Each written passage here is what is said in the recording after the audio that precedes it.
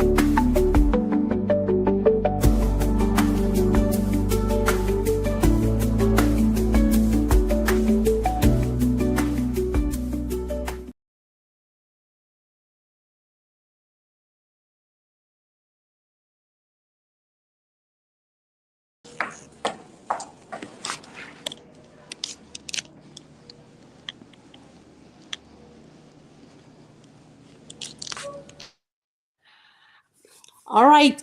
Good evening, everyone. Welcome to the show. My name is Dr. Adama, and I hope you all are having a great evening. Today, we have an interesting topic for you all. We are going to be talking about people in the diaspora relocating back home, like that we're going to be touching. This topic is based on the Ifunanya story.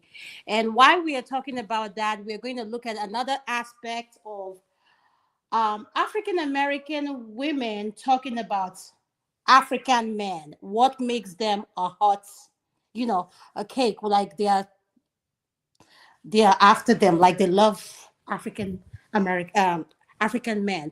And we're going to look at why some men as well say, you know what, when it comes to marriage, don't marry a Nigerian woman. So please, I hope you guys are ready for this night. I'm sorry, I'm a little bit all over the place. I've not slept that much, but I'm going to try my best to make sure everything goes according to plan. Without wasting your time, I'm going to go over to Madam Luke to introduce herself, Tokwe, and I'll hand it over to Uncle KJ and forefathers.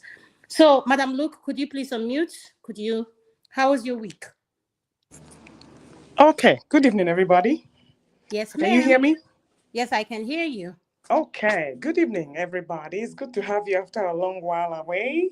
Mm-hmm. So as you can see what the program is, relocating to the diaspora without relocating from the diaspora, Jagbada syndrome, back to Nigeria, has many phases, and we all long to go back, and we are faced with challenges.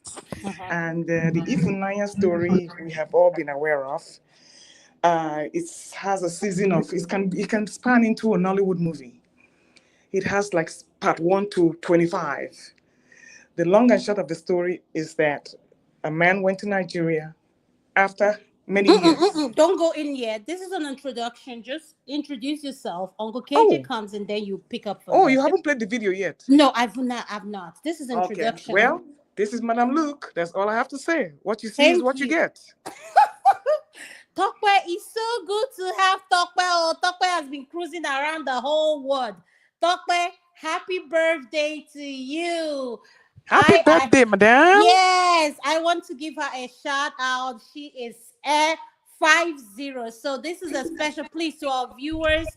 Please wish her a happy birthday. So I want everybody to if you're watching from the chat, she's one of the we all created this. So please type in happy birthday, and to our viewers in the comment section, please be respectful because the comment section is being monitored, and this is a segment where we don't turn on our cameras. So if you want to comment, please have your camera off. So Tokwe, over to you. Happy birthday, sis. Thank you. Tokwe, can you unmute? Can you hear me? Thank you all. Thank you all. Thank you everyone for your. Yes, I can. I think I'm getting a feedback. No, you're fine. I'm not hearing anything, but you're fine. Go ahead. Go ahead. Can you hear? I can hear you, Tokwe. Okay. Well, nice to be here. This is your girl, Tope. Oh, it's so nice to be back. I missed you. That's good. Uncle KJ, without further ado, Uncle KJ, the executive producer.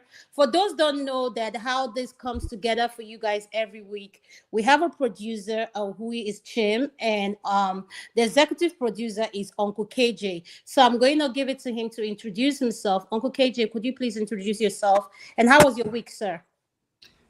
Good evening, everybody. My name is KJ.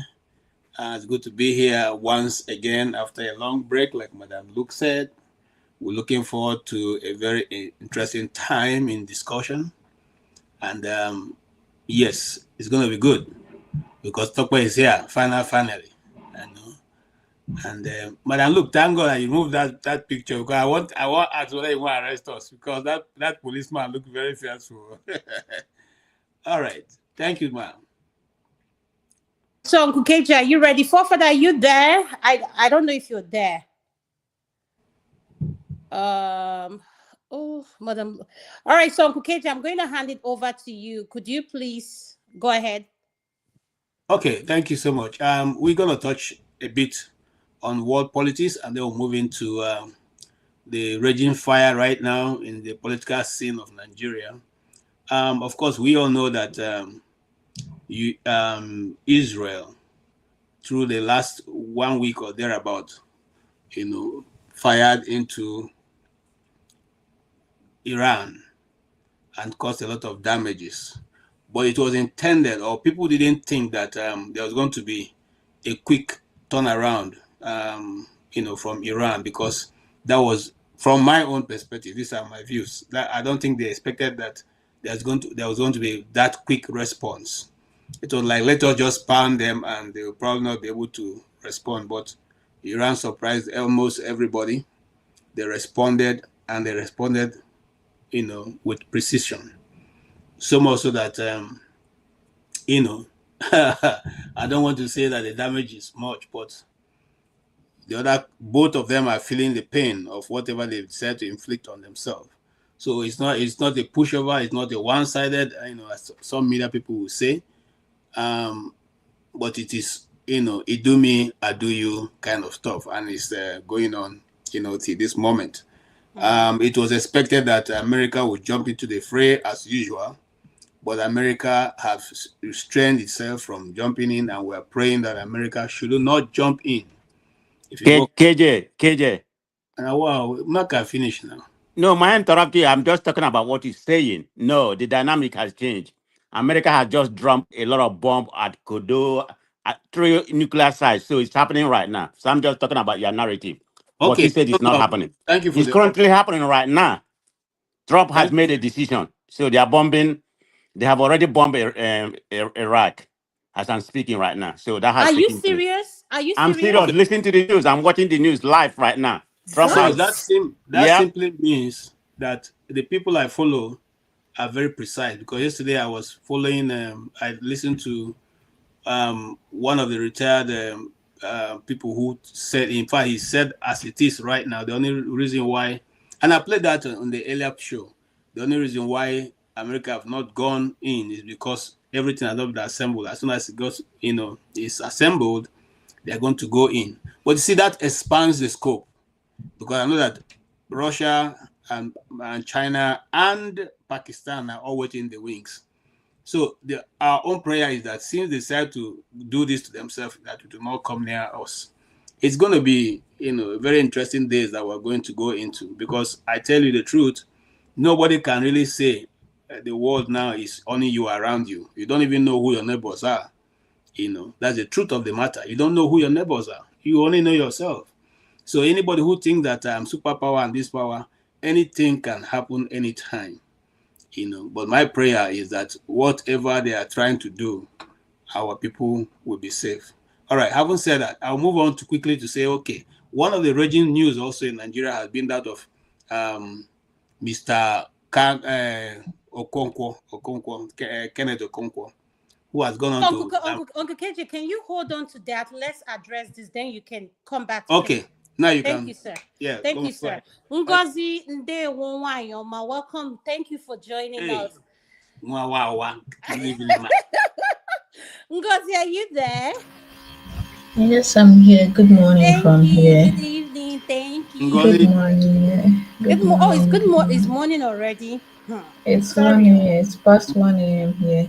Hey, thank you so much. Thank you. Natu is here in the building. I am so happy Sister Natu is here. Thank you for joining us. Madam Luke, I'm going to go to you. So what is your opinion with, what is your opinion with what Uncle KJ just said, Madam Luke? Oh, did she just drop out? I think she drew. Okay, so man of prestige, I'll have you pick it up. What do you have to say in regards to what Uncle KJ just said, sir? Well, your Uncle KJ narrative was in the past, so we are talking about the present. The dynamic, the paradise has changed. As I'm talking to you right now, America has completely got involved in the war. So let me say, because it's not just dropping a bomb, because the kind of bomb the drum has not been used before. I'm a supporter of Israel. Okay, let's make that clear. But anyway, I'm trying to speak the fact. I mean, the bomb they drop is close to. It's like a semi, nuclear bomb, because it has never been used. It's not the bomb of all bomb, the one they used in Afghanistan. This one is a little bit heavier. So what the American government just did few hours ago, they bombed three sites. The particular one they targeted is called Fordo. Not only that one, they bombed Natash, they bombed Ifahan. So Trump just tweeted that bomb has been dropped. So it's not just one bomb. So we don't really know what's the outcome, what's gonna happen from now on. But America has officially got involved in the war. So we need to keep our finger crossed.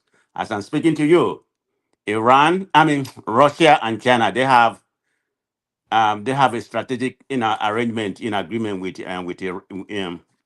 Iran. So, but I don't need there's any kind of agreement in order for defense purpose. So the world, we're in a different space right now. So let's see what's happening. This just happened. So we don't know what's going to be Iran, reaction. So maybe I hope this is not the beginning of the so-called third world war or mini third war, but we're in a different space right now. That's all I'm going to say on that. It's a developing story. It's definitely going to be a big one, because Yep. Iran will retaliate on U.S. military bases. Then it's going to be a full-blown war. It depends on But what Russia forefather, and China does now. it might be more than that. What you're talking about? Remember, it's a nuclear assault, the bomb. We don't know what's going to be the consequence of that. Remember the Chernobyl in Russia when that leak. Well, So they we won't don't care. really They know. don't care. These are people that are killing Palestinians every day. They don't care what the fallout is going to be, as So long as it let's just doesn't hope get and to see. That's all I have to say, Israel. Adama, for now. Okay, thank you. So since Forefather interjected, I'm going to allow him to speak. Could you please introduce yourself, Forefather, before you continue speaking, sir? Yeah, greetings, everyone, and greetings to you, Adama, for hosting the panelists, the chat, and the viewers. Yeah, this issue of U.S. attacking Iran, I think all bets are off now, and this is why I was asking that if they get away with this, BRICS is dead, Russia is in big trouble and China is in big trouble if they don't. And I think they've made a catastrophic mistake to even let it go this far. They should have drawn a line and said, if anything happens here, it's all out war. Because if you keep allowing the US to do what they are doing now, what is going to happen is that they are scaring every other smaller countries now to say, when US is on your side, US backs you up. But when China and the others, you go close to them, they are not there for you when you need them. And yet they have the power to do that, but they are not there. All Russia needed to say was, you do this to Iran, this is a nuclear situation. We are going to put our nuclear missiles there. What are you going to do? Are you going to go to a nuclear war with Iran or Russia? Then you are the one triggering the nuclear war. So, but they don't do that. While the West keep brandishing all kinds of deadly weapons. Tunaja, can you wait for a second? Mr. Benson, welcome to the show. Could you please turn off your camera? This is a segment of no. Thank you, sir. Go ahead. Continue. So Israel, that is not even part of the nuclear non-proliferation treaty, that doesn't sign on to any international inspection or anything, has nuclear weapons, is able to tell Americans what is good for them. I don't think it necessarily that is what is happening. I think America is doing this because they want to press China. They see China as a global rival that is rising.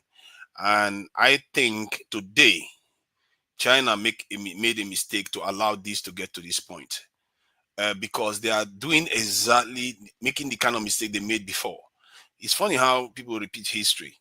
China used to be very, very advanced once, and they took it for granted. They were being very complacent with the West. They forget that you still have to play the game of power, real power. They don't play that game. They seem not to want to play it, and they paid the price for it with the 100 years of humiliation. And now they've watched the West again, team up again with Israel, destroying one of their one close ally to the other, and they didn't intervene. They just kept standing in the sideline like, oh, do you want to do business? Russia was like, oh, they didn't sign any defense pact. No, these are your allies, they are your friends. If they keep taking away your friends one by one, what do you think is going to happen? Now they're going to move from, if they take Iran down, and this is not a finished story, let's not make a mistake. This whole thing can blow up in our face. If they are able to take Iran down, then they can now move to the east and completely blockade China. They can tell any other country behind them, if you dare to trade with China, you're in trouble. And who is going to talk against them, given what they've done so far? People have seen what they can do to Gaza, Lebanon, Iran, Syria. Who is going to stand against them? Nigeria? Everybody will bow down. Can I say something quickly? Go ahead, Uncle KJ. I think you are running too fast. Nobody's afraid of America. So let's put that. Yeah, nobody's afraid of America. I'm telling you the truth. We're not talking about 1960 here. We're talking about 2025. And just like as America is advancing, so other countries are also advancing. And so I do not take it for granted that that those guys are just going to lie low and say, okay, Sarah, what will be, we surrender. Some of these countries, before you started speaking, just about 3 days ago, I was thinking, and there used to be a practical performance we used to use in the theater. It's called the kamikaze, recitation. And I remember the kamikaze. The kamikaze, it was a deadly force that was used against, in times of war. Those guys who took this, they still have grandchildren, they still have people. That force people still there. People whose life doesn't matter anything, it doesn't make any sense to them. They rather give themselves up than let their nation be disgraced. Some of them fight for pride. Some of these people we're talking about, they fight for pride. They're not fighting because they know they're going to win you, but they're fighting because they know they're going to cause a maximum damage. And then even at the end of the day, they might fight in the process, but it doesn't matter to them. Look, the world is no longer where it is. That is why sometimes when people make all kinds of assertions in Nigeria, they think that it's going to be 1966. It can never repeat again. People have become wiser. People have become more daring. And the new generation of people we have now don't give a, okay, I don't want to use the word, they don't care what you think. It is we, the older people, who have that mindset. Like, oh, this is a great, this, that. Nobody thinks that way. So going forward, like I said in the earlier program, Russia had already gave its warning that it will not stand by the side. I know that China sent in a plane that nobody knows what it took to Iran 2 days ago. And I know, so just like I said, that Shenen, or whatever they call, what's the name of that bomb? It's called a Shahena 3, which is the longest range missile that carries both nuclear and otherwise head, was sent through the Pakistanis, sent that to them. Let's not deceive ourselves. The Arab world, no matter how much they hate themselves, are not going to sit back. They're not going to sit back, my brother. It's just like me and you now. We come out, go somewhere. Somebody won't fight you. Say, I will say, because if you're not that, I'm not going to stand for you. We'll go fight, finish. That person finish. When we reach out, we'll divide ourselves. But say if it's external aggression, it's going to be difficult for maybe an Igbo man or Yoruba man or Hausa man to see that they are fighting you as a Nigerian somewhere. They will say, aha, one about. He will never say that. He will not say that. He will join. So that's why it is. We are living in a very dangerous time. We must realize that. Thank you very, very much. Hey, Adama, can you give me a minute? Yes, I'll give you a minute because I want Ngozi to speak. Yeah. Let me give me a minute in reference to what KJ said. You have some point, but I think I beg to differ with you a little bit. I think this is the American mission. Okay, so don't miss it.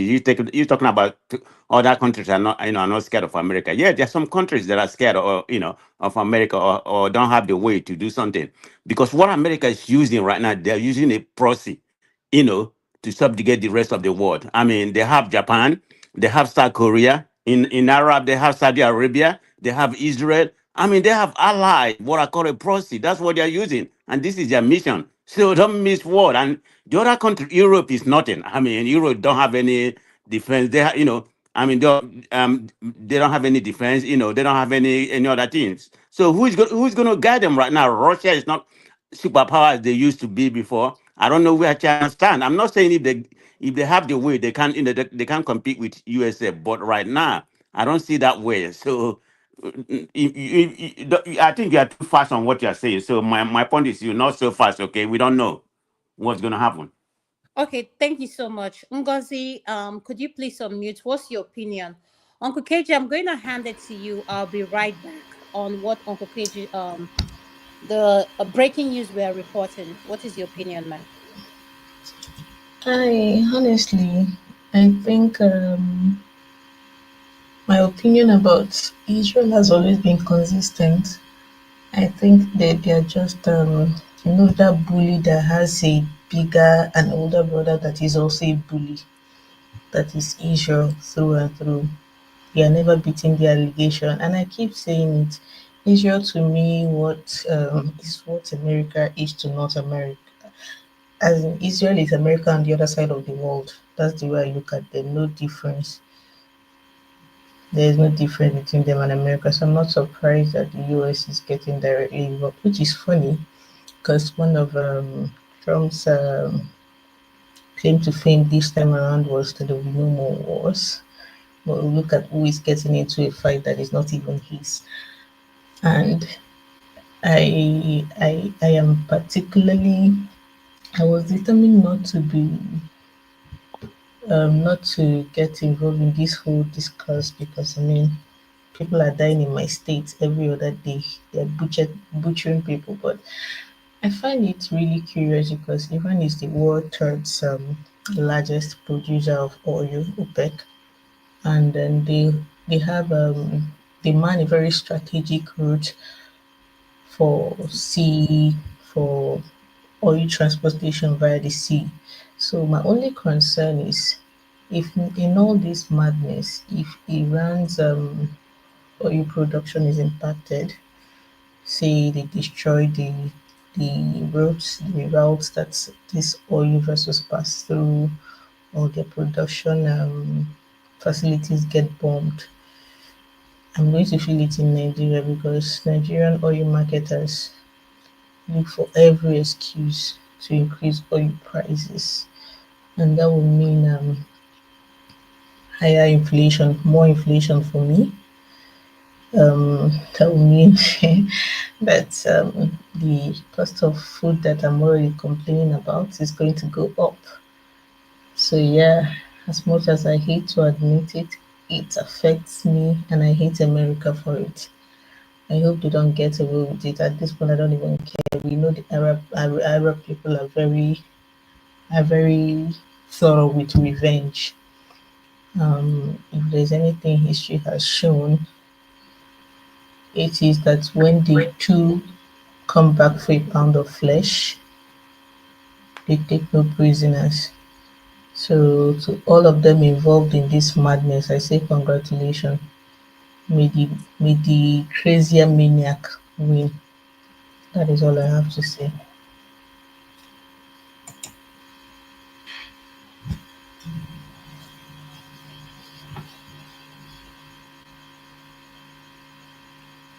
Can anyone hear me? Yeah, we are hearing Yes, you. thank you. Adam, are you there? Adama said she left for KJ. Okay. All right. Thank you. And I think I'll just go ahead and play the Peter Obi's admonition that's coming from Mr. the man who knows everything. He's the only one who is correct. Every other person is not correct. He's the alpha and omega in analyzing and all that. Um, he came out swinging to say a lot of things concerning Peter Obi. And when you analyze what he got to say, sometimes you begin to wonder why he says so much, speak about such things the way he does. Over the weekend or the week that went by, Mr. Andy, that is film name, Kenneth Okonkwo came out to, speak so many words, printable words about Peter Obi and the reason why he chose to move on, in his, or why he chose not to support him, and saying Peter Obi is one of the worst, in decision making and all that. But I'll let you hear the interview yourself and then make out your own. Is a legal practitioner based here in Abuja, and of course, a politician who made his name in the Nollywood industry in the popular, very popular play Living in Bondage as Andy Okeke. Good to have you on set today. Thank you very much, and thank you, viewers, for joining us. All right, let's start this way. Interesting way, anyway. Former presidential candidate of the Labour Party insinuated on his appearance on one of the television stations that you kind of betrayed him. That was the implication of his comments. How do you respond or react to that? Well, let's put it this way. Any politician that knows what he's doing cannot be betrayed by anybody. If there is anybody that betrayed the other, I can say it emphatically that Peter Obi betrayed me. When we started 2023, it was an organic movement. Every Nigerian wanted a change. Every Nigerian was dissatisfied with the way things were going. And everybody wanted a change. And so we and Nigerians felt that there is a new thing that is appearing in the horizon. And because I'm a man looking for the security and welfare of Nigerians, not any politician or any political party, I was sold to it. Nobody drafted me into following the movement. I followed the movement myself. And so when I was chosen to be a spokesperson, I honored it. And then we continued. And everybody knew what I did and my contribution. Because one thing about being a spokesperson is that you are out there. So whatever you're doing is in the public. So whatever you're contributing when you're a spokesperson is out there in the public. And we did. And we achieved what we believed we achieved. And we believe that we won the election. Then after that, what happened? We believed that we were denied. We went to court, up to Supreme Court, and we believed that we did not get justice. Now, our leaders say, calm down. And that was how that chapter ended. What then happened after that? If you did what you did in 2023, if you are a brilliant politician, what you should do is to start preparing, start consolidating for 2027. And the first platform you start with is your party. In Nigeria, there's no room for independent candidacy. So you must have a party, a political party as your platform. And when we moved into Labour Party, nobody was interested in the structure of the Labour Party because we moved in for the election. So nobody even wanted to ruffle any structure of Labour Party. That was why when people wanted to assault Labour Party, I took it that they wanted to assault our electoral chances, and I fought fiercely against that. When you hear all those other factions fighting Labour Party then, and we always succeeded. Then after that, there now came a convention where we needed now to start showing the world whether we are serious in building a virile democratic party or not. Whatever you told the world before 2023 will not matter in 2027 because there will be no new thing you will tell them. It is what you do from 2023 to 2027 that they will judge you with. And I raised the advice that we said we are fighting against the structure of criminality. We said we are better off even if we lose doing the right thing than winning doing the wrong thing. That this is the litmus test. And then when we entered into the convention, I, as the spokesperson, was not even informed about the convention. I saw it leaked when the letter was leaked in the social media. But because I was not interested in being an executive of Labour Party or being interested in any elective post, I was like, I wanted to keep quiet until Peter Obi himself came out publicly to say the people that are doing this convention did not consult people. This convention should not go on. This convention should not go on. And then the convention went on after warning them. And then, knowing the consequence that a leader has said something and the people did not follow the leader, the next thing is that the leader ought to embark on doing something to ensure that his order was obeyed. I called Peter Obi privately. You made this public statement.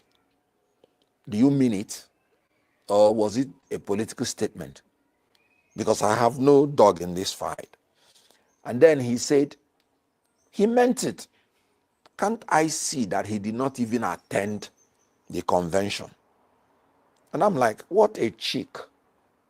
What gave these people the power to continue when our leader has spoken?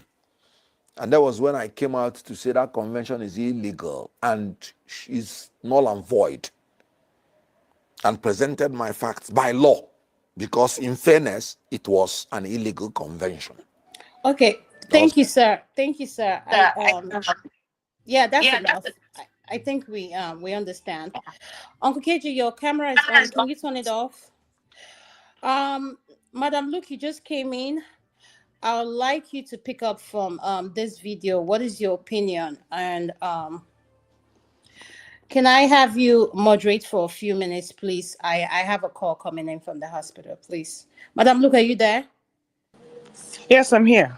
All right, go ahead. What is your opinion on this video? And after you speak, you can pick whoever you want to speak next. I have a call coming in from the hospital.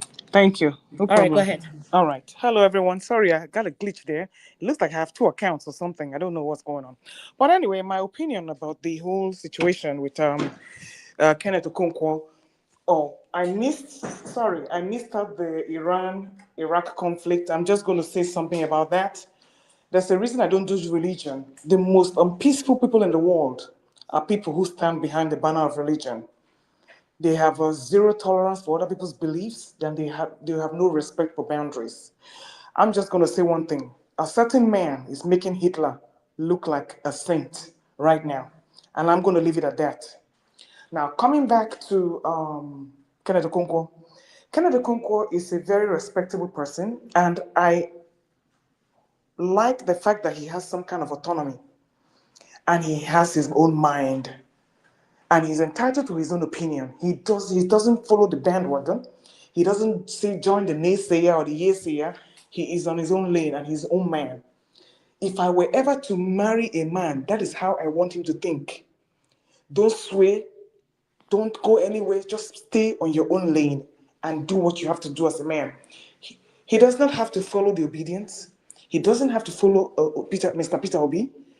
He is entitled to his own opinion. He feels the party has disrespected him and they were not carrying him along, and he has the right to leave.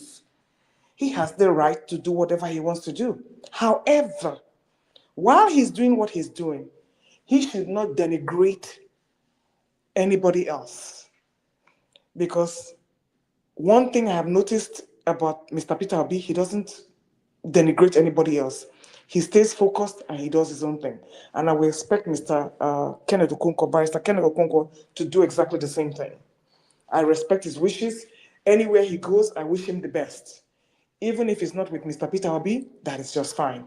I wish him all the best. But Mr. Peter Obi should do his thing. Mr. Barrister Kenneth Okonkwo should do his thing. There's enough for everybody to eat on this plate. We all want Nigeria to work, and everybody should work in their own capacity. Thank you, my people. So, since I'm standing in for Dr. Adama, I would like you to guide me as to who you want me to speak first, because I have not been following the trends. She's on a call, so I think anybody can just unmute and indicate if you want to speak. Yeah, because we have a lot of people on the panel, so we have to have some kind of order. All right, I'm going to go from the beginning of my screen here. Is that Mr. KJ? Sorry, Mr. Luke. I think I'm supposed to speak. Who is calling? Who is speaking, please? Benson. Yeah. Benson, Yes. Benson. You have the floor, sir. Thank you. Okay. Yeah, thank you, all the panelists. Yeah, thank you, all the panelists. And Mrs. Luke for giving me the opportunity to speak this evening. I hope you guys are hearing me. Yes, we I can hear hear you, you. sir. Okay, so on the issue of Iran and Israel, for me, I don't have much things to say on that area, because what is happening in Nigeria is even worse than what is happening that side. Nigeria is our country that people one urchins are destroying that place, going from village to village, buying people. We have to be concerned about that more than Iran and Israel. Israel, from what we see in the Bible, God said they will fight all their life. And that's what they're doing.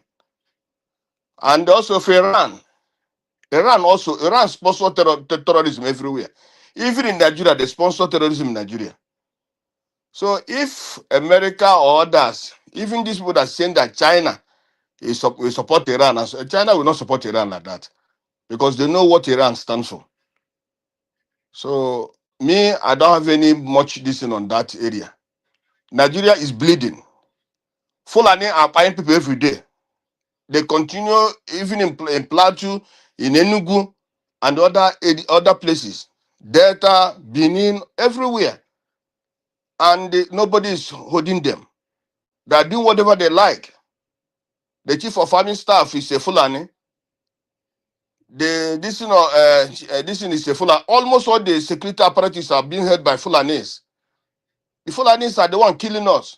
And still they are holding the security architecture of the country. I never see a country that does like that. Whether that man who says the ruler or what, who is staying there, whether that man is a human being or what, I don't know. Because he can't hand over Nigerians to such people to continue to fight them and they're not doing anything. So that is my own main concern. That's my main concern because we can't, our people are, even they said in Enugu, they raped the women and other things and did nonsense to them. So that's where we're supposed to be concerned. For more than 3 or 4 hours, the people we are talking about, that's why I didn't join the other session. They were talking about Iran, Israel. Let Iranian people, let Israeli people talk about their problem. We have to talk about better. Even if it take us 1, 2 days, 3 days, we'll talk about it every day. It will be better for us because that's where we're coming from. So that is what I want to. And the phobia and the what this man Kenneth Okonkwo. Kenneth Okonkwo doesn't know how the party runs. That's the problem. He can't blame Obi every time. I'm not standing for Obi. The thing is that APC is different. Tinubu can be the chairman and the also of the chairman and also the president of Nigeria today, because Tinubu we are part of those that formed APC with Buhari and others. Obi just came into Labour Party, and when Obi doesn't have much power in Labour Party, if that the chairman was in the side of Obi, if not that he didn't take bribe from Tinubu and the APC, that things couldn't have been like that. But they know because what started the problem of Labour Party was when that lady, the treasurer, leak what the chairman's corruption to the public. So this man, the chairman, doesn't want to go down like that, and he knows that if he leaves the party, they will probe him. So that is why he start behaving. He start moving to start collecting money from APC, joining the APC and destroying his own party. You see, that's the greediness of a black man. If that he has stayed with, if that he didn't start colluding with APC and even step aside, I believe that one day he will still go back to or he will have even a bigger post. But he did otherwise by following by collecting more than 50 million from APC to destabilize his own party. He thinks that what he did today, he doesn't know that what he did today has done to the use of Nigeria. What he did today, he thinks that is good for him and some of his other comrades that collected money all this money, taking bribe from APC and destroying his own party. He didn't want to write his name in gold. If that he has stand with a Labour Party and shown all this useless corruption, he's supposed to one day his name be written in gold. Because like the way they make the election, they won the election. Anybody know that they won the election, but they were deprived. What we could have done is to stand also with the party. Even if they remove him as the chairman, he continued to be with them, and the people will respect him. Everybody will respect him until they achieve, if not what all this shenanigan that is happening in Labour Party being caused by the chairman, Labour Party could have been more stronger today, and they could have won the next election. You see, with the way they are, people love them. But now the man, because of greed and because of corruption, he decided to destroy everything that they have done for the party. So it's unfortunate. So for me, P2B, no, this what this man, the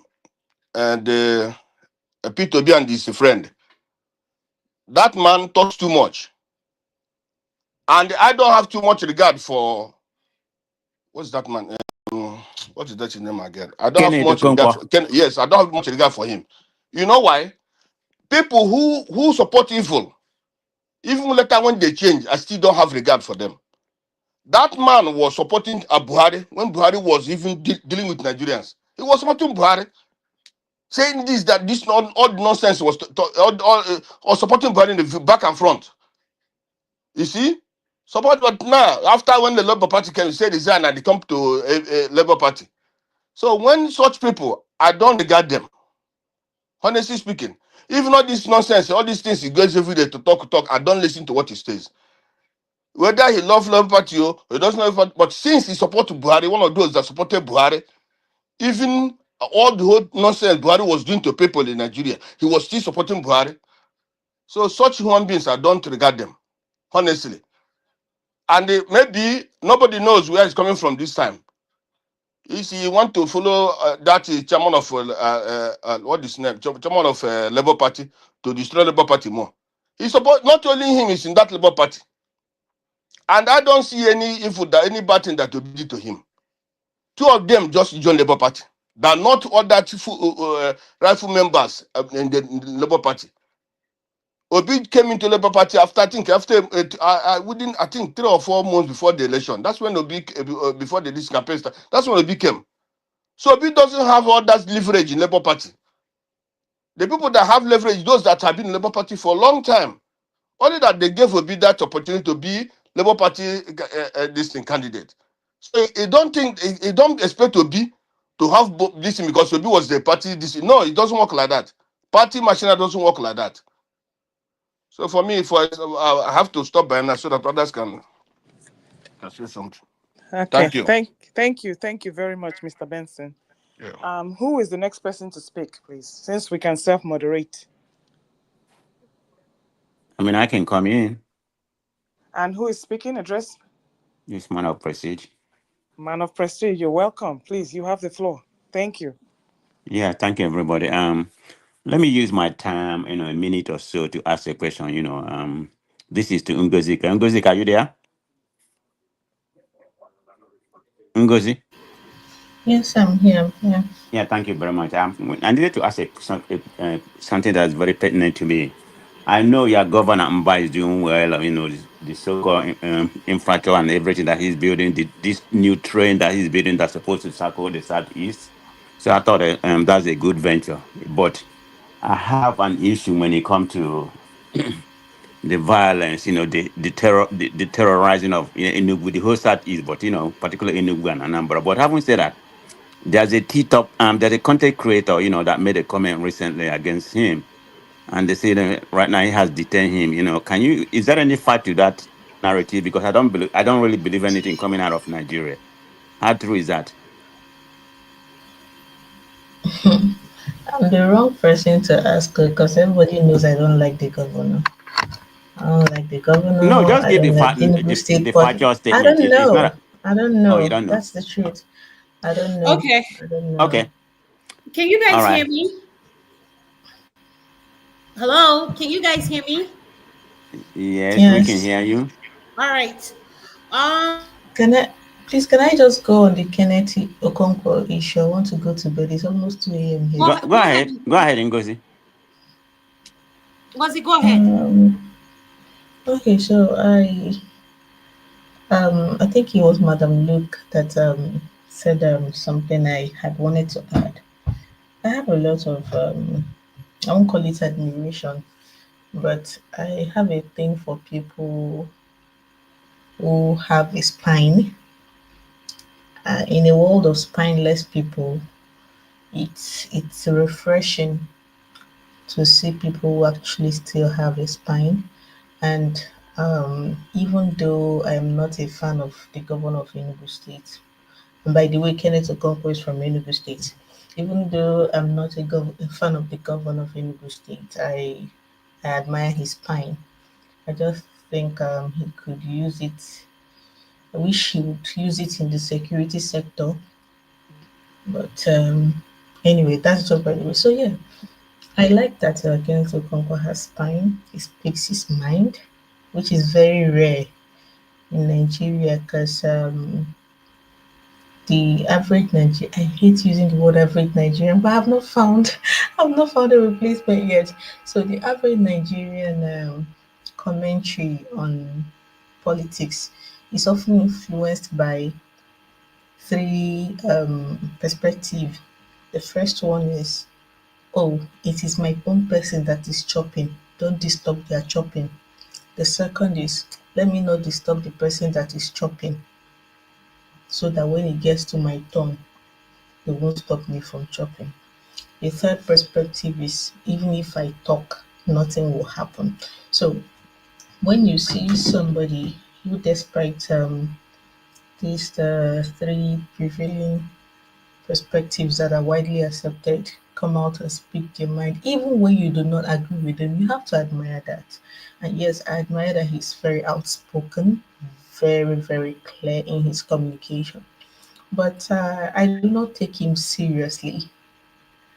Number one, he's a Nigerian politician, and he's one of those politicians that has shown that he speaks from both sides of the mouth.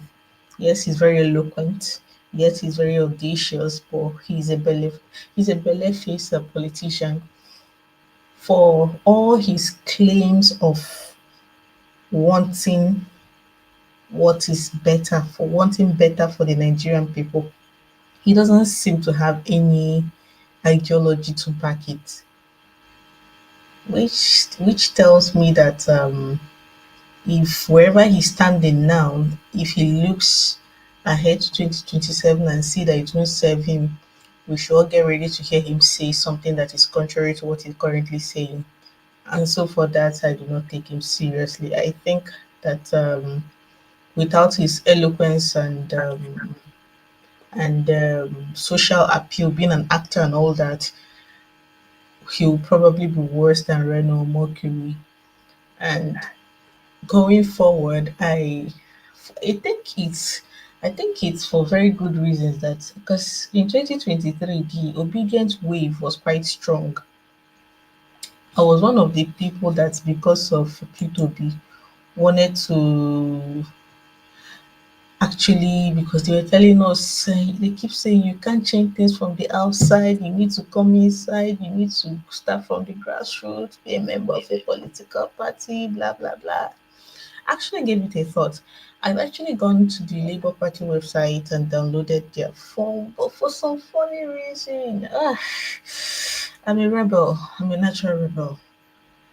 So I just couldn't go through with it. So I made peace with the fact that I was going to be an obedient for as long as P2B stands for the things he stood for then.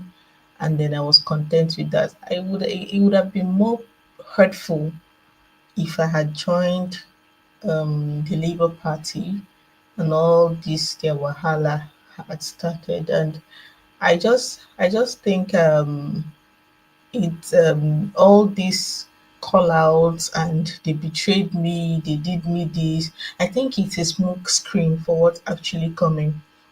Yes, I think that Kenneth Okonkwo and the other people from the so-called other side, which by the way, I have learned the hard way that there are no other sides in Nigeria politics.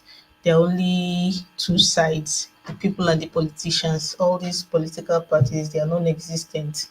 They only exist on paper and on the ballot box.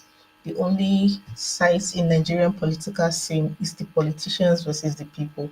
Every other thing is just smoke. So I believe that all these people can to come forward, and in the coming days, in the coming weeks and months, we're going to see a lot more people like him from the so-called other side. Now I'm talking about the people saying they are doing coalition.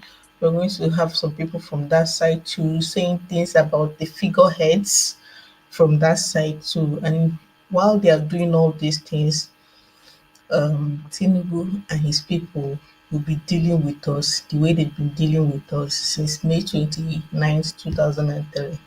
And there's no coming back from that. There's just no coming back from that. Thank you. Oh, thank you very much, Madam Ngazika. Yes. Madam Luke, please, can I say something, please? Um. Mr. Benson? Yeah. Oh, Sadama back? Yes, I'm back. Okay, you have it. We're going to go to the main topic. I think we've had enough of the politics. Sorry, it dragged longer than I wanted it to. So we're going to go over to the main topic, which is Madam Luke, are you ready? I'm ready. Did you want to play the video first? Should I play? Yes, let me play the video first, then we'll go Well, from. wait a minute though. Let Benson just have a few minutes to round up what he wants to say. All right, go ahead, Benson. Oh, could you please round up, sir? Okay. What I want to say is this: that today, today I was listening to one, like all these politicians, mostly those coming from APC. I don't like them. They are mostly evil human beings. You see, today, Sule Lamude, see the former governor of King Jigawa State also, he was saying today that Tinubu supported the annulment of that election of June 12. He said he supported it wholeheartedly. So Tinubu, what he did that time was for Abiola not to rule, so that he can have the opportunity to rule. He doesn't want Abiola. So you see, and it's like kind of the coming from APC. All those people that come from APC, if you check them very well, they're another thing. The evil, if evil is in there, all whatever they do is evil. I don't like any of them that came from that APC, because that APC is evil party. That is why today in Nigeria, people are being eyed anyhow. Since this APC take over the government, things have not been the same. And the things will never be, I don't know, but it's going to be difficult for Nigeria. Thank you for giving the opportunity. I'm going to allow someone that has never been here before. He's all coming from all the way from Nigeria. Mr. Dayo, thank you so much. Yeah, good morning, or good Good evening morning. over Good there. morning. I really appreciate you joining us. Thank you, sir. Thank you very much, my sister. I really appreciate being here also. Thank you.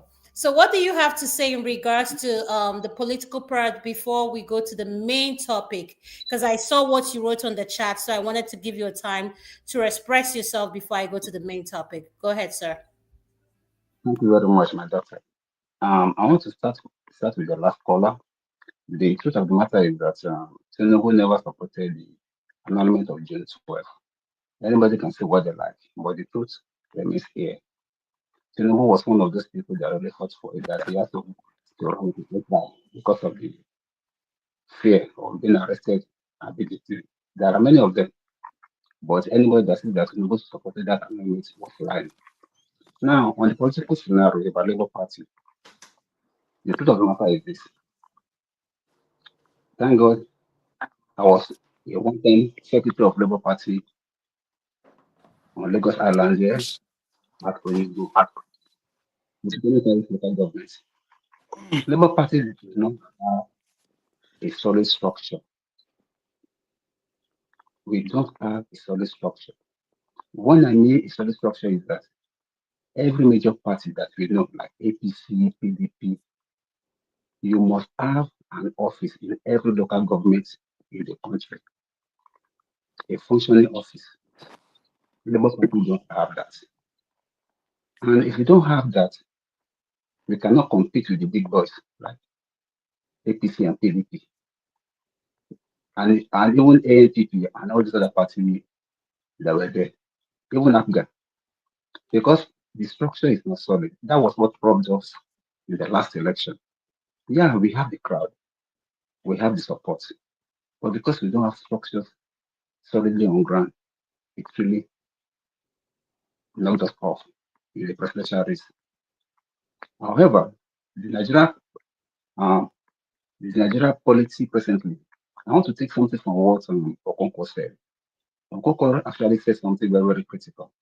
When he said that he was expecting Peter Obi to start building the moment he realized that we lost in that election, that he start consolidating, preparing for the 2027, which up till now he has not been able to do. And I can even I can even blame Peter Obi himself because he's like a newbie in the party. He's here to find his foot when the whole thing took off. So he's struggling. And all this corruption scandals that have been rocking the party, corruption is everywhere. But you must not forget one thing. Tinubu is a devilish politician. Tinubu can infiltrate the opponent's camp and create problem. He has been doing it before in the past. He's done it now to PDP. PDP is now going self-destruct from the inside. It's all a game of politics that Tinubu knows how to play very well. So Labour Party is a no match for him. Allegedly, the chairman was giving some money to work against his own party. And here we are today. We are not making progress. But the way forward, if I would say, is simple. Let every committed member of Labour Party, if Peter Obi will still run under Labour Party, that is going to start working now. We still have about 2 years to do the work. It can be done. It's not impossible. Of course, it will be difficult. If you can work on the structures, mediate, negotiate, and reach some compromises among the warring factions within the party, we are going to be a formidable force to reckon with come 2027. But if you cannot, you can't see any possibility of any change in the year 2027. That's my take. Thank you. Okay, thank you so much. Madam Luke, are you ready? I'm going to play the video, then I'll have you come up next, okay? Madam Luke, did you hear what I said, ma? Madam Luke. Yes, please. I said What I'm did you going to say? play the video, then I'll have you come up next. That's fine. I'm All right, waiting. thank you. All right, Okay. thank you. All right.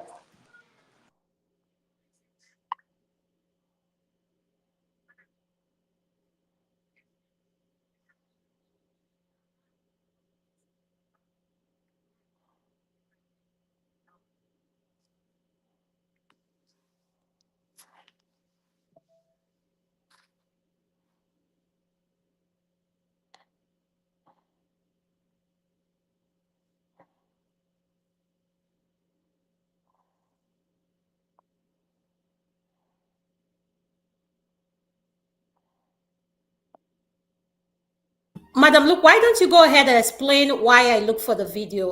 Then I'll play the video to back you up. Go ahead. Okay. Thank you. We have the video coming up, and I know Adam, Mr. Adama, you know it's in two parts. Yes, The yes, yes, Ifunanya story, and which has to do with the fact that we have a situation whereby a man left and went to the diaspora after many years.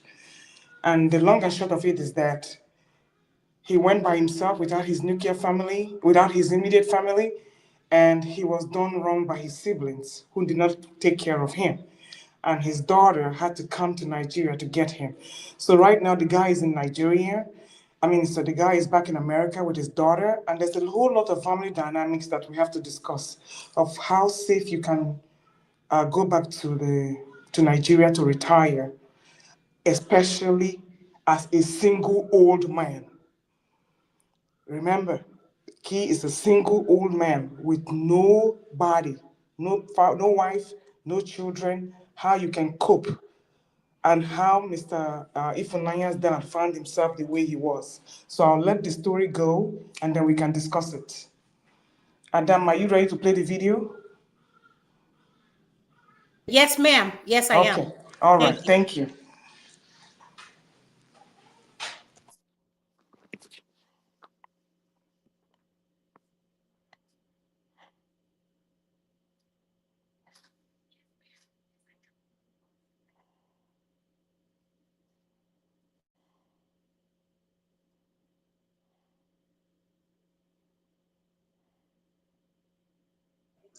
Adama, village people don't want you to Ifunaya post. is a young, bright lady resident in the US with her family. Her father, Peter Mokwa, had spent a whopping 25 years working in the bustling city of New York. Having spent so many years of his life working in the hustle and bustle of such a busy city as New York, he surely longed for a peaceful and quiet place of retirement. Where else could be more appealing to a typical Igbo man more than his own hometown? And so as Mr. Peter Mokwa inched closer to retirement age, he began erecting a structure right in his village. And by the time he was retired, the building was ready and set for occupation. He left America and moved back to Anambra State, eastern part of Nigeria, in 2017. His daughter Ifunaya was present right there at the airport to bid him farewell and say goodbye. She would certainly miss him, but his wellness, the wellness of his mind, was also paramount to her. And so she bade him farewell and he left to Nigeria. Back in Nigeria, the communication between Mr. Peter and his daughter Ifunaya did not waver. They kept in touch and they stayed close. Oh, the relationship between an Igbo man and his Ada, his first daughter, oh God, nothing beats it, nothing matches it. So they kept communication open. But 4 years down the line, 4 years after Mr. Peter relocated back to his country in the year 2021, Ifunaya observed that the communication pattern was becoming more and more inconsistent. At first, she didn't pay no mind to it. She possibly felt that everybody could get busy sometimes. So she just saw it as, well, these things happen. Daddy's busy, I'm busy. Okay, it's all right. But she surely began to get worried for good reasons. For a period of 6 months, after that communication withered, she didn't hear from her father. She would call him, send voice notes, send him airtime and money, and there were no acknowledgements, no callbacks, nothing. You see, Ifunaya did not even need to send Mr. Peter money for him to have the resources to keep communication open. Mr. Peter, remember, we had mentioned that he had spent 25 years working in the New York City and he was pensionable. So he was receiving a total of 5,000 US dollars monthly in pensions and social security. So what was the problem? Why wasn't he calling? Why wasn't he returning the calls? And why wasn't he replying his messages? If his concern grew by the moment. The structure that Mr. Peter had erected in the village was located in a family compound, and that home was easily accessible by Peter's brother and his sister, that's Ifunaya's aunt and uncle. So Ifunaya started calling her uncle and auntie, asking them real questions. Where is my daddy? Can you give him the phone? Can I talk to him? Can I see him? And they were so full of excuses. Today he's sleeping. Tomorrow, oh, he just took a walk. Next tomorrow, I'm in the market. Don't worry, when I come back, I'll call you. Endless excuses. Yet she could not reach her father. It was getting mysterious. And so on this fateful day in 2022, Ify made a trip back to Nigeria for holidays to see her boyfriend who resided in Lagos and to see her father. She was getting unhappy and concerned about what seemed like her father's decision to cut her off. She wasn't a bad child. She hadn't done anything to offend him. Why wouldn't my father speak to me? And besides, she had begun having bad dreams about her father. Dreams where she would see her father tied at the corner of a room and crying. And so she decided that she was not just going to fold her arms and wait this out. She was going to go all the way to Anambra in search of her father. And so she did. And so Ifunaya hopped on a flight from Lagos State all the way to Anambra State, and then another 25 minutes drive to Enugu, her hometown. When Ify arrived at her father's compound, she was not met with a welcome that she maybe anticipated. She found this big heap of sand blocking and obstructing her father's gates. Nobody could go in and nobody could come out. a total obstruction. And as though that was not worrisome enough, she was met with a very hostile reception. My uncle and my auntie saw me and began saying, "How dare you? I'm gonna kill you. You're a prostitute. You sleep in hotels." And Auntie Joe have literally been throwing sand. See, you see this? You see this? You see this? You see this evil? Now, effective, healthy blood pressure support takes more than innovation. It takes vision. At Human, our plant-based supplements are scientifically formulated to support the center of your health. And at the center of Superbeats Heart Powder, groundbreaking nitric oxide science, supporting your healthy blood pressure. In Igbo land, Ifunanya belongs to a group called the for any negotiations. Let that auntie go and get the health card of Mr. Peter, the medical card, to see the kind of treatment he has.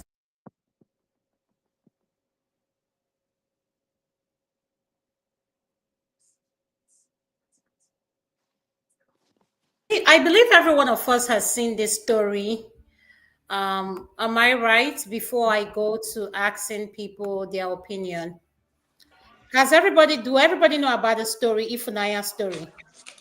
Yes, I have. I'm very, very current with it. Okay, Sister Natu, you do? Yep. All right, I'll start with you, Sister Natu. And before Sister Natu speaks, she's going to be having a trade fair. Sister Natu is going to be listen, I heard, and this is my opportunity. I'm going to try it. So, Madam Luke, I sent you the flyer. Talk where you're getting the flyer. She's going to be having a trade fair in Houston. So I'm trying to see if I can pull it up so I can share with us. So please go out in Houston, the trade fair coming up. Sister Nato, I'm going to hand it over to you for you to announce your trade fair and tell our people what's going on. Go ahead, sis. Okay, thank you so much, and I do appreciate that. Thank you, you're so kind. So I'm part of the NBC Trade Fair that's coming up in Houston, June 27, 28, and 29th. I sell perfume oils, luxury perfume oils. So I'm going to be having the stand, I'll be exhibiting. So I'm just calling on all my people that live in Houston. If you don't live in Houston, you can still order online and get a discount. We are counting on all your support, Nigerians, African Americans, Africans, everyone that is in Houston and around, and also out of Houston can also order online. So it's going to start next weekend from Friday to Sunday. And the name of my business is Kwalisa Inc. Kwalisa is a Hausa word, it means swag. So, Sister Nata, can I say something? After saying that, could you please share your link at the comment section so that the viewers can have it? Thank you. No problem. So, what is your opinion on this Ifunanya story? See, this Ifunanya story, it is long. It's a very long one. And like the topic that you said, the dilemma of retiring to Nigeria. I think a lot of people that have seen that that have been doing that, still doing it. What they do is that they stay 6 months in Nigeria, 6 months here, or even longer in Nigeria, but coming for checkup once or twice in a year. If you're getting 5,000 a month, I don't think plane ticket should be a problem for you, even if it's going to be economy. Do you understand what I'm saying? So because you know that the healthcare system here is more advanced than Nigeria, so that will help. So we're not. I mean, I'm not discouraging people going back home because it's part of my plan. But the plan that I have, I don't plan on staying in Nigeria a whole 12 months without visiting the state. You understand what I'm saying? So if I have to give an advice to someone, that's the advice I would give. You have to like find a way to balance it, especially if you have family here. You don't want to miss out on everything. Like you left America since 2017 and have not returned until now. Do you understand? And also, this is an advice to men that don't see number one, their wives as their family. Even after they are married, they still rate their siblings higher than their spouse. There's something that Ola used to tell us, our own man of prestige, not the one here. He said the family you're building is bigger than the family that you're coming from. Because the family you're coming from, that's your father's legacy. The one you are building is your own legacy. Do you understand? But I think a lot of our people are missing out on that. If I'm going to have kids, I don't care how old my kids are, But once in a while, you want to go and be checking on them. Do you understand what I'm saying? So, but I also commend the relationship that he had with his daughter, because if they didn't have that relationship, the daughter would not have been able to like think of like, oh, let me go and check on him, because you see these Gen Z children, you're gonna see Shege Banza. But the relationship that he had with his daughter made his daughter want to like, what's going on? Let me go and check on this man. And I tell people all the time, treat your children right. See, when you are strong, have time for your children, because kids don't forget. I still remember one of my uncles when we returned from the state when we were 2 years old. 2 years old. I used to call him daddy because we didn't come back with our dad. We left our dad in the States and went back to Nigeria before he came back. And met us. So we're staying at our grandparents' house. And let me tell you, at two and a half, I could still tell you how special that my uncle treats me. And I still call that my uncle daddy till today because of the way he treats me. Like, I still have it like encrypted in my memory. So it's very important on the way we treat our children, on the way we raise our children. And I do understand that sometimes couples have issues, there are issues of divorce and the rest. See, if the divorce should not affect your children, should not affect the relationship that you have with your children. That's just the truth. Sometimes some relations will just come, and I feel like all the things that his siblings were doing is because they never liked the wife in the first place. So they just feel like the wife is evil. So if your wife is evil, your children are not going to be evil too. Do you understand what I'm saying?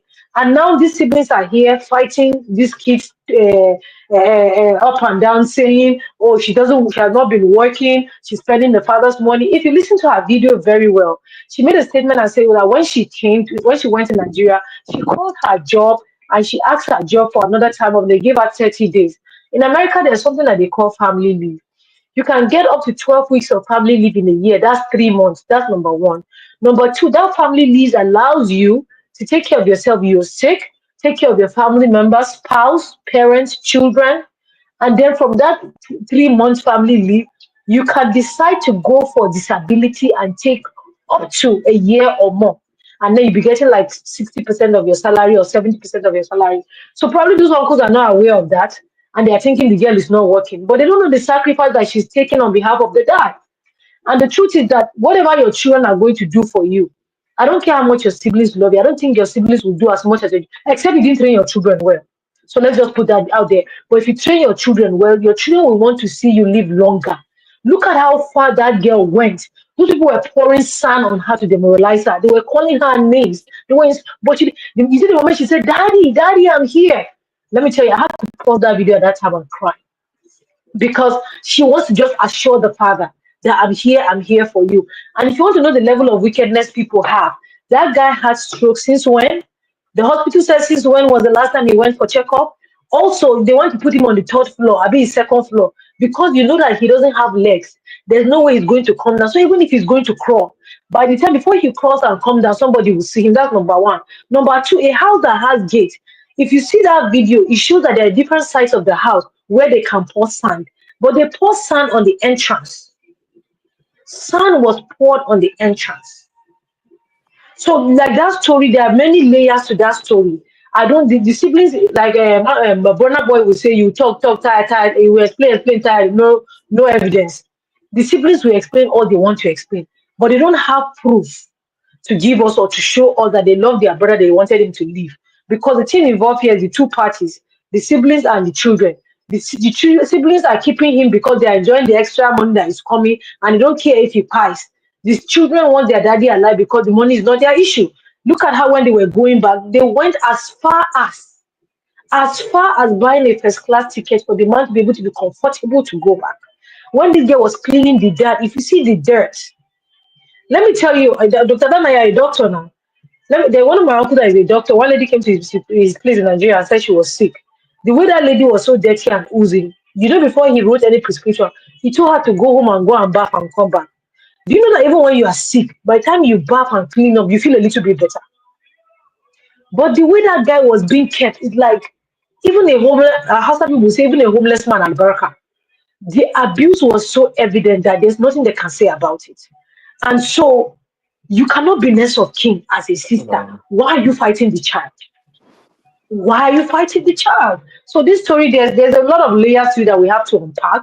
But what I have to say is that if this is something that you think you want to do, I don't advise that you go there and stay for a long time. Always try to travel back and forth. Buying tickets to America, between 1,000, 1,500, you get ticket, depends on the time of the year. Have a very good relationship with your children. That's your legacy.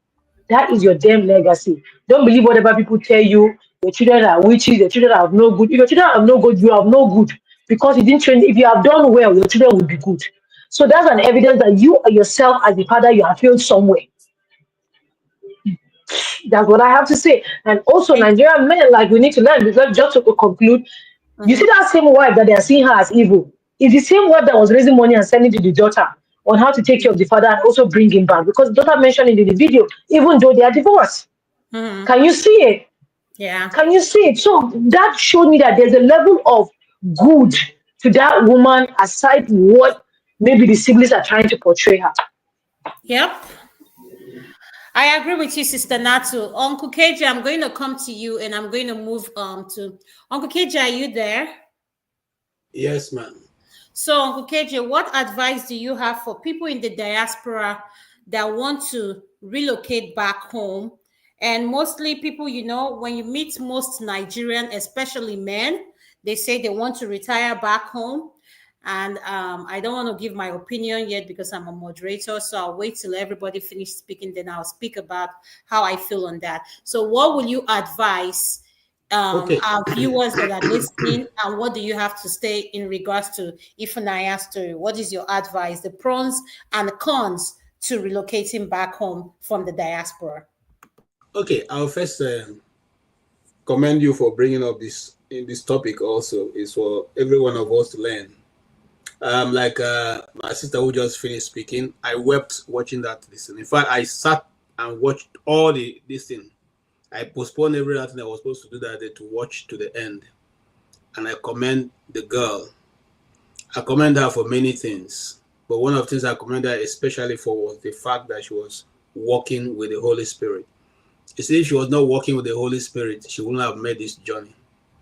The Holy Spirit acted more like a spy and giving her an information of what is what and what is going to happen and how she should approach it. One of the ones I remember very, very clearly is when the Holy Spirit insisted that her father was in that house and she should get them to open the house.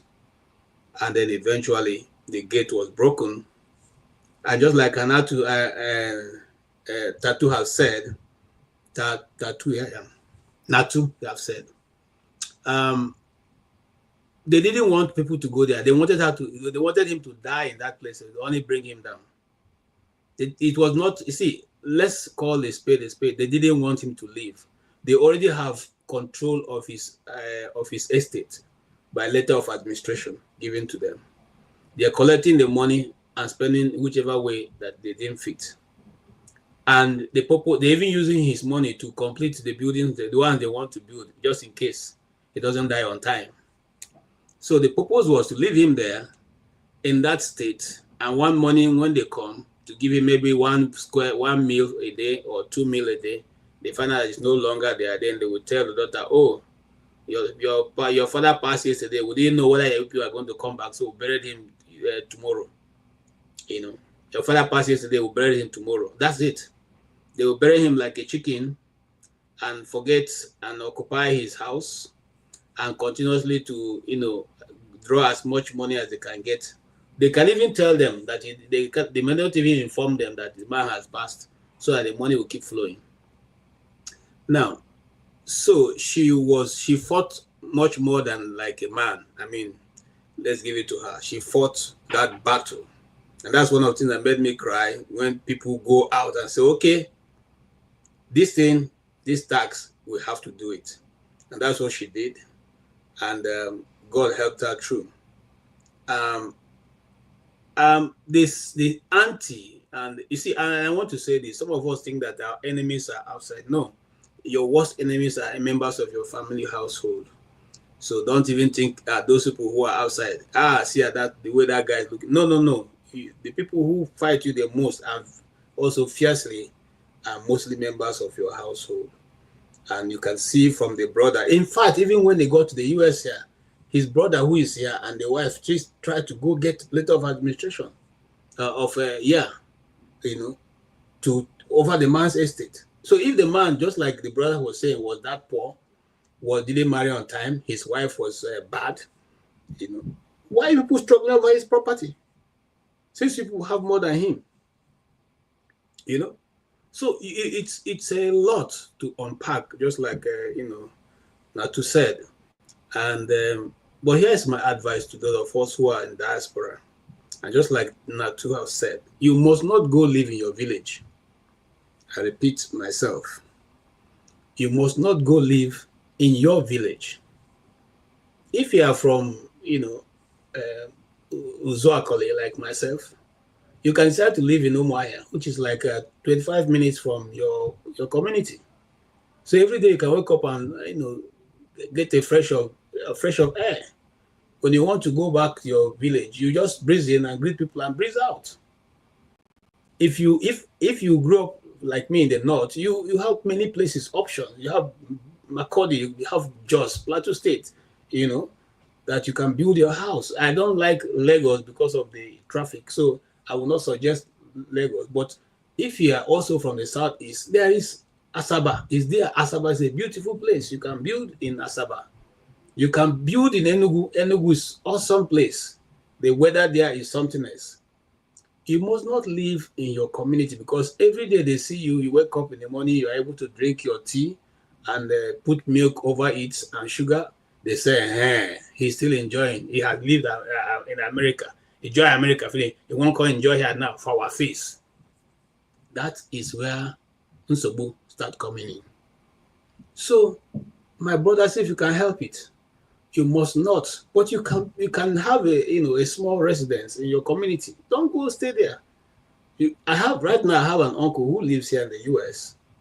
Okay, he does 6 months here, and sometimes goes to do 3 months or 6 months in Nigeria. But that 6 months, he doesn't do all of them in his community.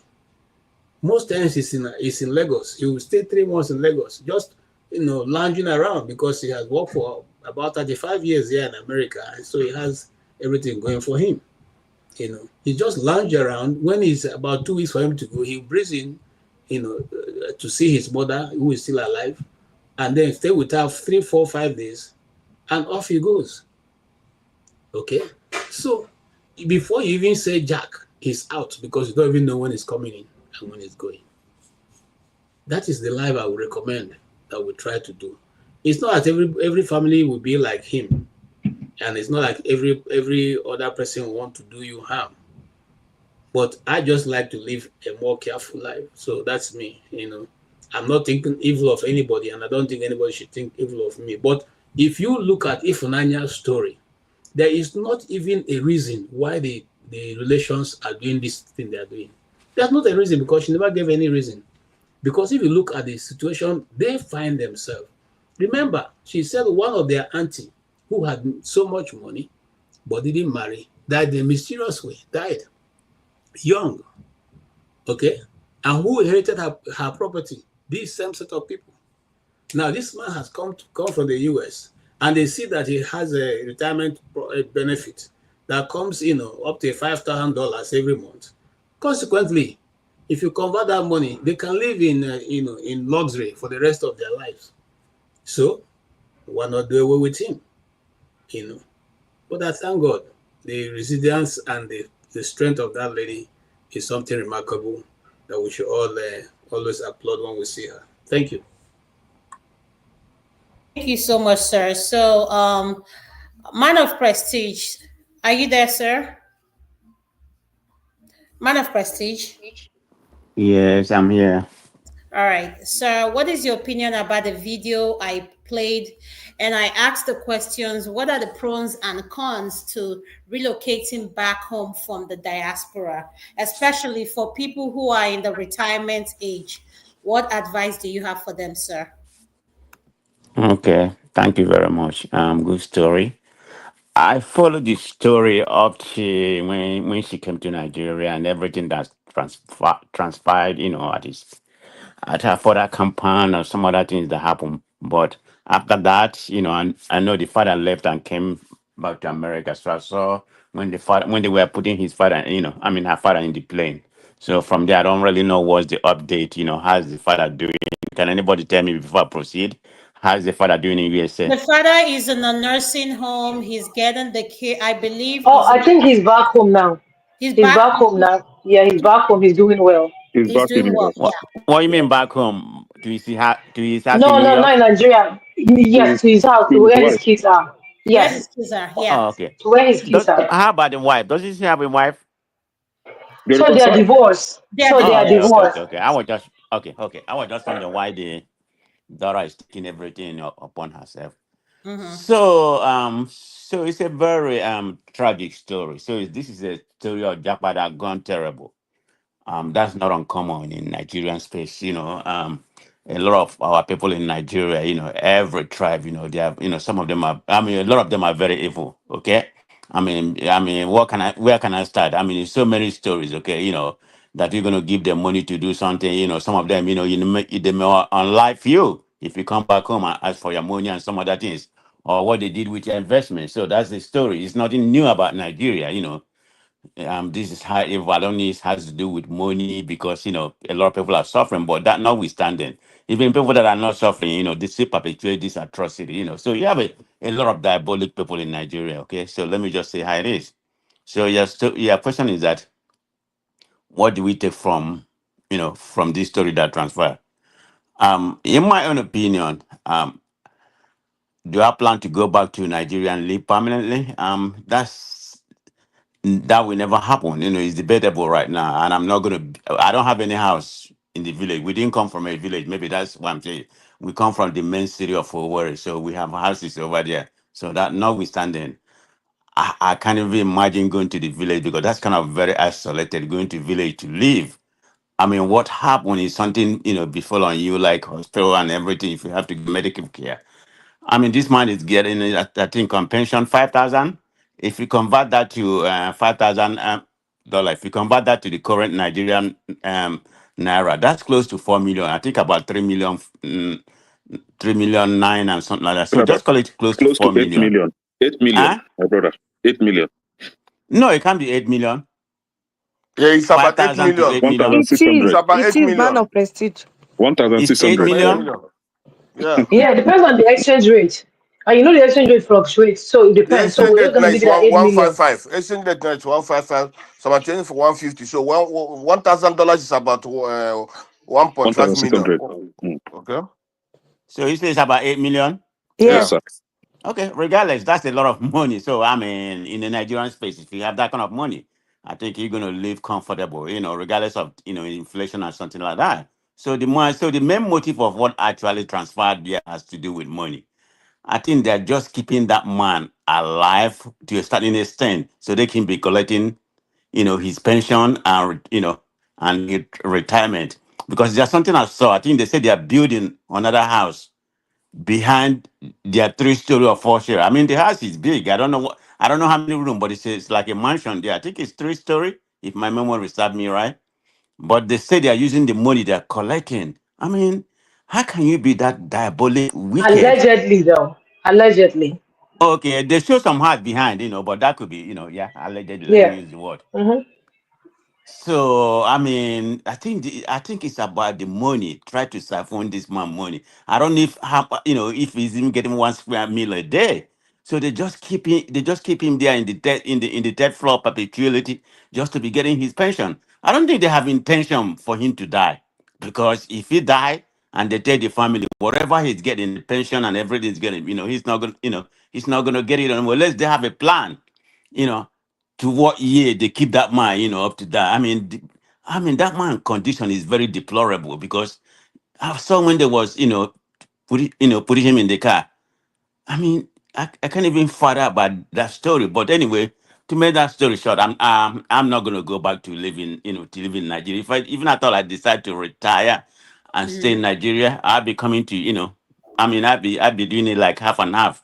Coming here and live for 6 months or 4 months or whatever. Either way, But going to Nigeria to live permanently, I mean, it's not in my picture. That's I'm not gonna do. But I mean, that's my own story. But other people, maybe they find it plausible to go to the village because I know of somebody who was a doctor here that decided to retire, build a mansion in somewhere. I think it's very close to the main township of Owerri. I think it's called Ubibi or whatever, close to around Nazi if you're going to the airport, But the man,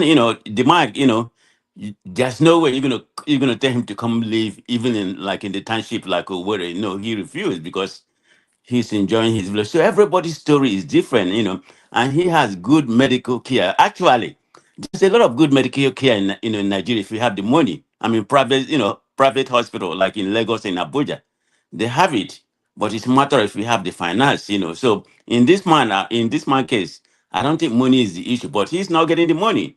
So it's just a very, I mean, if you ask for my advice, no, I won't go to Nigeria and live permanently. I mean, with no family, nobody. I mean, you just go there because they can't trust any family member. That I will not put any family member that's not my immediate family. No, I will not trust them. So, I mean, that's my opinion in reference to that. But it's a very sad story, okay? But I'm glad the man is alive. Hopefully, he will live as God permit him. Thank you. Thank you so much, sir. Ngozika, are you there? Ngozi. Oh, I was just about to log off. It's almost Oh, 3 a.m. sorry. I here. know it's 3 a.m. You're Mr. Dio. So, Mr. Dio, after Ngozi speak, I'll let you speak next. Ngozi, sorry about this. I really appreciate you joining us from Nigeria. Sorry, It's a sorry we pleasure. took It's a more our time, pleasure. but I really do appreciate you. Nedalo, okay? Oh, thank you. So, I actually, I am not, if not for work, I don't go to TikTok. The only thing that takes me to TikTok is work. So, those kind of, I hardly follow anybody. The account I'm managing, I don't follow anybody that will bring it to my timeline. But it was sister that chatted me on WhatsApp. She was quite agitated. She was like, "Have you seen the If Naya story?" I said, "Let me see If Naya. What story? What are you talking about?" She goes on to give me a Ngozika, we can't rundown. hear you. Can you hear me now? Yes, it's better. Thank you.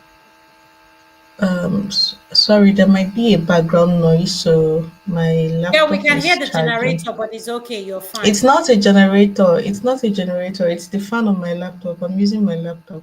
Oh, okay. Okay. Go ahead. So when I saw the news, when my sister brought it to my attention, I think my immediate reaction was disbelief.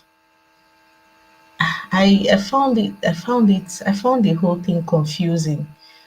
I found the whole thing confusing. How do you go months without direct access to your dad and you're waiting for the Holy Spirit to tell you to move? I don't know how that makes me feel. I'm sorry if this comes off offensive to anybody, but I, I, I just can't place it. If my father was alive and I speak to him every day, and for some reason I do not speak to him for even 2 days or 3 days, I'm going to be seriously alarmed, very alarmed. She said she went months without direct access to her dad. Ah, I don't know. Even up till now, I believe the story, but there's so many parts of it that just leaves me thinking. Is it that somebody said that maybe because they were raised there, they do not have this sense of urgency? Maybe it's the Nigerian in me that has been so traumatized that if I do not hear from my loved ones in 24, 48 hours, I become alarmed. Maybe it's conditioning, I don't know, but there was no sense of urgency. That is what I'm trying to say. That I'm glad her father is all right, but I wish she had more sense of urgency. That man wouldn't have gone through what he did. She would have saved him earlier. And I do not think the family, the brother, I learned it's the brother and his wife. Initially I thought it was the brother and the sister, but I'm hearing it's the brother and the wife that were doing the whole thing. I do not think they just overnight came up with the idea to hold this man hostage after he had his stroke. I think he gives the vibe of all these siblings that have excesses and we keep making excuses for them.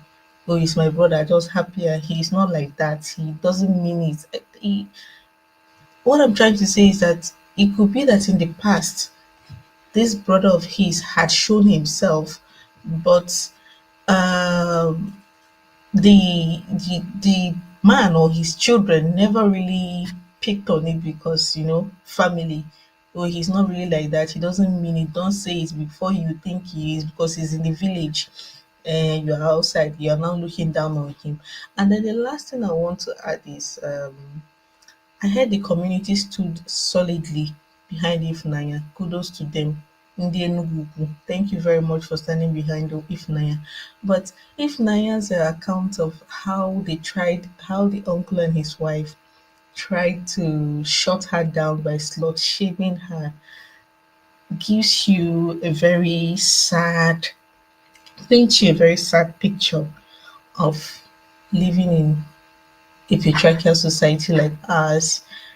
Imagine for a second Imagine for a second that the people who came when she raised an alarm caught the patriarchy bait, because that was a bait the uncle and his wife threw. If they had caught that bait, they would have been more focused on why are you trying to disrespect your uncle, all these children of nowadays, and they would not have been on her side.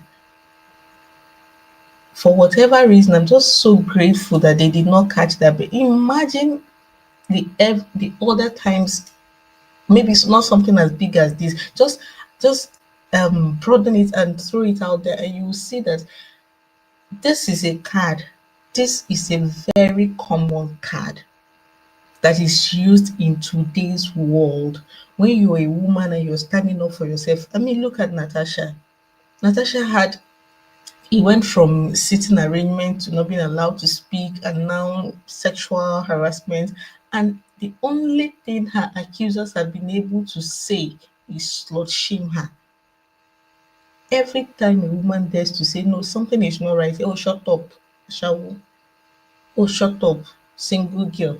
Oh, shut up, you that can't keep a man. Oh, shut up, you. It always somehow circles back to her privates. And it's not right. I think as a people, we need to do better. But for all it's worth, I'm really glad the man is safe. He's home with his family now. Shame on his siblings. Because I don't think that's the only sibling that was involved in this whole thing. Shame on every one of them that was involved in this. And kudos to the community for standing behind their daughter. Thank you. Thank you so much, Ngozi. I really appreciate you joining us from Nigeria, and thank you for your opinion, your comments. I appreciate it. Mr. Dio, what is your opinion? I know we've been following this and we've discussed it. Adama, is it not me? I think it's my turn. Oh. I know, but we have two people here from Nigeria, so I have to. Oh, okay, from Nigeria. Okay. Yeah, yes, sir. Mr. Benson. Okay, no problem. Listen, don't worry. I will call you, okay? So, no, I say no problem, no problem. She's that for coming from Nigeria, that country of darkness. And also, Dr. Adama, I only gave an intro. I haven't given my submission. Just no. I won't. Madam Luke. Okay. Yes. Thank you. No problem. Mr. Daya, could you please unmute, sir? You're next. Yes, sir. Yes, sir. Yeah, I'm on. Can you hear me? Yes, sir. Yes, ma'am. Can you hear me? What did you? No, I can't hear you. What did you say? Yes, sir, or yes, ma'am? Okay, I made a mistake. I was actually talking to the other man that was talking in the background. Okay, sir. Go ahead. Anyway, thank you very much for this opportunity. I would like to answer the question directly, and the question is, what are the pros and cons of retiring to Nigeria from the diaspora? Sister Natu and the other gentleman that spoke after and this my sister, they've made some salient points. I just want to add one or two. Number one, before you say you want to retire to Nigeria, make sure you have been frequenting Nigeria once in a while before. Don't go and stay all your years in the diaspora then when you want to retire, just come back like that. That is a red flag. Don't do that. You will probably mostly end up regretting it. And I want to say something before I even go to the pros and cons of coming to retire in Nigeria. I want to say something about the relationship between Mr. Pira and the wife and the family.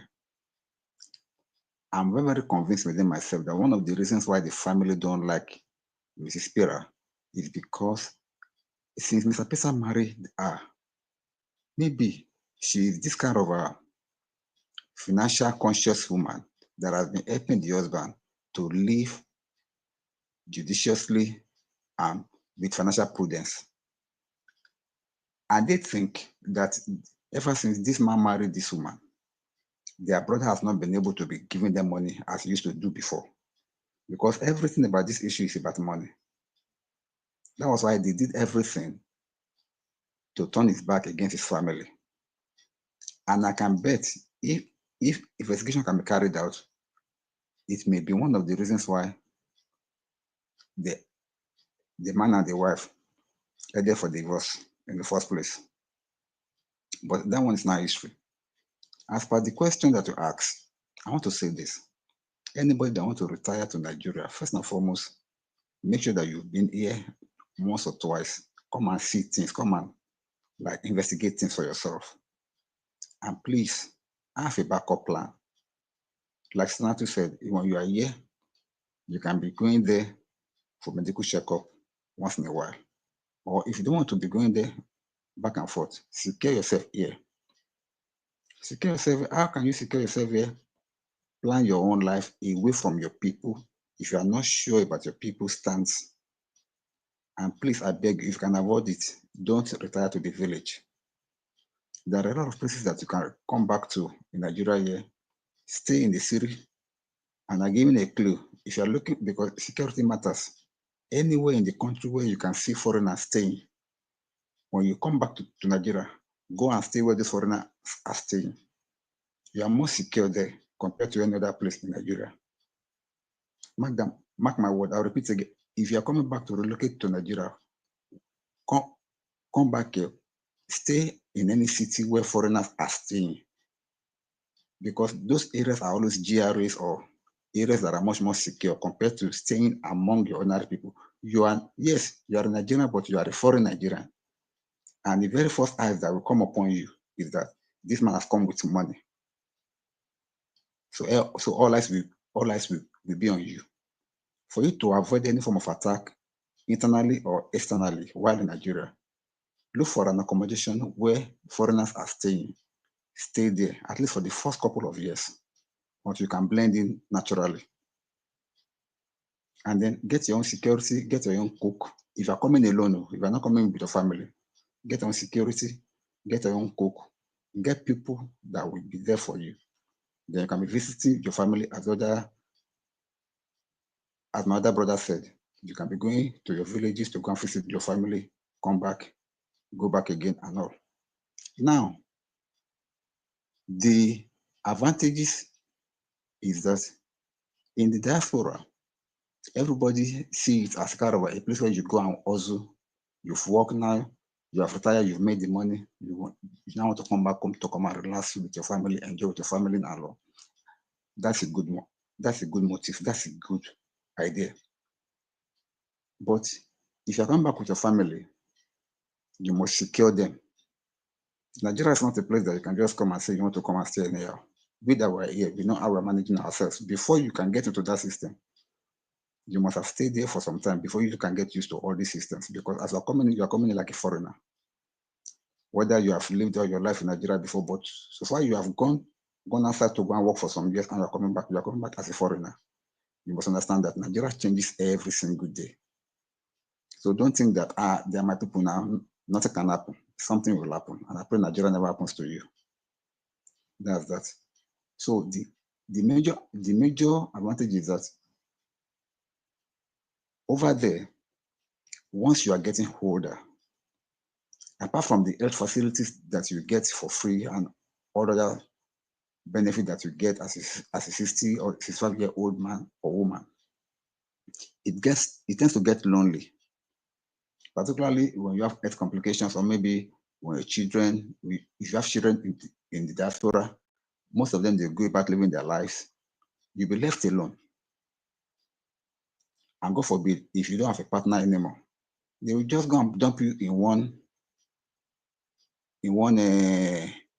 old people's home there to be taken care of you. And that's what most Africans don't want. They want to spend their last days among their loved ones. That is the reason why people tend to come to Nigeria mostly, to come and stay among their people. Because over there, they don't have such plans. Over there, Dr. Adama even said something earlier on, that she doesn't think that if she wants to relocate, that her children will follow her down to Nigeria to come and stay, and she cannot stop them, which is the truth, because they were used to the life over there. The children that were born over there, they may not want to follow you down to Nigeria. So if you're going to come, you should be prepared that you may have to come alone, or if your wife is still okay with you, both of you can come. But mostly plan as if you're going to come alone, so that can be safe. That's number 2. Number 3 is that financially, if your money cannot sustain you to come and retire in Nigeria, please don't come. Because you will only depend only on your pension. Of course, the exchange rate is good, but cost of living in Nigeria is high. Exchange rate is good, but cost of living in Nigeria is high. You must be mindful. This time around, you are not working purpose of saying you'll be making money for, or maybe you can have, not stop you from having businesses in Nigeria also to be making money. But you have to consider your finances, whether you can carry it or not, before you come down here. And lastly, be nice to your family, no matter what. Never you prioritize your extended family over your nucleus family. It's a red flag. If you're still in marriage now, if you're still in the kind of a relationship now, be good to your immediate family. Because they are the one that will stand by you. When push comes to shove, your extended family are only just there for the booty, what they can get from you. But if you are nice to your immediate family, because that is the lesson that I took from this Ifunanya story. If the father has not been good to that daughter, nobody will have come for him. And the man will have just died like that. God actually used his daughter to save the man from crying, almost at the last minute. To me, that speaks volumes. That means he has a relationship with the children. Even though him and the mother and the wife are no longer together, but he never stopped the relationship between him and his children. So that's a key point. Every man that you are still alive today, please be good to your family. Otherwise, they wait for you until you are old to show you shaggy, and God forbid. So there are a lot of lessons to learn from this place, but I will keep saying, retiring back to Nigeria is always a good thing, so far you plan it very well. Take note of all these points that have been raised on this platform and plan yourself very well when you're coming back to.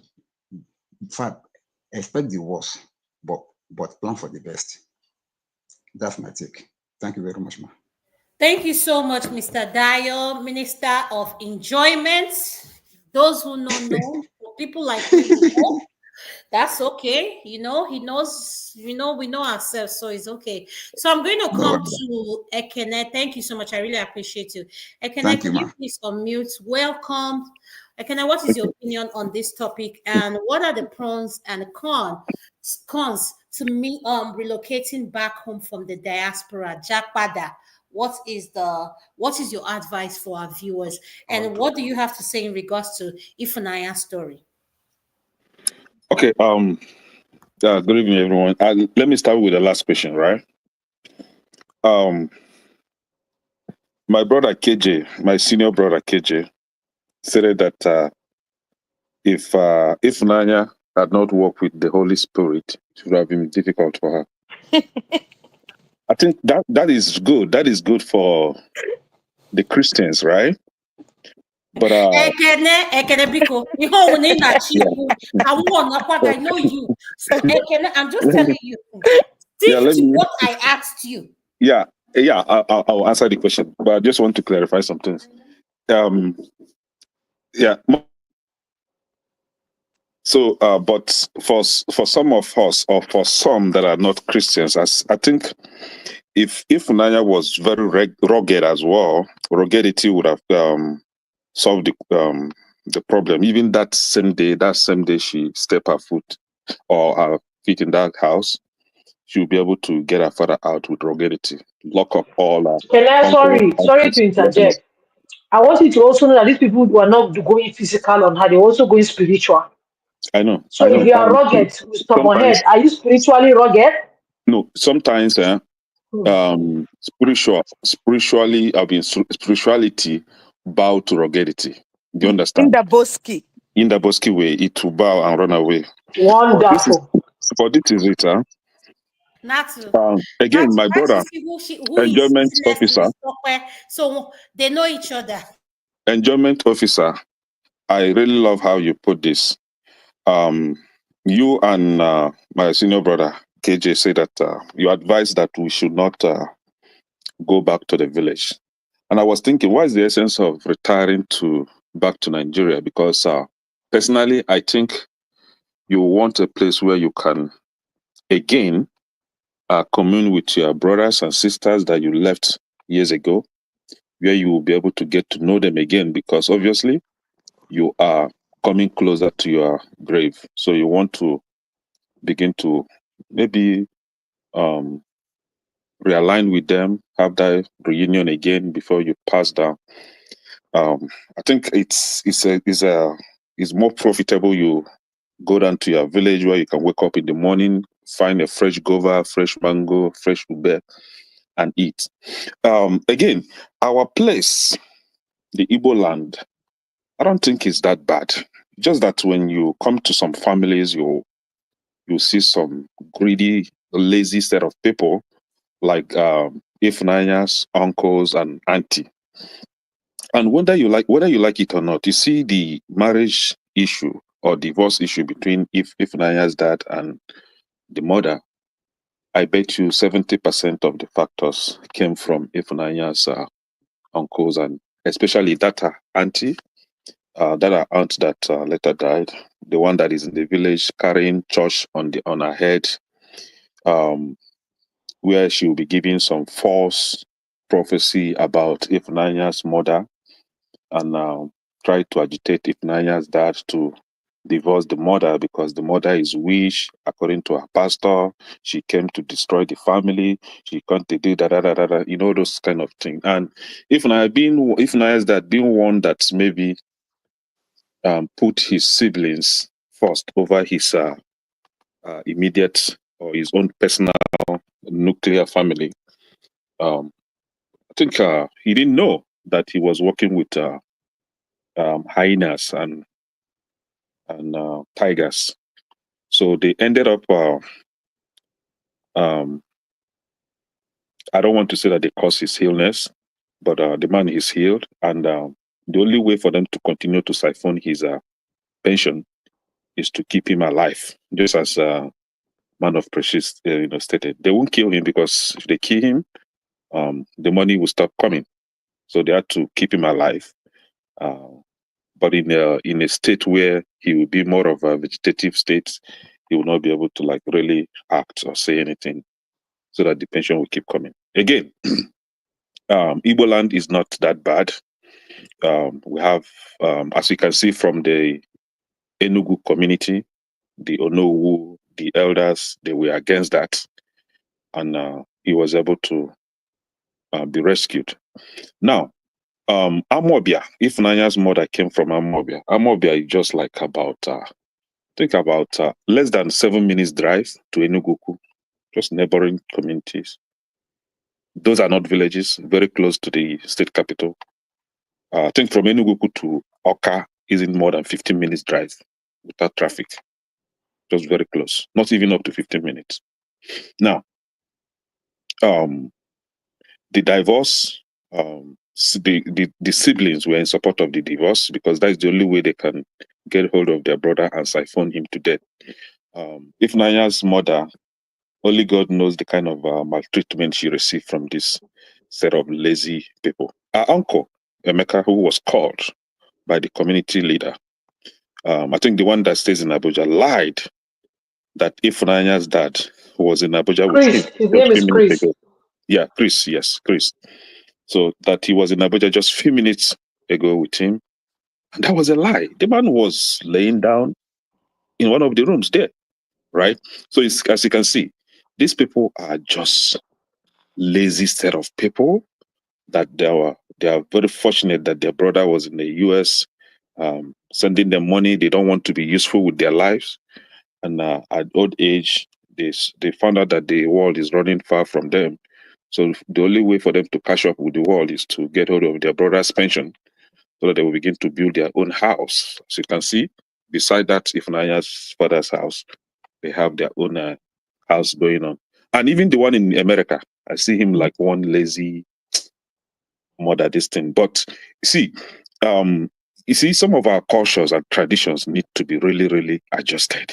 Honestly, the idea that a girl child isn't supposed to have a share landed property from her father's place is really, really something that I don't think it will ever sit down well with me.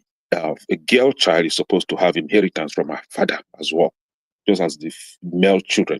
Just imagine what a girl child did for her dad to save his life. And obviously tomorrow you wake up and say that she has no inheritance in that family. Really, that is really bad. We need to change some of this our tradition because it was men like us that made those traditions. So we need to really adjust that. It's not really working for us. The girl child in Igbo land are really pillars of families.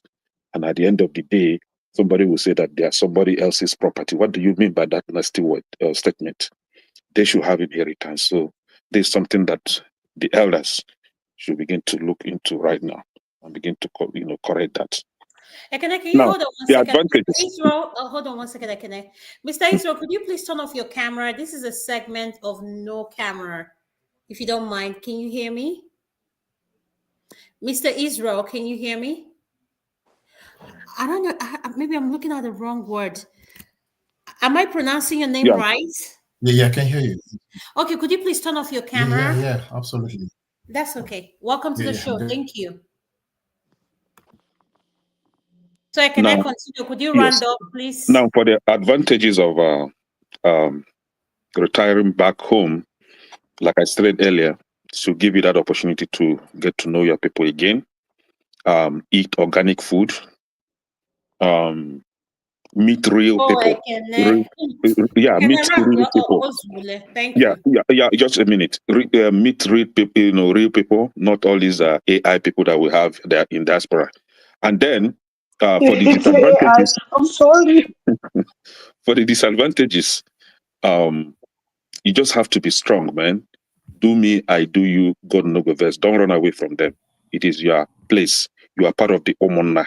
Don't go and stay in Enugu or stay in Lagos or stay in Abuja. Move down to your village and stay with them. Do me, I do you. God no go verse. They don't know more than you. They only know the traditional way. You yourself, when you go there, you combine the Oyibo way and the traditional way and deal with any human being that wants to mess up with your life. Don't run away from them. You are part of the Omona. I refuse to be one that will retire back home and still be referred to as Onyolo Oyibo because you refuse to stay in your village. You run away and stay in the city. Why will I run away for you? Who are you? Right? That means I'm scared of you. I'm scared of what you do to me. Be that rugged too. They can do sacrifice with they can do their juju with $5 with 5,000 naira, 10,000, 100,000. Use 10 million to do a bigger juju. You understand? Can I you speaking from experience? Now you're Jesus Christ. I'm just telling you, you don't run away from these people. Do me, I do you. Okay. When they come back in their next life, they will better behave. Do you understand? Yes, I understand what you're saying. Thank you. Thank you so much for your input. I'm going to come to Madam Luke. No, let me go to Tokwe. Tokwe, can you please unmute? What is your opinion? Happy birthday to the birthday queen. Thank you. I've not seen my cake yet, so I've been checking my mailbox. I've not seen anything. Yes, okay. Go ahead. So I'm so glad that Ifunaya's father is alive. Thank God for that. But just like Ngozika said, I have some concerns too about the Holy Spirit. Yes, you have to be sensitive to the Holy Spirit. The Holy Spirit wouldn't confuse you, only direct you well. But there was a part in the whole episode that really didn't go well with me. Yes, the Holy Spirit was leading you in dreams. You know, you were seeing your dad being tied and all that. And you're so close to your dad. Back to what Ngozika said, you were so close to your dad, and months passed. 6 months passed before, for someone that you were very close to while he was in America, that we were always talking to, and you're the other, and you allow 6 months pass before going to look for your dad. And then after going through the whole drama in the village, fighting with the sand and the abuse and all that, and eventually you made way into entering your father's compound, and you saw him at that state of life and death, the Holy Spirit still allowed you, let him sleep there another night. That was the part that lost me. I didn't understand that part. That she allowed him still stay there, and then she claimed that she was obeying the Holy Spirit. The Holy Spirit made her to allow him stay there another night after seeing your dad in that state. That was the part that got me confused, and so that's what I did. That's just what confused me, that I didn't understand. Again, I'm thankful to God that Nigeria didn't happen to him at the end, and he survived. It is back here. In regards to people going back home, I want to go back home. I want to retire home, but obviously, still be coming back to the States for checkups and things like that. With ₦1 million, if I was born and bred in Lagos. With ₦1 million, I'm not asking for too much, just to eat organic food, have a generator with diesel, have lights. I'm not planning to be partying and all those ashwebi that Yorubas do and all that. I'm not really into all that. So I believe with my retirement, if I convert it, it will be chicken fee. I'll be able to afford a good life with a cook and a driver and all that. I won't be doing the laundry here, driving around in America at retirement. So that's it for me. I want to retire back home. But we have kids here in a blended family. I would never advise someone, if you are retiring home, to go back home and be building castles when you have kids that live in the diaspora. Hold on, please. Talk. I need to ask you this question because maybe it's the health thing in me that just made when you guys keep saying organic food with the level of pollution you have in Nigeria, and organic food with what you said, with a generator. Do you know the diesel? I mean, do you know the air quality in Africa, like in Lagos alone? I'm not talking. Adama, organic orange. When you eat organic orange and pineapple and mango in Nigeria, is different from the organic food you get in Walmart. I'm telling you, I just go back from Asia. If you eat the street food in Asia, which is organic street food, I'm not talking of high-end restaurant, just regular street food, you will know you're eating organic food, the freshness compared to the organic food here. I'm telling you, Because in the US. But Tokwe, I want you to be aware of something, okay? Those organic food are available to you here. The thing is, let me correct something that Ekene said something. We've been talking about food. Walmart is not a poster child for organic. There are farmers markets, and like Yes. yes, it costs more. For someone like me that likes whole food, yes, it costs more, but at the same time, yes, the difference is you can be able to identify what you're eating. There is something called GMO, non-GMO, Yes. stuff like that. Know Mm-hmm. what you're putting in your body. But at the end of the day, this is what I want people to understand. When you're surrounded, you woke up by this thing called, what did you call it, where the waste transfer, called gota, and you live in a mansion of, let's say, 500 million, and your electricity comes from what, generator, whatever. I'm not against all that, but at the end of the day, the air you breathe in and what you, like, the lifestyle quality is what I'm talking about. For someone who cannot sustain that, who is not as financially stable like you are, how do you advise them to relocate back to Nigeria if Naya's dad's pension is $5,000? Mm-hmm. Okay, let's Yeah, go by that. can I Can answer I that? say something, because I haven't finished. Yes. Those people build castles. That's the problem. They build castles, and then their kids are here in the diaspora who will never go back home, and they keep claiming they are building those castles for their retirement and for their kids who will never go home. And that's why you end up leaving those things back to your extended family, because your kids won't go back home to go and collect all those things. Now, Dr. Rama, right? You see, I'm listening. yeah, I will start with the mansion thing, right? You are not building the mansion for your kids, for your children. You are building it for yourself, such that when you retire, you will live in a luxury home, right? You don't have gutters in the east. It's not like Lagos that everywhere is smelling. You have gutters everywhere, right? Yeah, it's not like that in southeast. We don't have such because we live on the plateau, so everywhere is level up. Now, for the mansion, you are building it for yourself. And again, what about you have female children? They are Ibanko. Do you do their Ibanko in US or in UK? If somebody is about to marry your daughter, you bring them back home. That's where they will do their Ibanko, in the village. Your son wants to get married.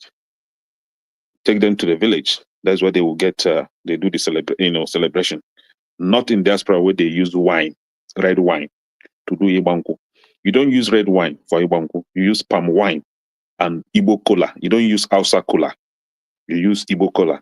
So you have to take them to the village so that at least Bros, this Which one Hausa is cola Igbo that you cola said, and you Hausa are cola? in-laws. Cola is cola. Eh? You are in-laws. bros, Or Yoruba No, cola is cola. bros. not Cola is cola. cola. If you see me No, where I'm looking there's for Igbo a cola, if bros. you see Wait, where I'm looking bros, for Igbo bros, cola, Michin bros, gold you pity cola. me. Michin I gold Now, cola. bros. Wait, now, bros. you take Wait. them to the There's village. there's a Hausa girl. There's a Hausa girl in this call. thank We Yeah, are the you don't originators use of cola. you Don't don't let use me come Hausa for you. cola. Mm-mm. Which It is one? our It's one tradition. cola. It's only one Mm-mm. cola. Cola is not cola. No, Mm-mm. Goro is Goro, sir. Goro is Michin not goro. Goro. 6%. You have Mijum Goro. You have Michin goro. you have Mijum Goro. You have Mesham Goro Abi Namechi. You have Mijum. Yoruba Let me No, too say have but you there's no have colas Goro Mesham now. Goro. that There's only comes Goro in and five. Namijin Goro. Michin Yeah, goro. Yeah, hold that's on the now. bitter cola. Okay, Yeah, so for That's our that yeah, viewers bitter who one. don't know what you yeah. guys Hold are on. saying, Yeah, what is but Michin what I'm Goro? saying in essence, but No, what I'm can I saying hold is, on? Can I hold on? What mm, Tanatu, what is Michin Goro? is this Michin You know that goro. particular bitter. You know thing? that bitter one. You know Yeah, that it's the bitter one. particular thing. I don't know That's what like it is. I almond. don't know what it That's is. like this. No, it's cola nut, but it's like the size of Yeah, almond. they That call it bitter michin one. goro in the north. Yeah. They call it Namijin Goro. Mm-hmm. Mhm. Now, Is it Yes. like, Then listen the to this. So other you red. don't use that for Ibanko. Is it Akilu in Igbo? Akilu, yes.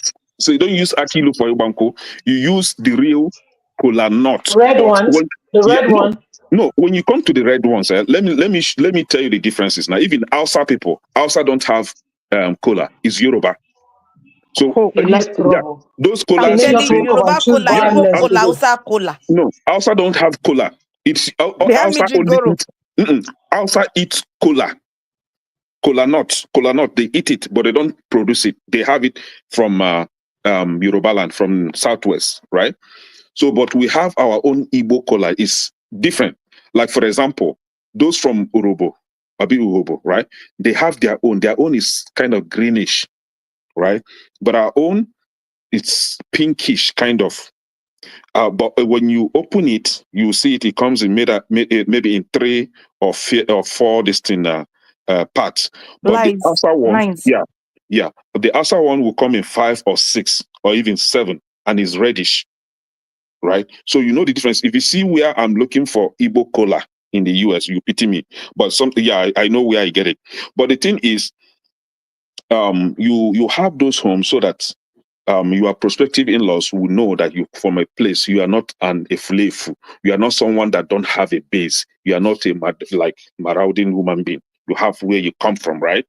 So that is why we have all those things.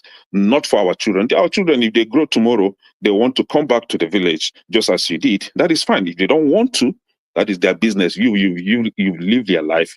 You went back to the village. You have your reunion with your people, and then the day you will die, they will be the first people to even know that you, because they always knew you. They will be first people to even call, and tell your people. For the GMO food, is it the fake GMOs that we have in the US? How much is it? Very expensive. You pay from your nose because you want to eat healthy.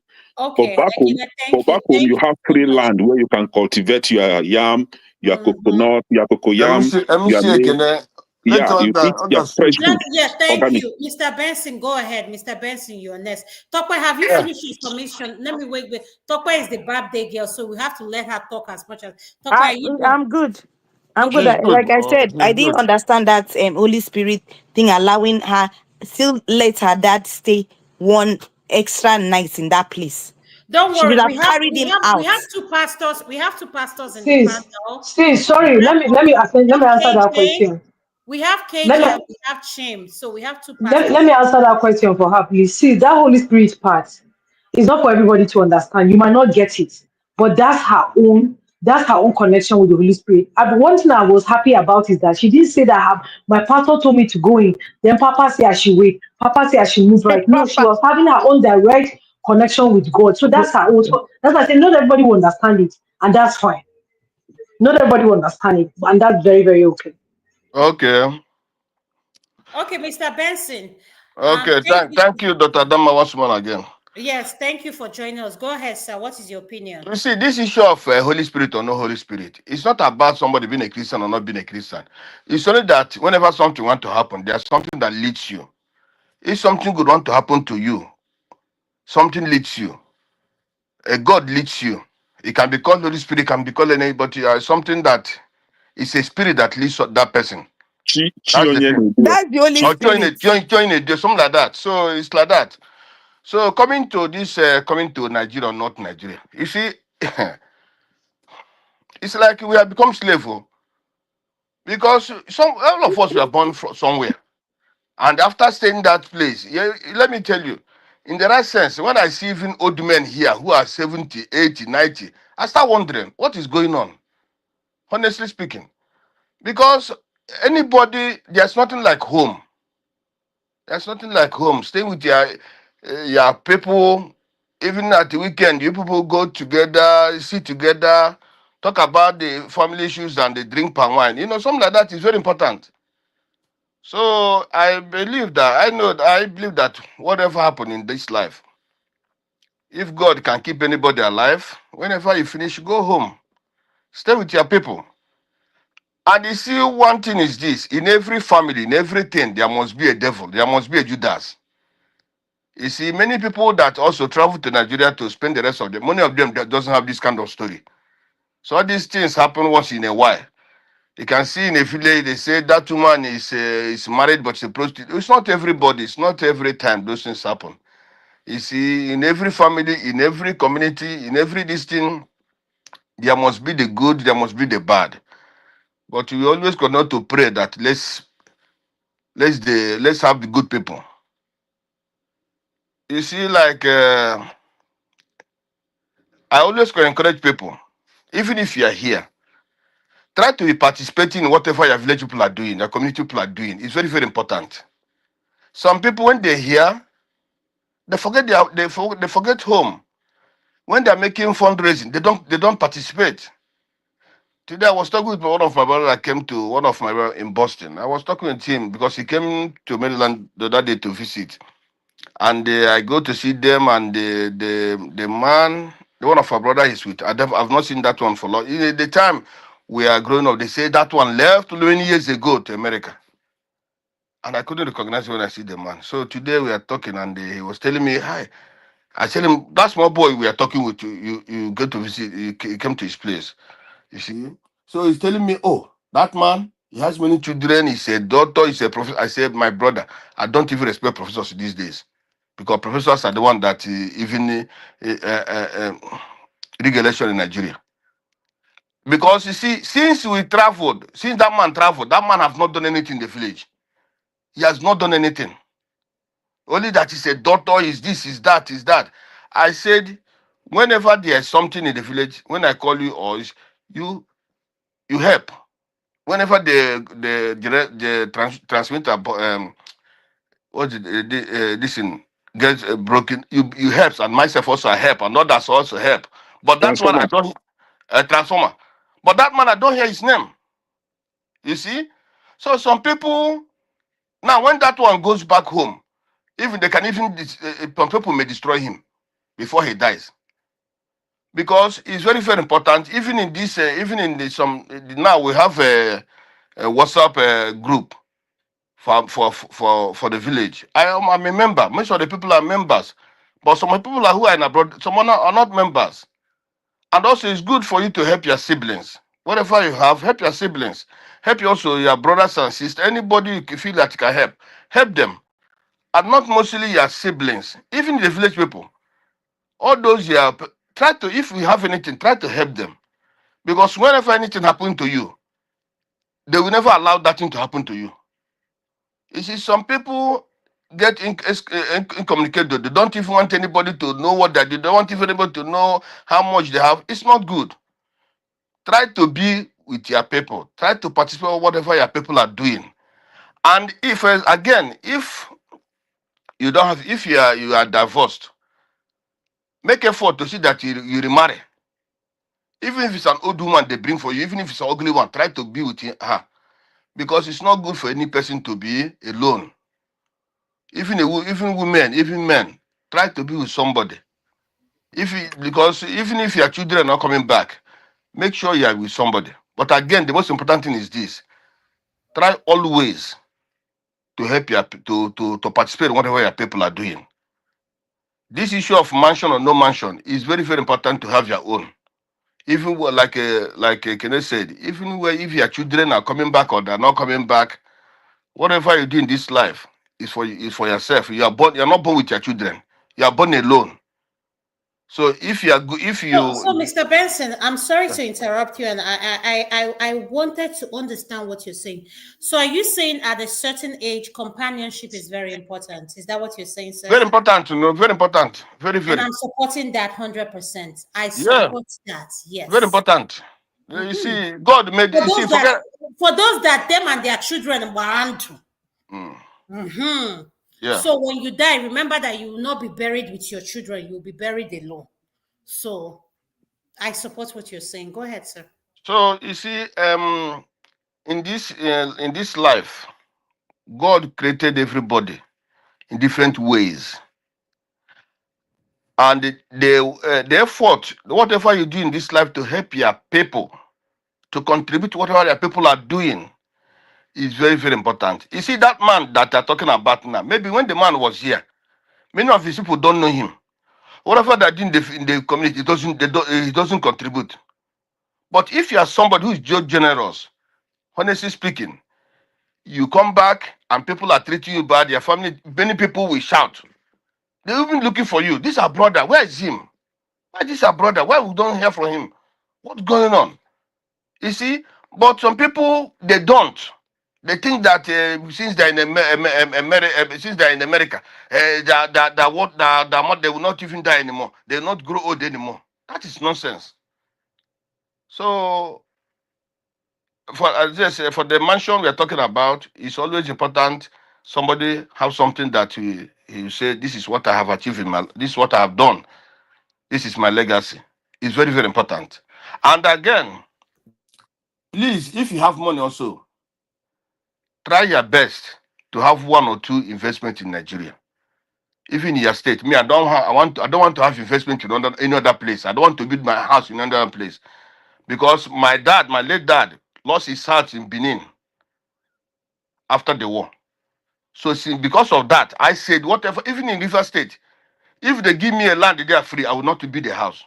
So Even you're in saying Lagos, it's good to have an investment if you live in the diaspora. It's yes, good to have an investment back home. So for very, very those important. people that want to have an investment in the that have an investment in the diaspora that don't know too much about back home, is there anything bad in that? It's very, very bad. Oh, Very, okay. very, very, very bad. There's nothing They should like where try you come from.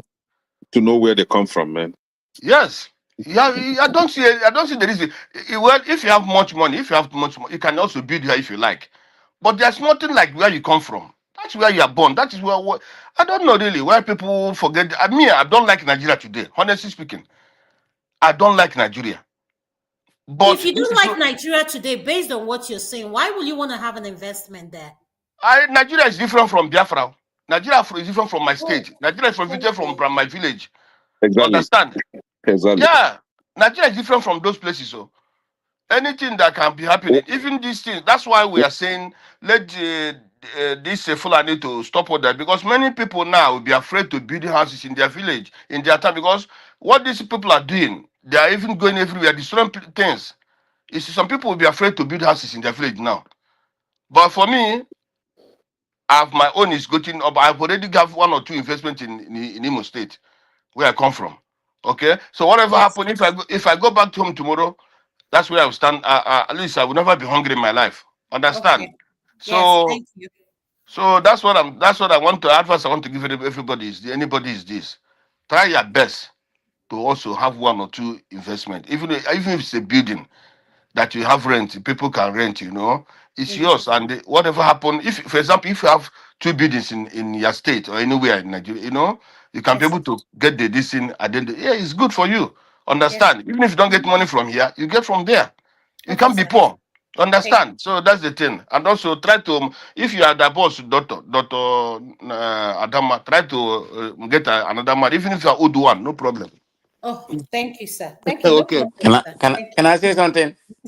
Yeah. Man of prestige, why would you want to respond now? Go ahead, sir. Man of Praise is already American. He say he want to die in America. I He's leave very him now. American. Leave those of us that are American. Me and him were American. We know it. Yes. So, Leave those. Go Can I ahead, say man of some? Can I say prestige. something, Let's be Adam? American. Lama, can I say so something? you They are talking and eating burger again, what is and all mac this nonsense cheese about investment in a and mac Adama, village? can I I say mean, burger and something? mac. what? Hold on now. Is that not waste of investment in a village? I mean, when I mean village, I mean like remote village. Let me use my place as an example. If you want to talk about investment, let's say certain kind of area, like if anybody familiar with with Imo or Waretibo specifically, okay, you want to build a house maybe going towards the airport, like in Naze, Abala, those kind of places. Those kind of places are, they are rentable. You can invest and people can rent. But going to something like remote village to build a house, what kind of villages are you living there when your kids definitely not going No, to leave that actually, place? building a house Hold for on, let rent. me land. So I just thought that's waste of waste of investment. I don't see anything legacy about it. Why not build house like in a main town or something like that, or just build a condom, and live there, where people will be completely maintained, regardless of how much money you have. I mean, I don't believe in investment in a remote village. It's not even motorable. So what's the purpose of that? My brother, I mean, but that's your do opinion, you have okay? problem But with your not, village that's people? not for me. Do Man you of have problem with prestige. your village people, man of No, it? Do you have I want problem to with your No, ask village no, him, people? Mr. Benson, I think what you guys need man to of prestige, understand.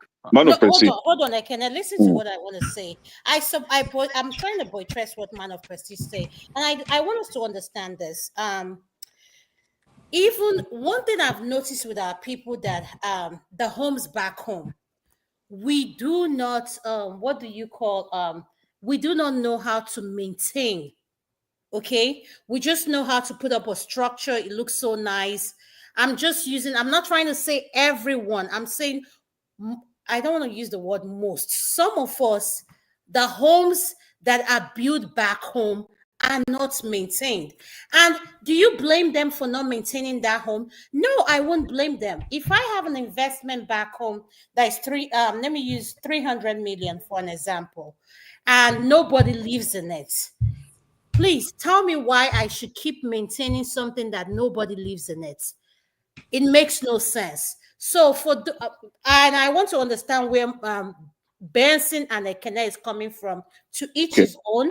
I respect Mm. everybody's opinion. Now, But all I'm saying is, if you're going to invest in anything, what I understand from investment here in the diaspora, you have to maintain it. You have to pour money into something in order for that thing to grow.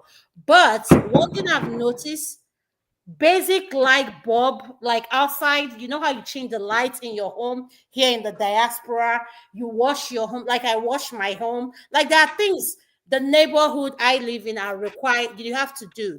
But back home, I don't see that.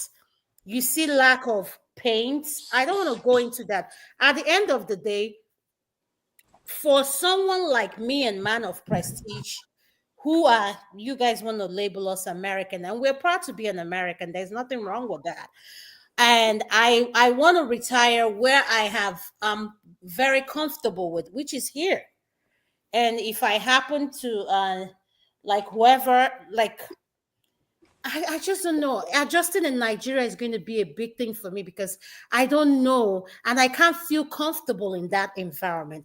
So can we speak where we can touch on both subjects? People who are here in the diaspora, people like me, that and man of prestige. Man of prestige is like he's like, he's not a village man, so he likes the optics, like the city. He's a city boy, like a city man, like I am a city woman. So for people like us who are now used to the village lifestyle, so how do you convince us to come invest back home?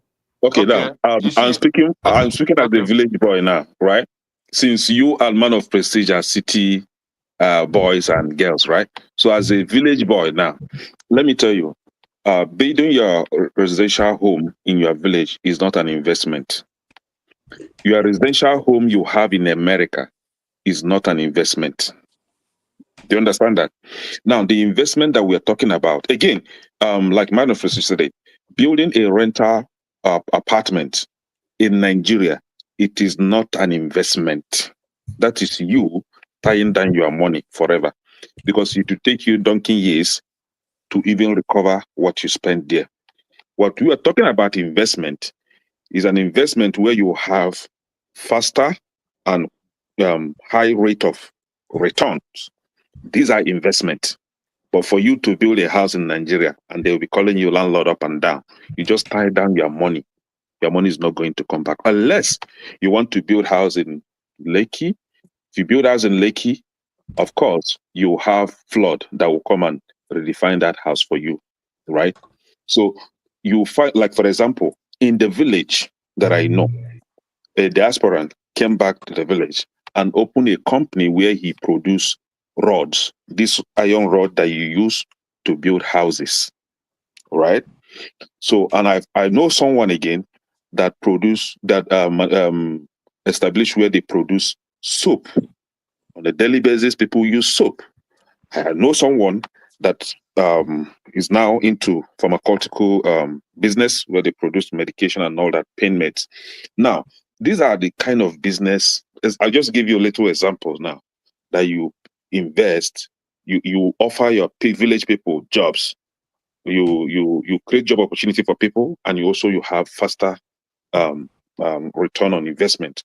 Unlike when you build those apartments and you become landlord, how many people do you offer job? Nobody. Just wants to be the caretaker that will be making money off of you, and some tenants will even refuse to pay you rent. They will take you to court and even win the case. They will stay in your house for 10 years. They will not pay rent, and you can't do anything. Mhm. So It's can happened. It you happened in round up? Nigeria. I want Mr. Israel to come in next. Now, you go to village to enjoy life, real life, like I said earlier. Unlike people in the city that enjoy fake life, AI life. In the village, you meet real people, real human beings. Okay, Real can I ask you everything real. something? Can I can I Yes. ask you something? Okay, Go there's ahead. nothing. I'm not really opposed for you if you want to live in the village. When I'm talking about I'm talking about rare remote.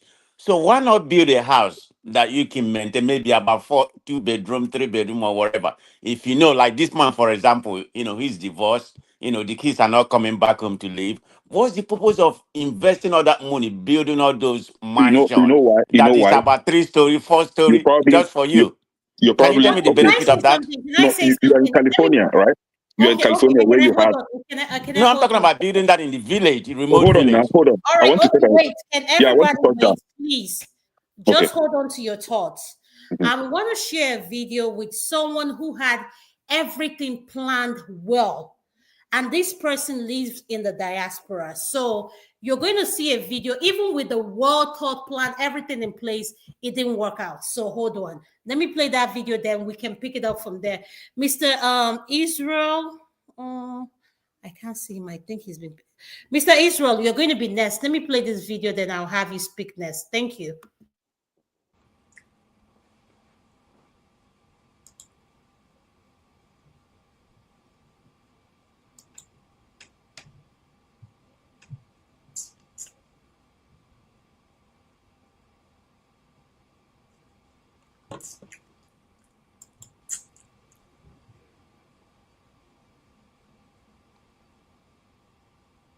Are you coming, Adama? We don't see any video yet.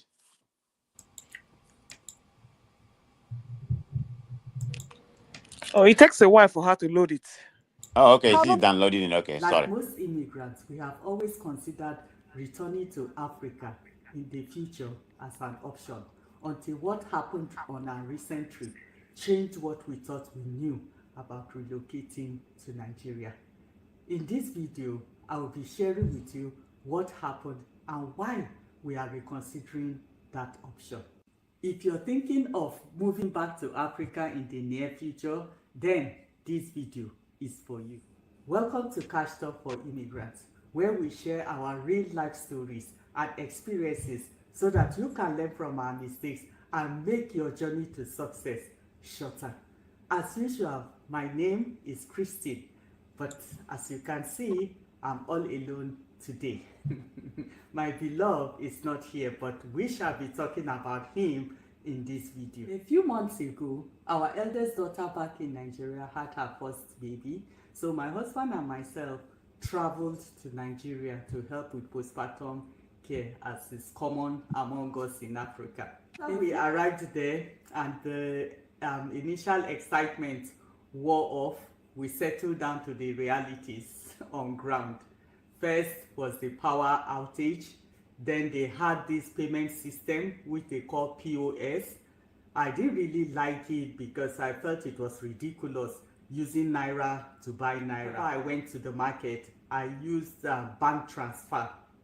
Now on this occasion that I bought vegetables from a woman, I made the bank transfer, but she didn't get the alert on her own phone. She told me that we couldn't leave. We have to wait until the alert drops. I was like, you mean we'll just sit down here while you're selling and be waiting for the alert to drop? And she said, yes, so because we can leave and the money reverts back to my account, which made some sense. So we waited until that was done. That was quite frustrating. And then, going to bank, we had some transactions we had to sort out at the bank, but going there too, everything was slow because they will tell you, oh, the internet is slow or it's not working or there's no network and all that. But all these were nothing compared to what happened much later. And this was in relation to the healthcare system in Nigeria. Adama, is it the volume is low? February 2nd, 2025. A date I will never forget in my life. The wife of my husband's boyhood friend was having a Thanksgiving service that day for attaining the rank of professorship in her university. My husband decided, okay, let him take his usual morning walk. When he returns, then we leave for church. Set about preparing a meal for my daughter, and then as I was replying a WhatsApp message from a friend, because we were doing a collaboration project, I noticed a call was coming in, my husband's call. I paused the response I was giving and took the call. It was a woman's voice. I felt that was strange. Then she said, "Are you in Nigeria?" That was another strange question. I paused, I hesitated to answer. My brain was like, is this somebody that I know and she's just trying to play a prank, maybe met my husband as he went out on the walk? I cautiously said yes. Then she said, "I am with your husband here. He was hit by a car." Ha! I just shouted. She said, Madam, calm down, he's okay." I said, if he's okay, why are you the one talking to me? Why is he not the one speaking? She said, no, he is delirious, like he doesn't know where he is. But I saw the phone on him and I took it, and when I checked, I saw your name as the wife. That's why I'm calling. We want to bring him to the house. If you can tell me where you're staying, then we can bring him. I was just confused. I got up quickly. I went to my daughter's room, ran to the room and told her, Papa, a vehicle hit Papa and they want to bring him. Just tell the woman, give her your address. Let me go and get dressed. I gave her the phone, went back to the room, got dressed, so that immediately they reach, we'll start going to the hospital. Like, that's what my mind, I was just thinking. So immediately I came out, my daughter took her dress with her barely 1 month old baby. The baby was just maybe 2 weeks or so. We rushed downstairs. And as we got down, of course, the vehicle had already come and there were a few people gathered there at the entrance. Then the woman handed me the phone. She said, she was the one that called. I thanked her and collected the phone. And then my husband was seated in the vehicle and he was just shouting, my chest, oh, my chest. We quickly entered the vehicle. He didn't come down anyway. He had bruises on him, but he was just clutching his chest. So the driver took off and my daughter told him, Garki Hospital. As we drove in the car, my husband was just talking, saying his chest, that was just what he was particular about. And as a nurse, I was just afraid, thinking, his heart. I hope it's nothing to do with his heart. I just pray there's nothing wrong with his heart, as he was just shouting in pain, his chest. And then he started saying his farewells. This is how I will die. If anything happened to me, you people, I love you. I was like, please stop talking those kind of talks. So, I was just thinking, how can I just come to Nigeria to visit and then I will go back without a husband? I will be a widow, just like that. All kinds of things were just flashing through my mind. How will I even come back to America without my husband? Where will I even start from? The number one food for regular BMs, huh? Okay, let's see. Fastest way to clear out stuck poop is by adding more fiber to your diet. We arrived at the ER, the emergency section of Garki Hospital. Remember, this was a Sunday. The doctor on duty came out with the nurse and they tried to help my husband out of the car, but of course he was in pain.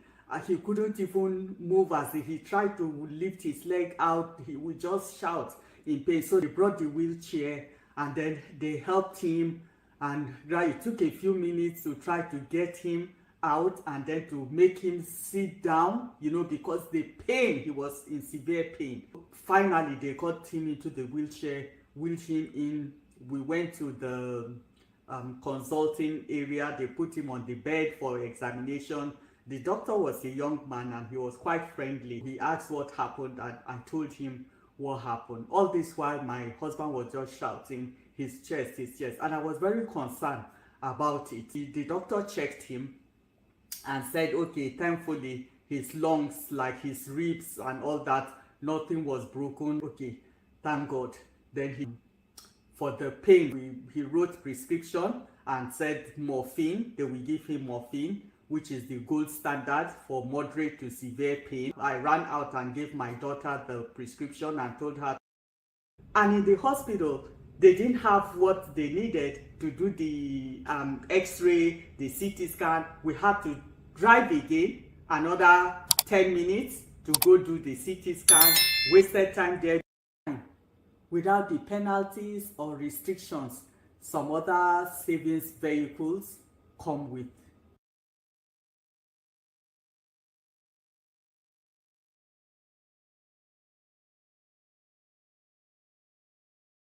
What I wanted to share with us. Ekene,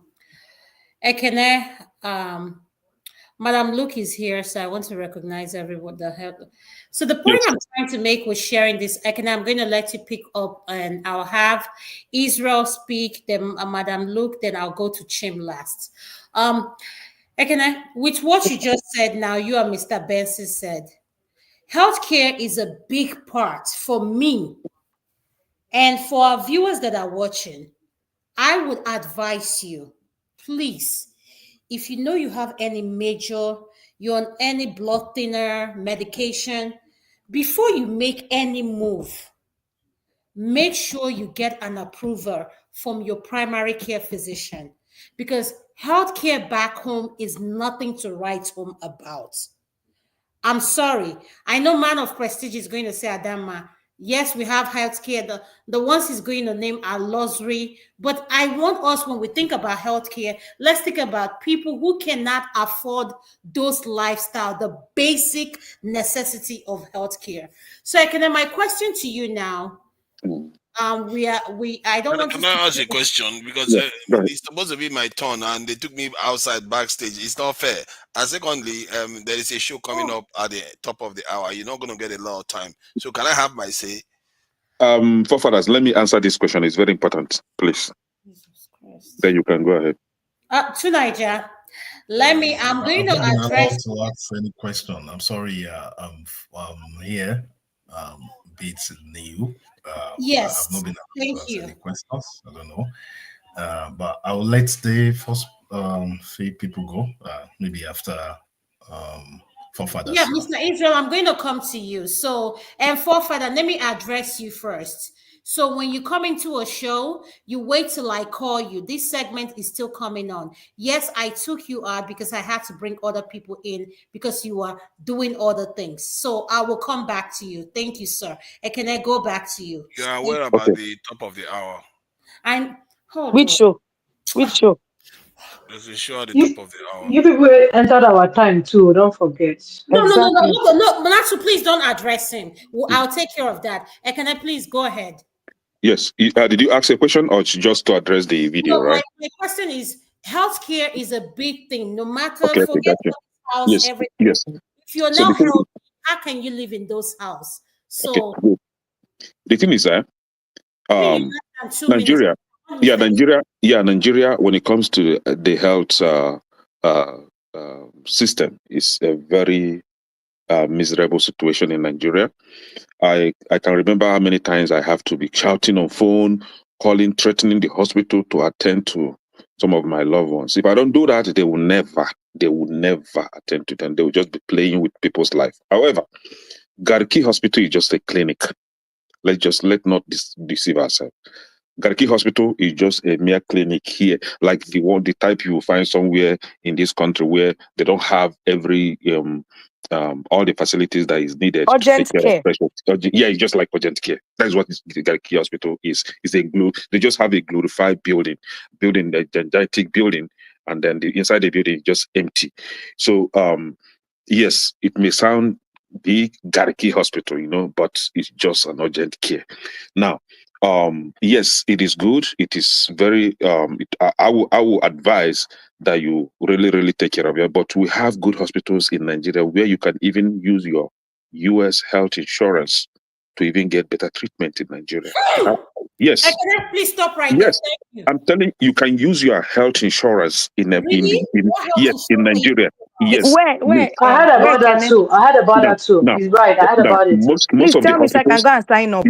Yeah, most of the hospitals in the bigger cities, for example, Lagos, Enugu, Oka, even Oka, just few months I traveled to Nigeria. Abuja. I'm telling you, you can use your health insurance in Nigeria, dear. You even have it in Ghana. You even have it in Nigeria. I've had my friend that traveled to Ghana, he used his health insurance there. And he Right? used it. Yes. Right. Yes. I like people who are up to date, and you're Yes. always up to date. Thank you so much. So you I can can use it. hold on to that thought. Mr. Israel, you're next. Go ahead. Could you unmute? Mr. Israel, can you hear me? Mr. Israel?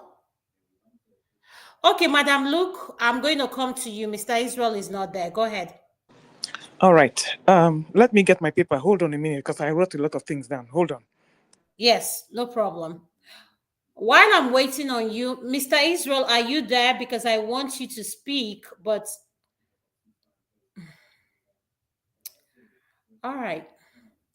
Interesting. So are you sure this insurance does work? Yes. Oh, am I I'm speaking telling now? you Or it is it works. Kene speaking? Because most of the hospitals are like US guys that went and opened the hospital. So they kind of work with the That is a insurance. kind of partnership. Yes, kind of partnership. You can No actually problem. like I'm gonna get back to you. Adama like advice. Find some of your colleagues. You can actually open a better hospital in Nigeria, and then money will be flowing in. Okay, yes, yeah. Thank you. And Madam Luke, go ahead. Okay. I'm happy you brought the second video, because that video is a sequel to what happened to Ifunaya's dad. Everybody forgets that when Ifunaya's dad left, I don't know if you saw the video of the man leaving. He wasn't looking in best health. He wasn't in the best health situation. He didn't really look physically fit like somebody. This man was above 65, but you can tell that he's one of those people that has lived his life in America, and the America took a toll on him. Now, when people decide that they're going to go back to Nigeria, one or two things. This second video is a prequel. Mr. Ifunaya's dad had a stroke in Nigeria. That is what made him in that debilitative state. And now, with all this healthcare they have in Nigeria, he still could not even attend to his issues. He couldn't get rehab. At the point where they even told him that he was doing rehab, when they tried to get him up, they dropped him to make sure he could not stand. So all this glorified healthcare, and this is the healthcare that could not save all the politicians in Nigeria that are dying like flies. This same healthcare situation that can be partnered with America. So just to make matters short, foundations of how people were raised in their family plays a very important role. Children that were not raised in love can never take care of each other. I cannot imagine my siblings sick. I will quit my job here in America and go and take care of them. So I don't know how these Ifunayan people were raised. I'm not exactly sure what's going on there. Secondly, when you are retiring to Nigeria, you are not retiring like a single old man like this. That is the most dangerous species that you can. In fact, you are endangered. When you get it, and somebody is telling you to invest, how many of us have invested in Nigeria that our children will go back and go and claim those investments? How many? Zero. We have houses littered all over Nigeria that no Gen Z wants to even go and pick up. You are investing money for yourself, thinking that you are going to be hale and hearty to be able to run that business till you die, Abi. Then you are dreaming. Max, you can enjoy it for 5 years. After that, a stranger will claim that property because they know your children are not there. They know your children are not there. So having said that, the sequel of this is that the wife was even there with the man. And look at what happened to her. You didn't finish the end of the story. They had to run back to Nigeria. And they made up their mind that they will never come back there because by the time it was time to give the morphine, there was nothing available. The woman now said to herself, what if this man had an internal bleeding? What if this man, there was no equipment? This was in the so-called Lagos. There was nothing there. So all of you that are planning to go, me, I will never. All these people that are planning to go to Nigeria, you see that they're all men. There's no woman in her right mind that will go to Nigeria and say she's going to retire there. Number one, you now start I'm going, no, Madam, look, wait I'm now. going. Don't listen to Tokwe. Please, don't. You're going there. Wait now. You start dealing with house helps, and washing your clothes, and doing this. Then the ones that will poison you and put you in a grave and cover you there. Abi? These wretched house helps that have no home training. Most of them are so diabolical that you want to throw yourself. You can't even enter the kitchen and cook your food no more. You are waiting a big madam. Whatever they piece in the cup and give to you, you eat. Because they feel that you have house helps. You cannot trust anybody in Nigeria. Life ended. Hello, everyone. Hello. You can't trust anybody. You can't. Yes, Mr. Israel, can you wait? I called you. Madam, look, hold on 1 second. I called you. Once you finish, you're going to be the next person. So please, even when I go to Nigeria, as I'm here, the house helps. Hey, come and cut onion. Come and do this. Come and do that. I don't trust anybody to cook my food that I will eat in my mouth. I do not do that. I don't trust any house help to cook the food. And when I cannot do that, then it's a problem to me. And all the people that have run back to Nigeria, they have all relocated back here. Like if Naya's dad, because of health crisis, health challenges. Because of health challenges. All this one are just saying, you can partner with this situation. And let me tell you, the only people that retire back to Nigeria are people who have not financially settled themselves here in the diaspora. Let me ask you a question. You're getting $5,000 pension. You think you can survive on $5,000 pension in America? You cannot. And that is why most people run back to Nigeria, because the cost of living is cheaper and they can make it easier. You cannot survive with $5,000 a month in this country because we have not even started dealing with your medical co-pays. Which assisted living is going to carry you with $5,000 a month? None. Which nursing home is going to carry you with $5,000 a month? None. That is why most people run back to Nigeria. Yes, that's why we want to run back and live But when a you go there, you face comfortable another life. problem. The backlash of it is that you will face what Nigeria does to people who come back to relocate. Because when that healthcare now bounces back, you cannot afford it in Nigeria. Because there's none. There is none. People are saying, no, you go to Enugu. So I should leave my village in Sabongida and start traveling to Enugu to go and get healthcare. Abi? So when you have a cardiac arrest, they will carry you from where you will now go to all the way to Enugu. Like, how realistic are we? Let's be honest. You will not go to Enugu. You know what? I can't. Because people are the people that have it. We are the endangered species, or should I say the marginalized minority in those states. Where are we going to see healthcare? Where are we going to see healthcare?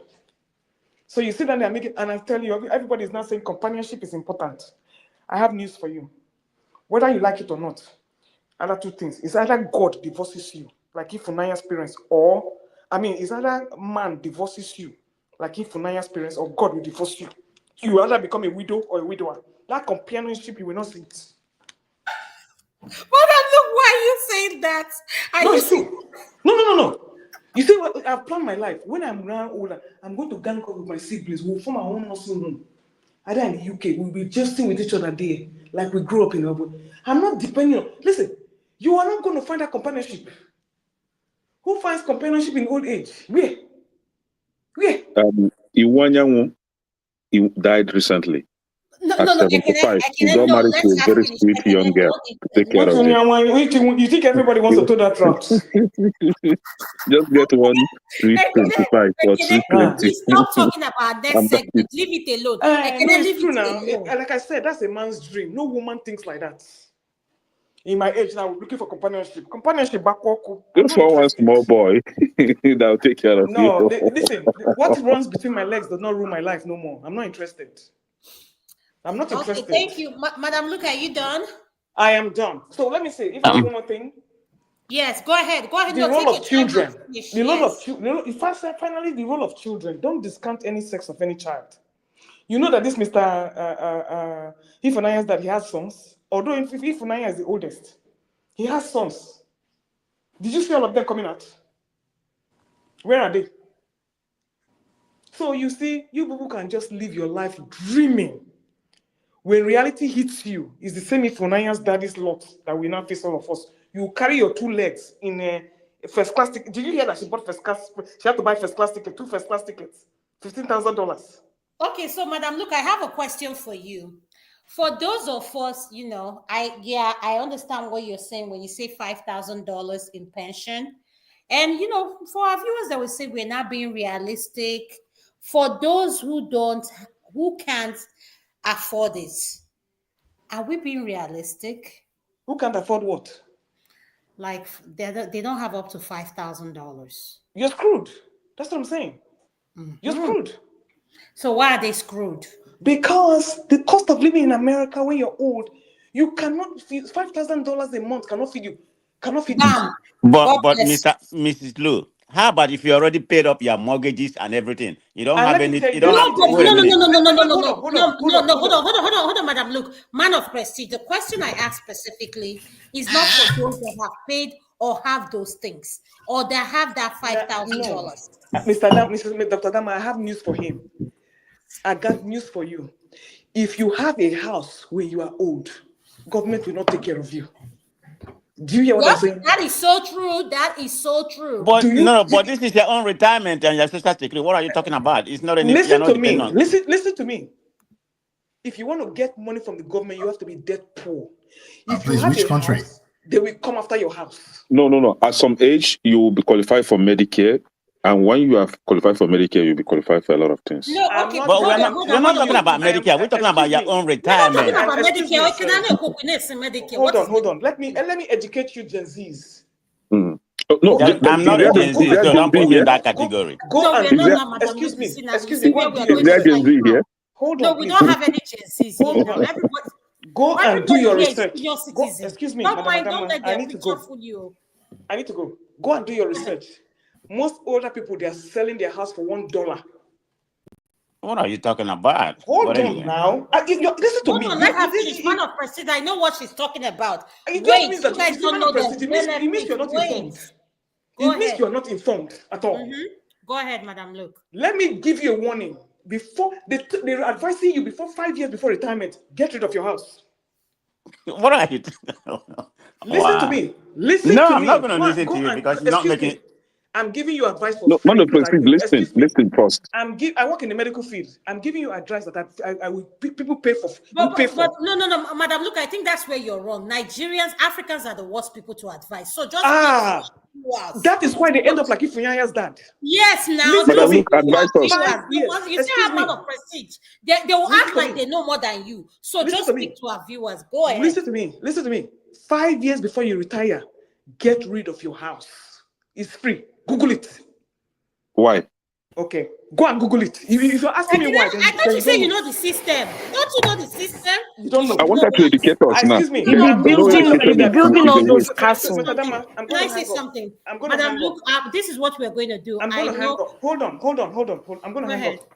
Just because you asked me that question, why? Go and do your research. Yes. And I'm not giving you that advice for free. Go and do your research. But I am going to give you the advice for free. I'm going to put on a show in regards to what she said. Because that is why Ifunanya's dad ended up in Nigeria. Yes, you guys, a lot of our people just come online and say all kinds of things. Yield. So you have no idea what you're in for. I back you up. I know what you're talking about. Thank you. Thank you. Adam, can you give me 30 seconds? I need to make a clarification. Okay, hold on, Madam. For people to listen and for you to educate you. Let me finish. Man of prestige, wait, let me finish. Then I'll let you speak. I am trying to tell our viewers what Madam Luke said, the healthcare system.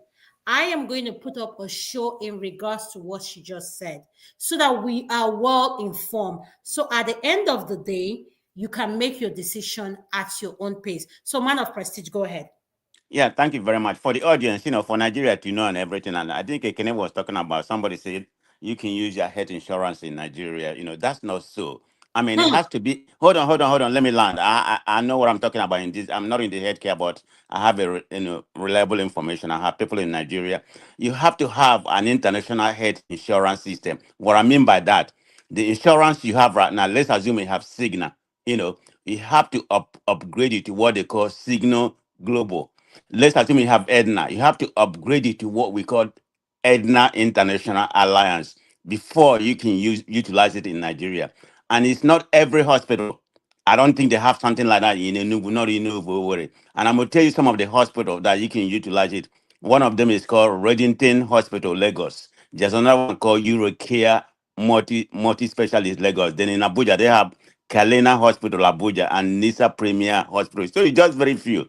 But they can't just take your American insurance, okay? They can go and make sure you review what I just told you. You have to So that upgrade means it. that she's not wrong now. That means that she's not wrong. You're just No, giving but you can't added just use information. ordinary insurance. Like if you have No, no, no, Edna, no, no. So no. So what you're supposed to say is that, Madam Lu, what you said is not wrong, but you have to have this kind of insurance to get that. yes. You're making it look like what she said was wrong. No. I'm talking about a Kene. I'm not talking about what Madam Lee So said. sorry, I was referring to no, a Madam Kene. Lu, Why did sorry, I say that was Ekene. wrong? Ekene said Because you can use. No, Ekene, no. my okay, understanding, maybe I'm now wrong. this I is thought you said you can it. use any healthcare insurance Hold from on, Nigeria and hold from on. You US. just got a wrong information. No. One voice, You please. got So clarify no, what you said no, then. No, no. I I'm just trying cannot to make wait. sure. Let man. Oh, Oh can I God. wait? I cannot wait. Let man of prestige finish. Then you can do your pushback. Man of prestige, go ahead. Yeah. I guess I was just talking about, for you can't just use any insurance you have here. It doesn't apply to Nigerian hospitals. To this particular 4 hospital, that are renowned for taking an international insurance. You have to upgrade it. Make sure you verify with their particular insurance, Would Edna. you name that 4 hospital again for our Okay, one viewers? of them is Reddington, Reddington, Mm-hmm. Reddington Hospital is in Lagos. There's another one called Eurocare, EURACARE, multi-specialist, is in Lagos. Then if you go to Abuja, there's one called Kelena, I think it's spelled Kelina Hospital in Abuja. Then there's another one called Nisa Premier Hospital in Abuja. So 4 of them that I know, I mean, they're the top one, unless there's some minor one, but Okay, this top so one, thank you. right? Okay, thank Mm-hmm. you, man of prestige. Now, man of prestige, 1 even in minute. United States. Please No. listen to me. Listen, because we're going to come back to round up. 2 minutes pushback. Mr. Israel has been waiting patiently for over 30 minutes or more. So I'm going to, when he starts speaking, I'm just letting Eric, he's going to take his time to speak as long as he wants to. So Okay. please, then we'll do our final submission. So you have 2 minutes. Now, man of prestige. Hold on. Even United States, Can I right? just say The kind something? of health insurance you have determines where you receive treatments, right? Hold on. Tonight, what is it? I'm trying to alert you that you have gone over 3 hours, and you are saying they can speak to as long as they want. I'm just trying to. Sorry, excuse me, forefathers. Are you a freak or something? You ran Wow. a show. Don't you let other people run a show? What's wrong with you? 2 weeks What ago, do you mean? you blocked me from having a show. I'm talking to you. You're becoming a nuisance. Because there was no show. You are becoming a nuisance. You can insult all you want. But there was no show. You're becoming a nuisance. You just missed the show. I'm just saying, if you don't want to listen, I can just start the show. Hello, if Rudolph doesn't want to address you, then some of us will start addressing you. You're becoming you can address all you want. You're insult a nuisance. all you want. And you should be ashamed of what you're doing. You don't have proof of anything you are saying. I'm telling you, I'm blocking people. I never blocked anybody from you're a very silly nuisance. Okay, you're welcome. One. You're welcome. I don't know what it is about you and show. You're behaving like a child right now. But I'm telling you, you're behaving like a child. You need to stop that. Adam Mahmoud, some people, please. You're behaving like a child right now. Look at how you are reacting. You are Please, Adam, take control You're now. having a conversation and you're going on. Tonight, do you recognize that this is my this is my segment, and this is what you're doing? I have been respectable enough to you. So right now, You need to stop what you're doing and you know, stop you come reminding to me my of. segment to do No, we're not exactly going to the do same this. thing. Tonight, we're not going to do this. And I don't That's challenge how you when you did. do it on my segment. I No, let no. you come to my segment and do Oh exactly my the same gosh, thing. tonight, can And I you do don't me a favor? talk down Temper to you. control, please. Temper control, please. Or I exit you. You see, I cannot continue. something they do I to cannot other people, control. you don't want other people to do it to Tonight, them. I think whenever I want to talk, this is when you come in to stop Can me. I I continue, don't know why please? you don't Can I stop others, but it's continue? okay. You're Can I my please brother. continue? The thing is, even in US, right, a man of prestige, your health insurance, it depends on the kind of health insurance you have. You may as well not be able to receive treatment in some hospitals. Some hospitals in US will deny your health insurance. They will tell you that they don't take this health insurance. So you have to go look for hospitals that take your health insurance. So coming back to Nigeria is something. What you simply did now, you just explained the modalities, how it functions. So some, they are in a network. If your health insurance is not in that network, they won't accept it. So you have to go join the network so that you're able to receive treatment in that hospital. So that is about network. It's not about you just going with your individual insurance. They might deny. You may end up not having that facility that accept your health insurance. So you have to go join the network. Now, you listed some of the hospitals, but there are some that you actually skip. One is Duchess International Hospital, Duchess. I don't know if I got that spelling, that pronunciation right. And you have the United Healthcare as well, where they go into HMO. So it's about networking. I mean, I don't want to use networking, but you have to be in that network. It's functions the same way in United States where you live. So we're saying the same thing. So I don't know what I said that was wrong. No. We are saying the same thing, but I'm just saying I'm giving people advice before you go to Nigeria. Just make sure you verify with your insurance in USA or UK My brother, whether you it's see that acceptable in Nigeria. buying. That's all. You can buy anywhere, even in US. You have heart attack before they even ambulance come to pick you. You can buy anywhere. So life, you can only try your best, man. Okay, my brother, I hear you. Okay, thank you. I just feel so bad that Mr. Israel just dropped, but it is what it is. Mr. Israel, if you're listening, could you please come back? This is not. I'm sorry. I'm just apologizing to our viewers. We don't do this on a live. I have tried as much as I can to be calm, patient, but I have to apologize to you guys. This is not what we do. This is so embarrassing because I am a professional, but I'm sorry that some things are above my control and we're working on it. So with that being said, Chim, could you please unmute your nest? Chim, are you there? I actually don't feel like talking anymore. I think Rudolph needs to call somebody to order. I don't understand why he's doing this. And I'm not apologizing to any audience anywhere. This character is a big nuisance. And I don't know why Rudolph has contained him this way. He's a huge nuisance. He has to be told he's a big nuisance. He just finished running a show of 3 hours. What is he looking for? What is special about every evening he comes to sit here and talk babadash? What is it? And then we shouldn't tell him so that we don't look back. I'm sorry. Anybody who wants to interpret what I said the way they want to is free to do that. The guy's a nuisance, a huge one. So just give Israel the chance to speak. He's here, please. Thank you so some much. of us we are used to all these things, so it's not like new to us. What did I miss? What did I miss? Look, Yes, he didn't miss anything. I'm so sorry. No, Jim. What did I miss? I missed something. May you repay me? I missed something. Are you kidding me? Let me check with you. Let me check with you. Who is that speaking?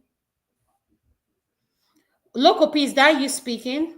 Can you let Israel speak so that the program moves, please? The guy's been waiting for a long time. Yeah. Thank you very much. Thank you. Yes, Mr. Israel, I'm so sorry. I apologize that you waited so long.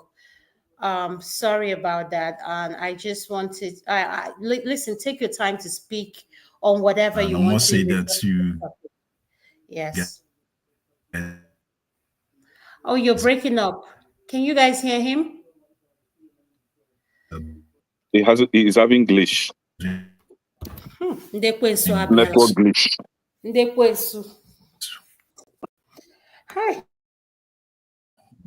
Don't you know there's too much of agency in Nigeria?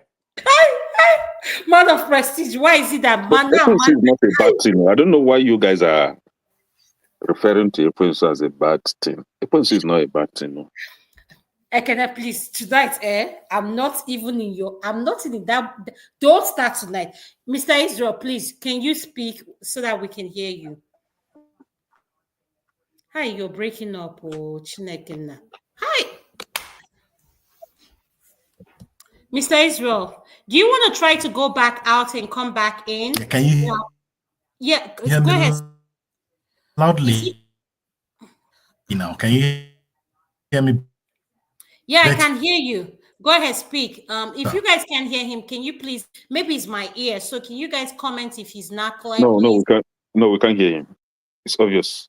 His network is having problem. Ekene, I'm not asking you. You're not the one I'm asking. You're not the only one. Back there. No, seriously, he's bouncing in and out. So it's like Chima as well.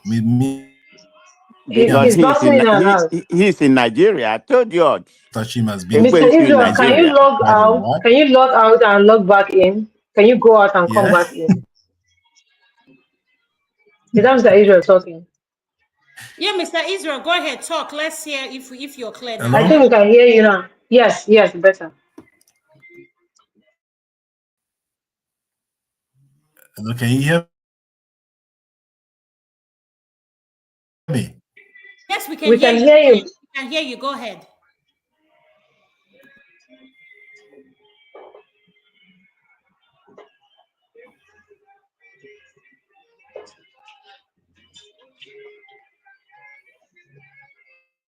Mr. Israel, we can hear you. Go ahead. You can speak now, sir.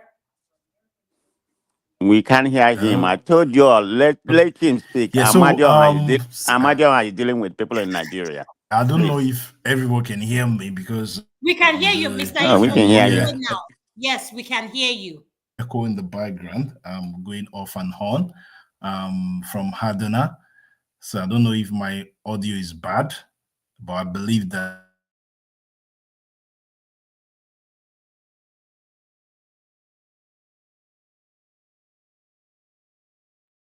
Am I the one? Is it just me? But I feel like he's breaking and he's going in and out. Can someone please especially comment? if you just trying with your own.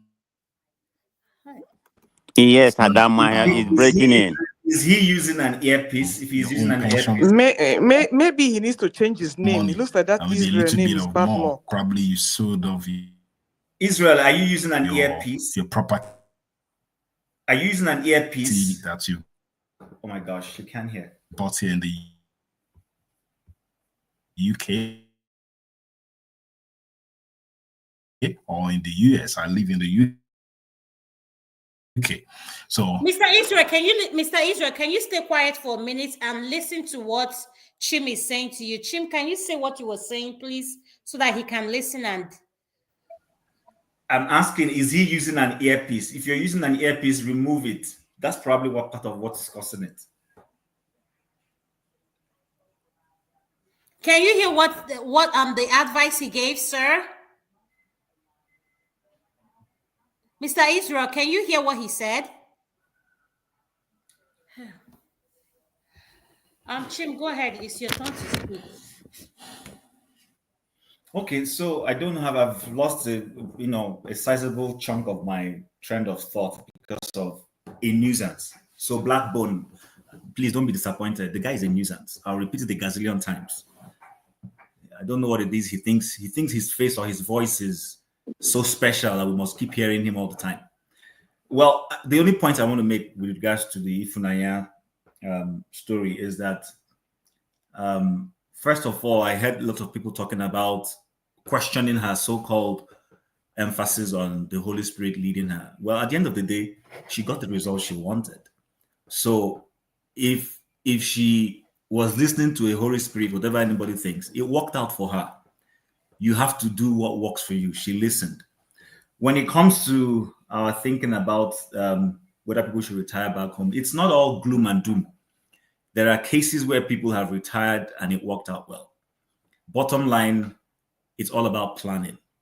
If you've planned properly Mr. Benson is not here. I agree with a couple of things he said, which is before you retire, in the days when it's good, and it's not cast in stone, please. Don't think you can be as good as possible to people and still retire back home and people will be mean to you. There is no guarantee that there is safety anywhere. There's no safety in the US. There's no safety in Nigeria. While we agree that the Nigerian situation is a bit painful in the sense that there's a total breakdown of structure and infrastructure. So the basics that might work in the US right now are not working in Nigeria. But there have been times in the past when people retired back home and lived peaceably and lived well until they died. Now, why it's looking right now that Nigeria is a no-go area, and rightfully so, is because both politically everything has fallen apart. So, but there's no gainsaying that tomorrow things can't change. Things could change tomorrow, and then the pilgrimage will now become people will want to go back home and leave. Right now, in the generation we live, it's not looking so, but it has not always been so also. I just wanted to put that out there. The other thing I wanted to say is this. There is no, somebody said, I'm all for let all your children treat your family well and everything, especially don't take all the resources you need to use to take care of your immediate family and you don't go and invest it in your extended family. I don't think that's wise, but there's also no guarantee that if you take care of certain children, train them and give them the best of education, that they will necessarily be kind to you. I have a friend here who were having a conversation a while ago, and he said to me that, bro, better take care of yourself and plan for your pension. I said, why? He said, you see these children that are born here, their thought process is different. The moment you're retired, they will not remember that you paid out of pocket for their school fees. Some of them will carry you and go and dump you in one old people's home. We see white people doing that to their families. So this is one of the reasons why Africans tend to want to go home. They know that, listen, in this place, retiring, old age, sometimes in the Western world, can be a curse. It can be a curse. You've retired, you have all the benefits and everything, and family member, children suddenly don't even want to come and see you. I see these things here. You see people who live in, retired and they live in old people's homes and they are lonely. Personally, yours truly, I've served in that industry for a while and I see it. Their children don't come, family members don't visit them. Even when they come, they just come, do one or two things and they run away. I once had a patient that I took care of. And when I stopped doing that and I left, the care home called me to say, oh, we just wanted to let you know that so person has passed. And I said, what happened? This is like 2-3 weeks I stepped. He said, yeah, that the family came and changed his care facility, which he didn't want. But he got there and 2 weeks after getting there, he passed on.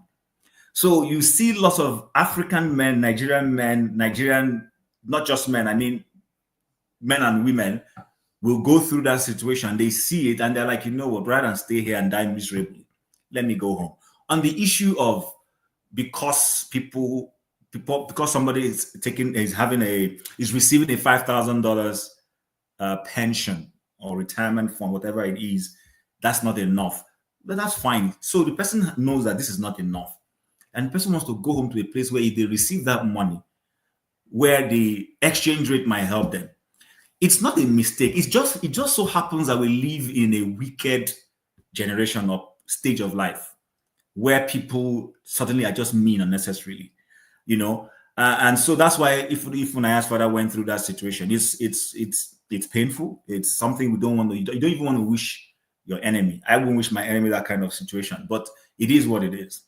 And then lastly, when it comes to the GMO and what was it? The issue Tokwe raised about food and all that.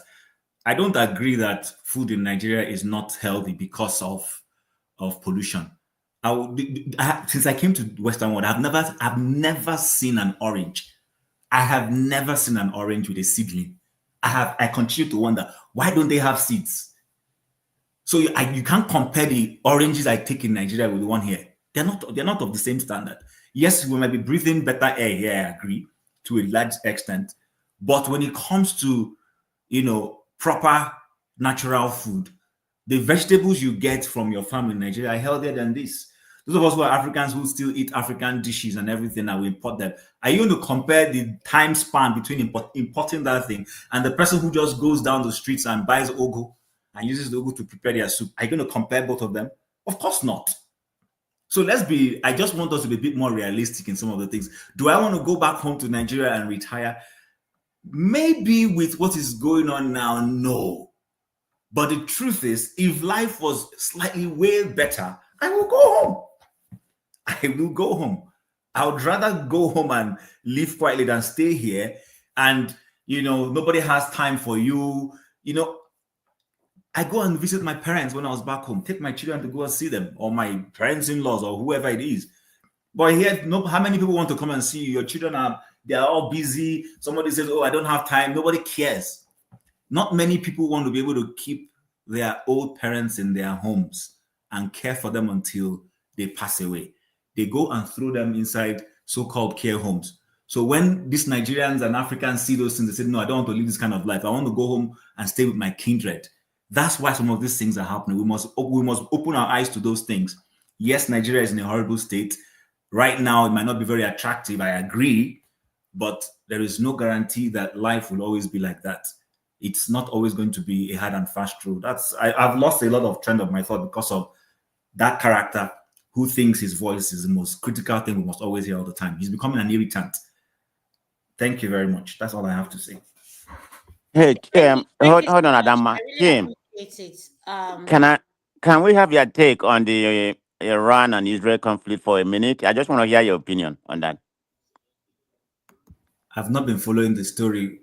Okay. To be honest with you, I'm not talking, not because of you. Sorry, I love the question, but the honest truth is I've just been seeing it peripherally. I haven't taken time to dig in deep, to listen to anything. But of course, my views have always been that you cannot please anybody. If I take Israel's side, somebody will come after me. If I talk about Iran, there are people. So there's no satisfying anybody. Let the world have peace. However we can accomplish that peace, let them have peace. Let Iran have peace. Let Israel have peace. Live and let live. That's what I believe in. So I don't want to go into all the semantics of what's happening. I don't know if that answers a bit of your question. Yeah, it's okay. It's okay. Thank you. All right. So, man of prestige, has he answered your question? Yeah. He already. Yeah, I'm good. Thank you. Okay. Local P, what is your opinion in what we're talking about? Then we'll come to our final submission to round up the show and call it a day. I call it a night. Go ahead, Local P. Could you please unmute? Are you there? First time, yeah. First time, please help me out, because I was trying to meet you guys. I was trying to go watch the YouTube and find out the chaos that happened. I was just trying to find it when you just called my name now, so I wasn't really listening. I thought Chin was talking, but I didn't pay attention and what is that. So please help me out, please. Okay, so we are discussing about Jack Bada from I don't know if you followed the Ifunanya story. Do you know the story that has been trending for Natu help me and Madam Luke? Madam Luke, how long has Ifunanya story been trending? 2 to 3 weeks, right? Yeah, for a couple of weeks. Couple of weeks. Do you know about the Ifunanya story? Yeah, I think I brought it to it on a few occasions. Yeah. Yeah. Okay, so we are talking about the pros and cons about relocating from the diaspora to Nigeria, and what advice do you have to for our viewers? Then I played another video that has to do with someone who wanted to visit, and their plan was if everything go well in the visits, they will settle back in Nigeria, and things didn't work out. And she's a nurse, and her husband got hit, and he had something that has to do with his heart. But as usual, the medical facility back home is nothing to write home about. So that's what we're talking about. So what are your advice? What will you say to our viewers that are listening in regards to relocating from the diaspora to settling back home? So what are your inputs, and what are lessons you've learned from Ifunaya's story, sir? That's what we're talking about, sir. Okay. Hello, everybody. First, I will start with this. They say that who not get money, they don't say bear the bitter. You understand? So I see no reason why there should be an issue with you wanting to go back to your home country. I don't understand. I see no reason. Because to me, going back to your home country, there's some deep spirituality in it that most people are blind to see.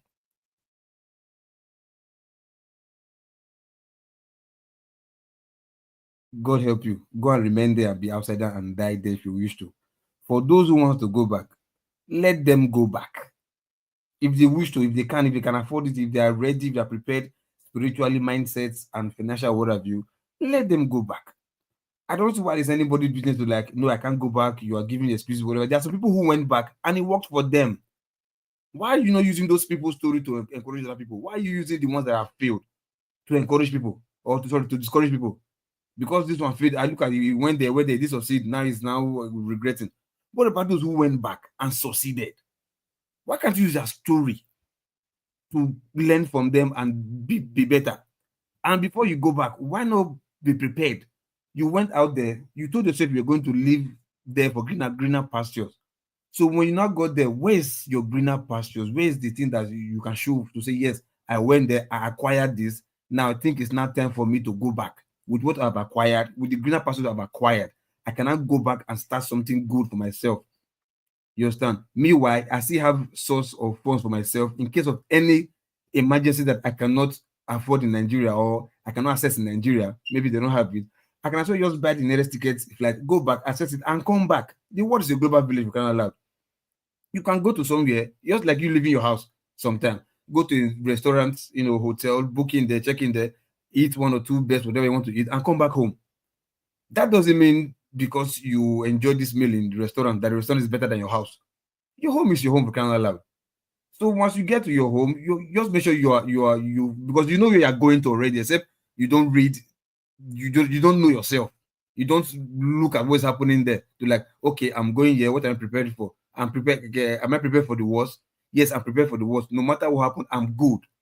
There's some people, they tell you, yes, when I go to a place, no matter what happens, I'm good. Like some boys will say, if your girlfriend is coming to your house, sometimes girls, you have invest money. So in case your boyfriend or your toaster, whatever you fuck up, use your vest money, go back. So there's sometimes if you're going to Nigeria, you still have vest money, keep one side so that in case anything happens, your vest money will come out and do your stuff for you. Like they said, money to bullshit works. You can use your money and buy whatever you want yourself, whatever you want. So, like I said, who not get money to be a bitter? You are broke, you don't have money, you are going back to Nigeria and you want miracle to happen when you know the terrain you are going to. You get my point? So, why are some people just talking like, where are you from? Okay, lad. I mean, where have you been? Where are you? Are you living under the rock or what? You know where you came out from. You went to get greener pastures. Where is your greener pastures to go there to give you all the life you want to live back in Nigeria? Because you're going back to Nigeria, you know you don't have these things there. You know before you go back there, you know you're not expecting miracle to work. You know you have bad government there. You know you have insecurity there. You know you have all these things there already. But you choose to go because your spirit is there. No problem. Welcome. But before I go there, are you really prepared to go there? So when you're not prepared and you failed, you're not blaming witchcraft. Oh, Nigeria is no good. But you know before you got there. You use one or two person's story to like, oh, it's good for this person, let me go.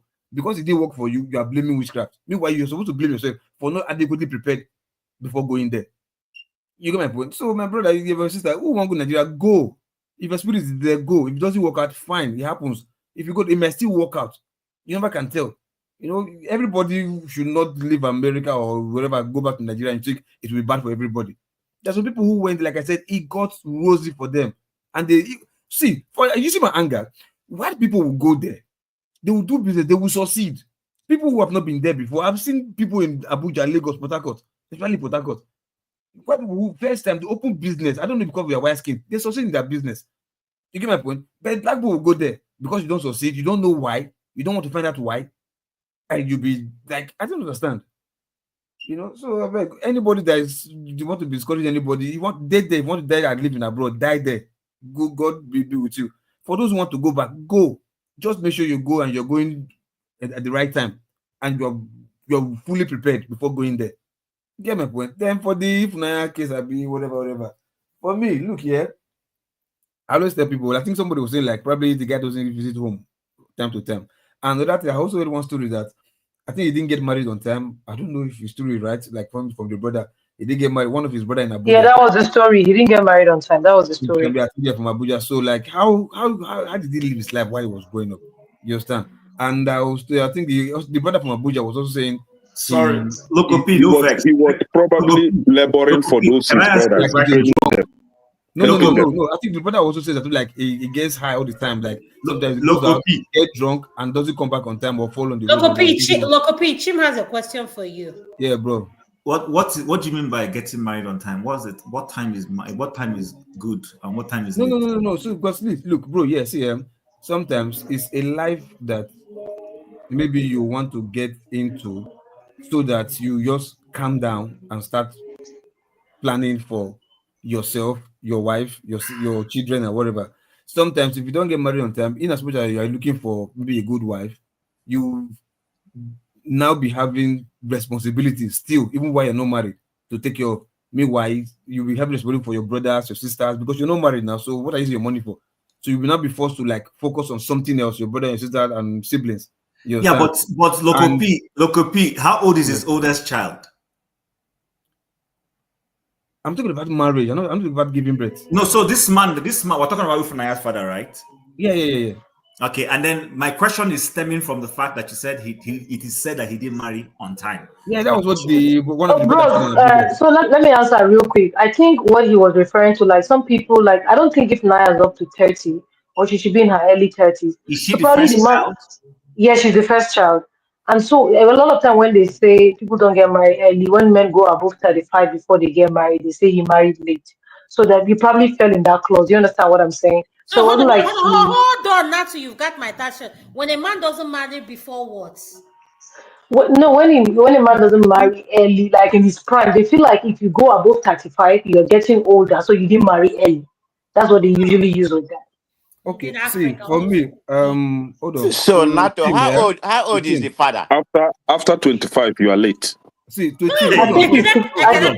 Okay, before I'm being misinterpreted. I'm begging you of something. Chim is the one asking this question. No, you're not being misinterpreted. I think it was what the brother said that you picked from. Don't listen to it. Please, don't make me talk now. Jesus Christ. Go ahead, bro. Jim, one that I don't mean like say because he didn't marry on time, so he's affected his life. No, what I'm trying to say is like, yes, sometimes you see, marriage puts you in a place, you understand, where you can maybe sometimes now look out for yourself, where maybe you might not live a life that may affect your life in future. Like I said, what the brother said, like he didn't marry on time, and also maybe that led to his drinking too much, because the brother said sometimes he goes out, drinks, and falls on the road, and they go and bring him back home on this and that. So those kind of reckless lifestyle must have taken a toll on him. That's why I say probably married on time. So maybe if he had married on time. So Loco P, my question again is, this drink and fall down, was it happening in the US, or it is what was happening when he retired back to Nigeria? The brother said when he retired back to Nigeria. Okay, so what has gone into drink and fall down by the roadside? Yes, okay, hold on now. Like I said, I want to discuss the matter. No, wait first now, Jim. I said I heard the matter bit and bob. I don't know if the brother was talking about before he got married or after he got married. So when he was young or when he came back to Nigeria. I don't know when that thing happened. You understand? But I'm just trying to say is like maybe the life he lived. All those talks, all light coming from the bro, group of criminals. Sorry, I think the reason why I didn't take that his brother's testament on face value, I took it for face value because the story was all over the place of what the brother was sharing. He was implicating himself, implicating the brother, do you understand what I'm saying? So the math was not mathing. Do you understand what I'm saying? He said something like, oh, when the woman had the first child, they wanted him to marry somebody. They now married this one. She had the first child. The brother went to the hospital. He said, this child is not my own. This child is going to cry. And the child cried. He said, in the house in the village, the man is not the one that built the house. And they were forcing him on child support. So the math was not just mathing. That's why I'm not even bringing that brother's testament. Okay, hold on. This brother in Abuja, what concerned him? But I thought the girl was having issues with the brother in Lagos, the uncle in Lagos. No, the uncles, all of them are in the team. The same all of them are in one business. The same WhatsApp. Because the one in Abuja lied that when they called him, he said the dad was with him. Do you see why I don't take his testimony true? Because the dad Oh, was and the upstairs dad has been and he said, in Lagos. The dad has been in Lagos no, the also. dad wasn't, no, he was in the He was village, in the upstairs in village that in his house. room. And then when the sister lied and said that, oh, he's in Abuja, then they called the brother Chris, and Chris now said that he's with him in Abuja. Do you understand what I'm saying? But the man is upstairs, and if Naya was in front of the building where her father was, and you said he's with you in Abuja. Okay. And I cannot believe those people. Natu, thank you. Okay. So whatever testimony that is coming from that his brother is a lie. Yeah, local You know. the other thing I wanted to add to this is this. There is nothing wrong if the man was earning good money before and he was planning. He knows how much to put away for himself and his family. Then if he has little change to spare and he helps his family, extended family members, nothing wrong. Because this assumption that you can't run and chew gum at the same time is wrong. Now, the issue is many of us don't plan well. It's a fact. It's a fact. So perhaps he didn't didn't have enough savings for himself and all that would have amounted to something more than the $5,000, as we have been told, is what he earns as a pension. That's where it is. If you have been planning and putting away some money away, and all that, then he will probably not be having all these issues. Even if he was not trying to retire back to Nigeria, he will have enough to take care of himself in diaspora. So wait, I want to ask one question. If somebody is earning 5K pension even in America, you understand? Is the money too small? I don't know. I'm surprised. They say it's too It small. depends. No, it depends on where you're living. He was living in New York. It depends on where you're living. Okay, so you see the problem, yeah? That be where black people get witchcraft. You are earning something. Why would you go and live in a place where your 5K pension will not make you save more? Thank you. That's my point. You get my point? Because now, if you not go to Nigeria, see, look, if me they earn half of the guy money, maybe in pounds, go punish my 2 legs for UK at the Chris. I don't go to Nigeria. We're doing nothing. I'll still be living okay. So if he's making that money and he went back to Nigeria, that guy is supposed to be one of the biggest boy in Nigeria, man. Not to come Anambra, obviously, like he wants to stay in Anambra. You understand? So even if he's living in Onitsha, the main city, it will be the biggest boy. So what for me, like I said, I was following the story bit, but I didn't follow the full story too. For me, I guess maybe what happened, the stroke that came for me, I just spent maybe the relocating time, maybe trying to adapt, and the adaptation took a toll on him. And who knows, maybe I've been having this issue, maybe health issue before he came, and Nigeria matter now. He said to go to go to check up. Maybe they're not convinced to be drinking agbo. I don't know. I'm just saying, then he now had this whether full stroke or partial stroke or whatever. You understand? But for me, they said they took him to traditional herbalists. Yeah, exactly. So, like I said, it was a witchcraft. That guy is supposed to be, if he's making 5G, that guy's supposed to be good. I mean, extremely good. While they are using the money to erect another building for themselves. Okay, but wait, hold on. How did these siblings, the uncles now, aunties, how did the guys' money go to their own post? Okay, let me explain to you. So what happened is that he's divorced with his wife, right? So I think he has been opening up to his siblings what's going on between his wife. No and the wife in quote now became the devil to them. Do you understand what I'm saying? No problem. So now he'll be telling them that this, and this is what men use all the time. They will tell you that blood is blood. This one now she come marry. You understand what I'm saying? So now so since he's going to Nigeria, that uncle, whatever is the name in Boston, Massachusetts, I've been in Cincinnati, I've been aware. That one will probably now tell him that, you know what, since you are going to Nigeria, put me as your PO, let me be your power of attorney. In case anything happens in Nigeria, I can access your account and get you money. Maybe your children or your wife will not be able to do that. Maybe their mom will brainwash them. And let me tell you why I'm saying that. Madam, no, I'm coming. Hold on one second. Hold on one second. I want to ask a question. Because for me, this happened when? 2001, yeah? No, yeah. 2021, I think. So, sorry, 2001. Sorry, I meant 2021. Sorry, 2021. That's what I meant. Sorry. And at that time, you understand? Was he having any good relationship with this Ifunanya girl? Yes or no? Yes, he was. Now, so it was the relationship deteriorated 6 months before her coming. Okay. Because there was also a time when the uncle was saying there was a time this Ifunanya girl came to Abuja, was flexing for 6 months. She didn't even bother to look for his father and went back, something like that. That Are she you just still left Okay. them. believing the uncle? No, no, no. So let me tell you. Okay. Academy, yes, yes. Bros, wait. What I was trying to explain to you is that the reason why I understood this Ifunanya story and where she's coming from. Her dad, people of her dad was age, my dad's age of blessed memory. They fall under the same WhatsApp group. These people will believe anything their Natural, please, siblings Nat, tell please, them. before you speak further, stop giving out our secrets. Just say anything. Don't call our No, WhatsApp group, please. I'm begging. no. I said my father's WhatsApp group. Oh, I okay. Thank said you. they will believe anything their siblings Adama, you tell see, them. God will punish No, you no, Nacho, no. how now. old You is know, this get secret man? WhatsApp group when they talk Nacho, rubbish. I How old think is I this think man? the, I think the daughter posted. What did you God will just say? punish you Come now. on, please. See, hold on. I can I need to go hear punish you? from Nat. Now, can I go Nacho, punish please. you? I don't see him. How old is he? So I think the daughter posted today. I think she said he's 69. I think. But my Uh, dad passed at 72. But what I'm trying to say is that people in that WhatsApp group, when my dad started having issues with my mom, I started confiding his siblings. His siblings made it worse until God opened his eyes. Then my father said that these people, they're in their house, they're trying to mess me up before he started withdrawing himself. I remember one time that my father's elder brother, because we were born in America, we went back home. This man told my dad categorically that if you let these girls go back to America, I think that time we were like around 25 or 24. He said that if we go and do prostitution, we'll not come back. I'm not making this up. My dad's school in the US, I'm not joking. He's a veterinary doctor. He was, I mean, he's late. And my dad refused to give us our passport until this man died. And my relationship with my dad became closer. And I started crying for him one day that he now produced the passport.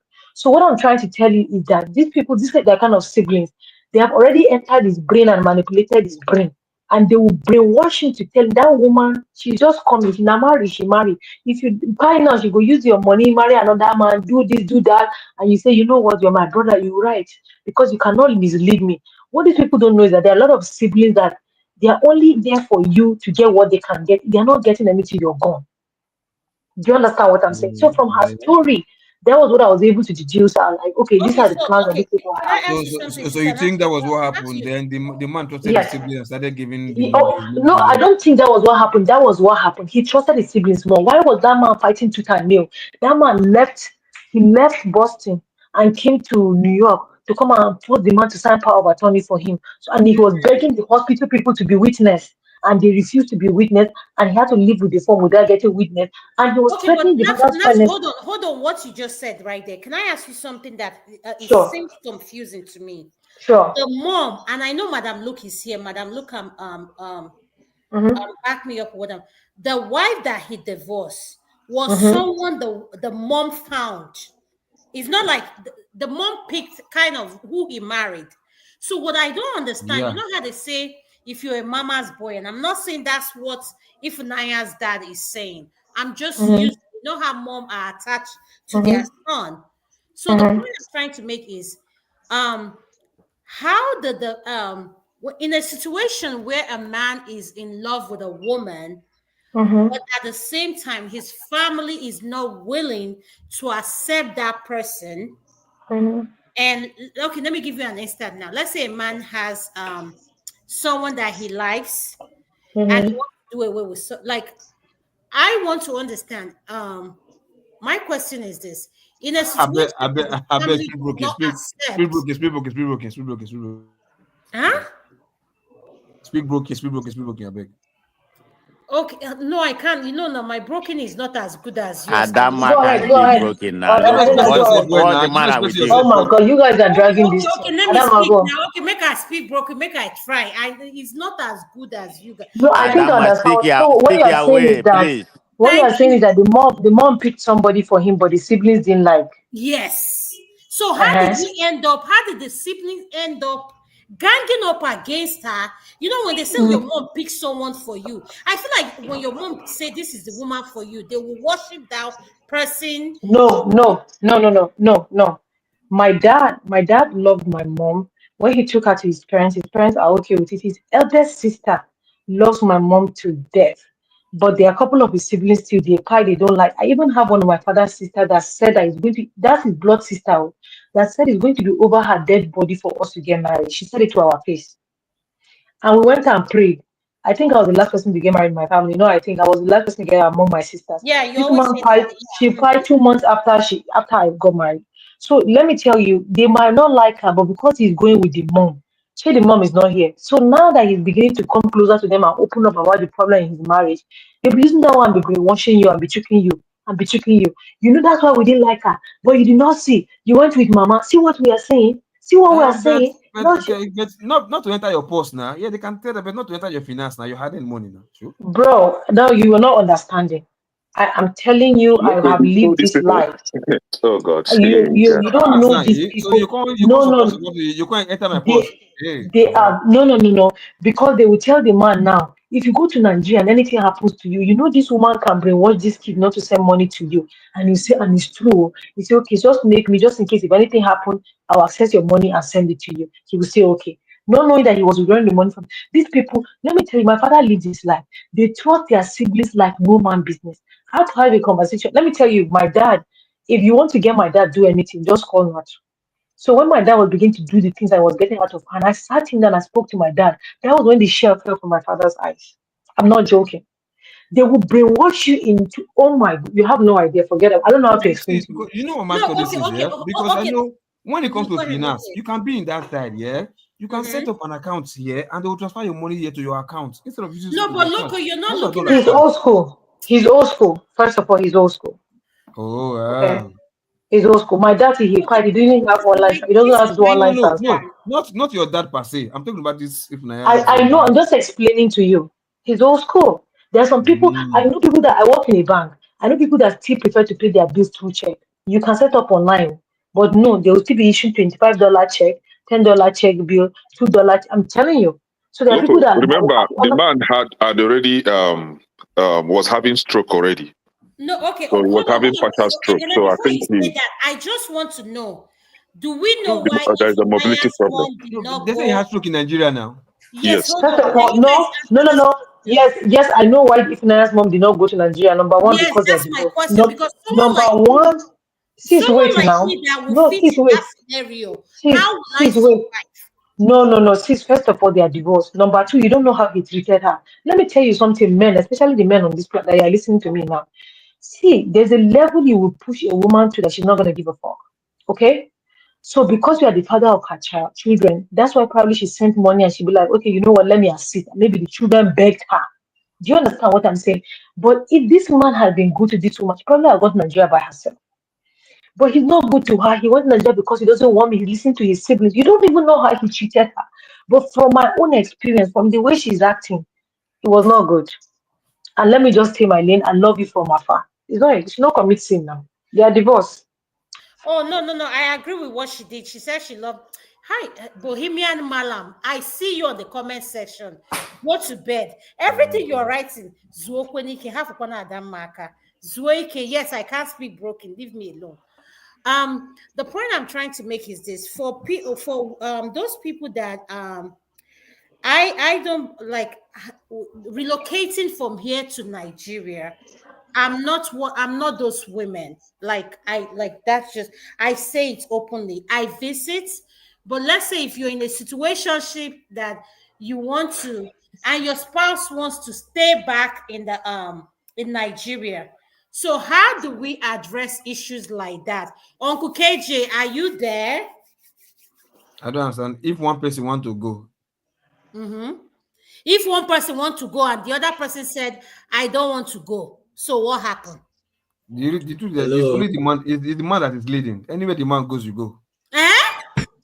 Yes, Dr. I don't Damina, understand. Wait, who you do before? I don't understand. Now you marry me, I marry you. Anyway, one go, you go. I don't understand. No.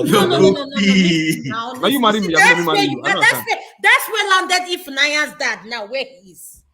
No, they were divorced. No, they were divorced. It's a different thing. Loco. Look, How are you gonna compare them to go back with you? Hold on. Thank you.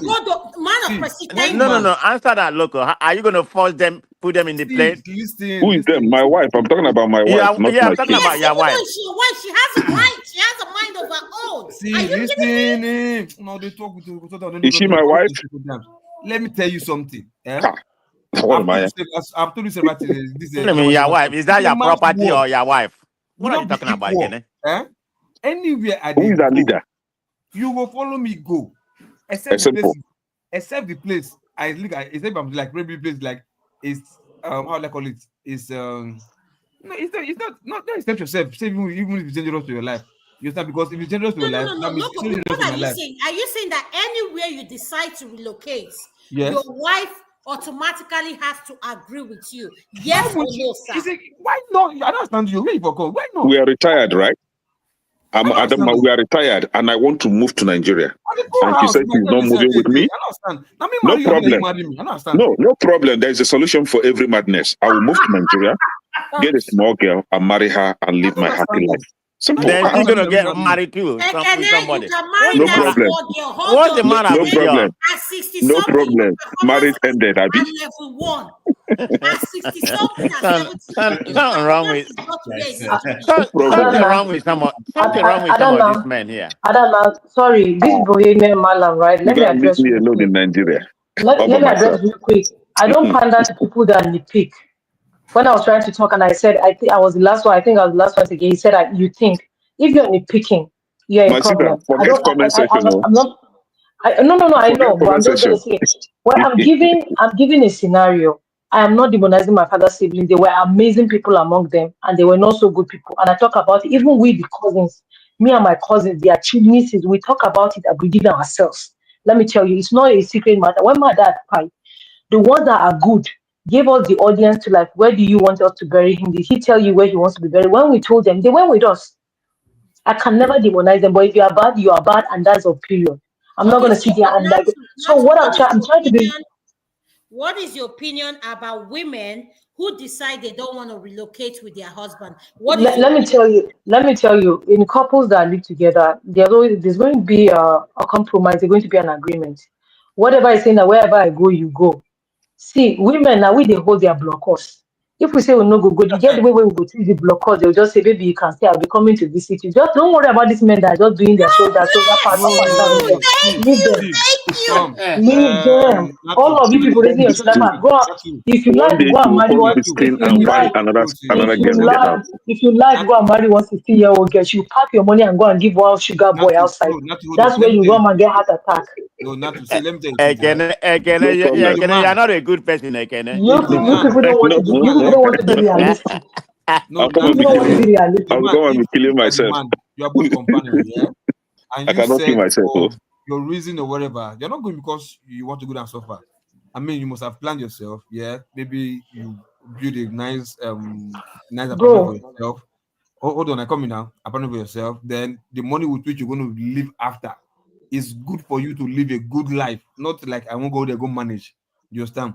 You probably also have maybe an investment, like maybe a property overseas that the rent and your pension, like you are living well in Nigeria, not extravagantly like maybe flamboyant, like well, good, better 3 square meal. When anytime there's power outage, your stand inverter or whatever is there, AC, Kiniko, whatever, good car, whatever, SUV, whatever. Maybe you cannot provide yourself security on the road, like Mopo. Maybe you cannot do that one because that one is like it's too much. You understand? But I mean the basics, yeah.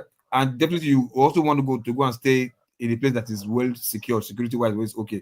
So now you are going back to your country for better reason. Yes, I just want like my people. You understand? I want to be around my people. You understand? So not your family per se. I mean, like Nigeria, my country. You can be in Lagos, Abuja, anywhere. You understand? Just I want to be there. And your wife, for what reason? Is it money or what? She will like, no, I want to remain there.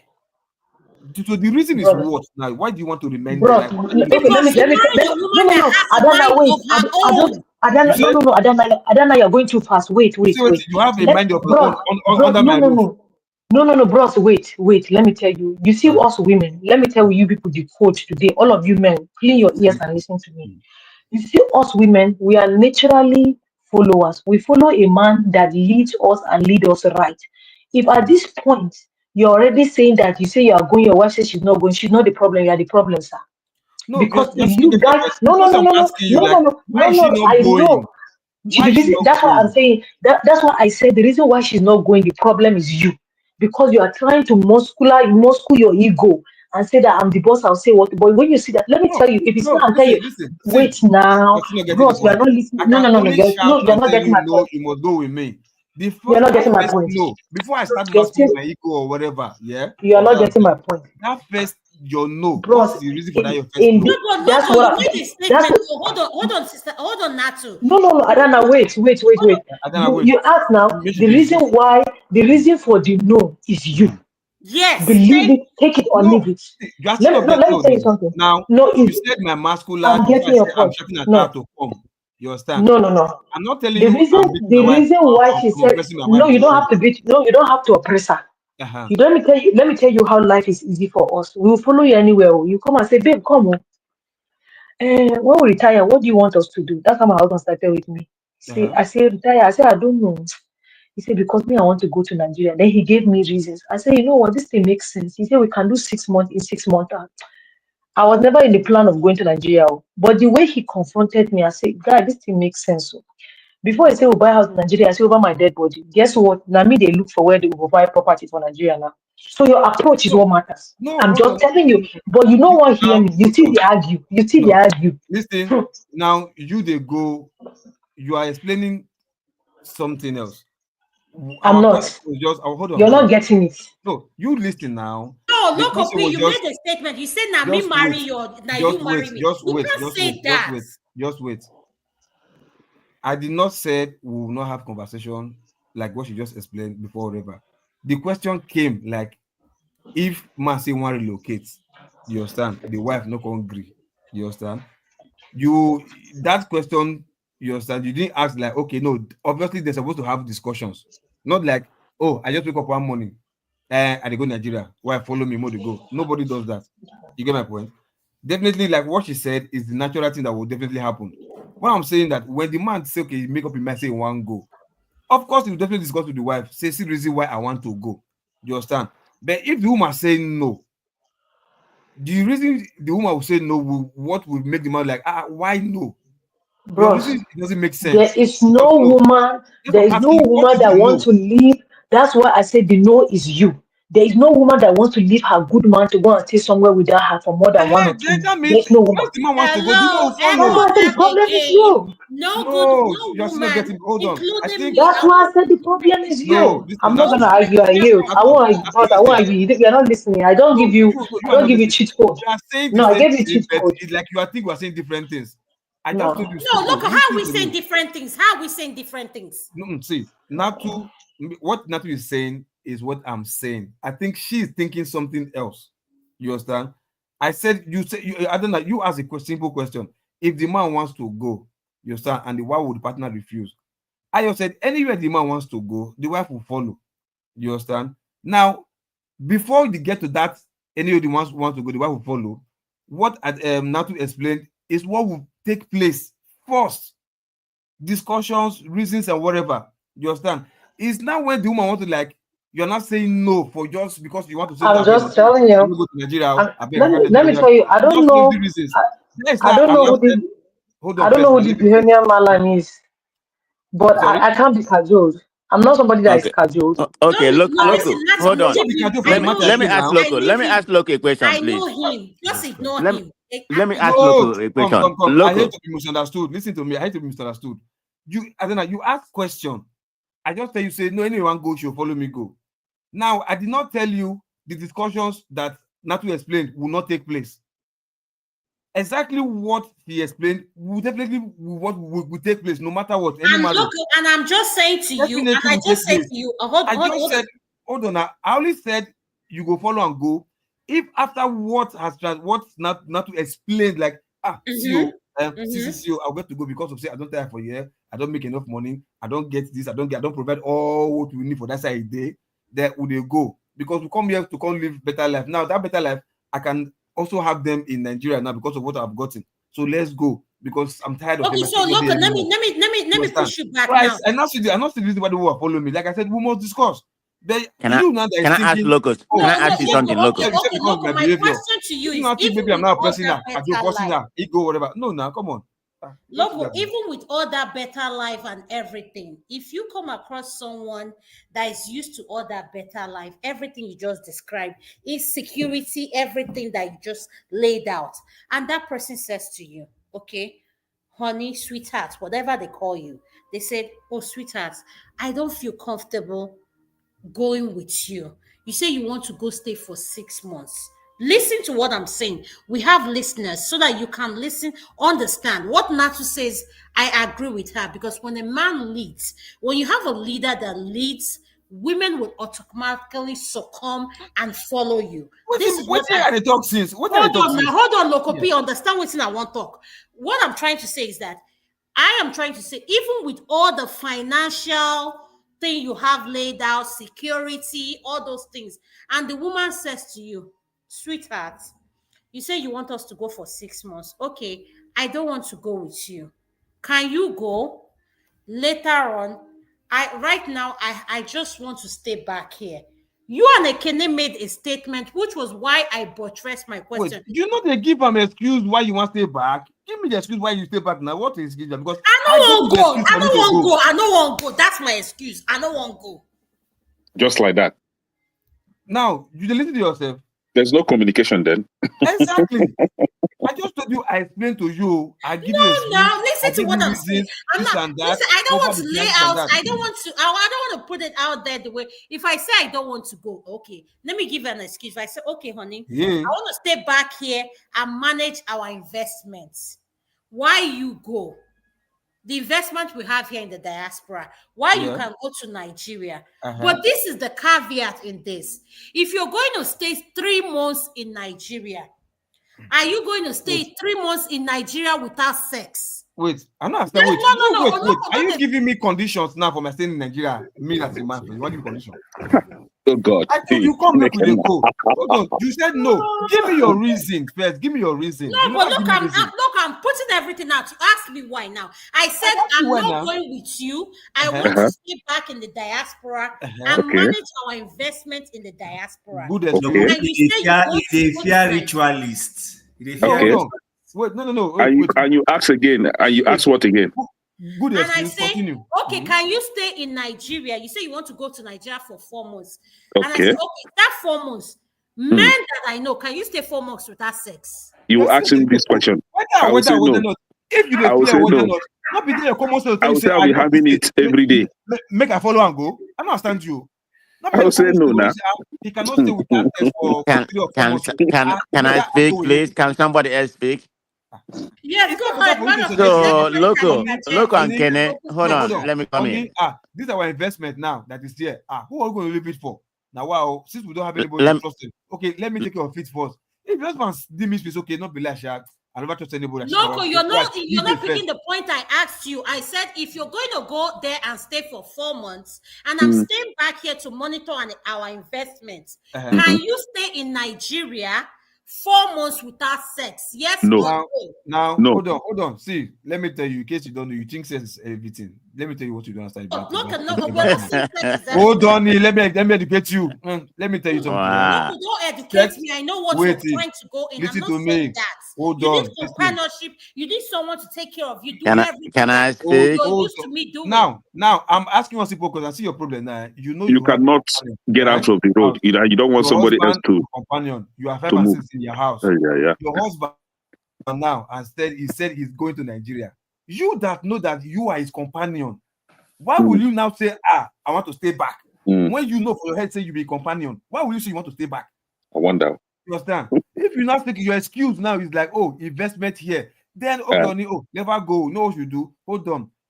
Let's look for somebody. Managers, apart from managers. Yeah. Hold on. There are managers here. Let's go like 3 or 4 months time. Meanwhile, that 3 or 4 months, let's invest in now somebody who is going to manage or a trust that will create and this and that, so that it will auto then we cannot go together. That is planning. So you don't just say no because investment. I don't want to go. Actually, no, I don't understand. You don't respect your husband. He tell you that you suggest like because of this, how do we do it? Your husband like, oh, it You're makes a sense. typical Okay, stay. traditional man. You believe that a woman has no right to say no, that anything her husband says to her, No, you see, now you are assuming for me. No, You are That Loco, is assuming that's why for what you you're me. are saying. No, Loco, disconnecting, that's what you're and saying. that's That's why what You you you're are are saying. assuming for me now. dislocated. That's where they want Forget to all this forget thing you. you are Do you attaching. Exactly. understand? Then you're assuming for me But you now. don't understand these people. The answer will Can I be No, no, can Adama. I no, no, can no, I come no, in? no, no. Man of Sorry, one prestige, second. it's an Sorry, one open second. forum. Whatever, Go and ask look, your question. Sorry. whatever your explanation is, they will still put you in that corner. Okay. So No, that's why no, you have to no, give no, no, them no, no. We're not straightforward putting him in answer. a corner. He said, why will you say no? And I'm trying to explain to you when a woman No, says when I mean outright why, no. yeah? When Excuse I me, mean why, excuse yeah? me, excuse You me. all like, Let me land. as in, why Let me the no? land. Tell me Let your me reason. land. Let me land. So when you say why the no, tell me your reason. Then she'll go ahead and explain. But I also made it understand to you. Now, like small picking.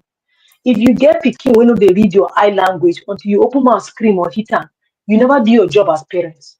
Because your children should be able to know you even when you don't talk. They should read from your body language when you are upset or passing a message. Because that time a visitor come now, I and mama dey take talk to us, so we should not go open mouth. Nah, Do you understand? No, no, no, no, no, no. No, no, nah, no, no, hold on, hold What's on, hold the on, please, hold on. My point is, so you're now saying that when she said no, maybe me marry you, keep you for house, and that's what Adana is saying. That you are a fuck, typical shit, traditional man. It's right there. listen, I can replay it. listen, I can replay it for you. I can replay it for you. I That's can what she listen, replay it. said. And I listen. know I Uncle can Bello replay it. is listening. No, I'm not gonna sit here, Adama, Typical please. you were here, traditionalist. No, no, no. yeah? I'm He's not a sitting lost here for this. channel. Wait, He's an I'm Adama, not you were untrained sitting. here. traditionalist. I No, said, Whatever I'm is a not sitting member here there. for this. Sorry, Adama, I I'm not said, sitting yeah, here. you So ask, look, you have a wait, question, wait you with have your a thoughts. reason. I Wait said, with your thoughts. Wait. Man of oh, fuck, Prestige coming, and I think Man of Prestige and Chim wants to come in. don't worry. Man of Prestige coming. Okay. I think we are kind of changing the goalposts. I thought the question is that okay, let's assume you have stayed here, you do investment, retire, or any other thing. You decided you want to relocate, not just moving temporary, stay 2 or 3 months. I thought it's about relocation back to Nigeria. Maybe you be coming back here once or twice, a year, but your wife refused after discussion. Every kind of discussion. You hold on, hold My on, brother, hold that's why I on. Now see her let me before. land. That's why I talk After all about kind of That was discussion the you initial have, argument. and she refused to go back and relocate exactly. with you, and she give her reason because Nigeria is not good for her mental health. That's the only reason. It's not just anything. So in that case, that's not going to happen to me. Okay, I mean I know my family, so that's not happening.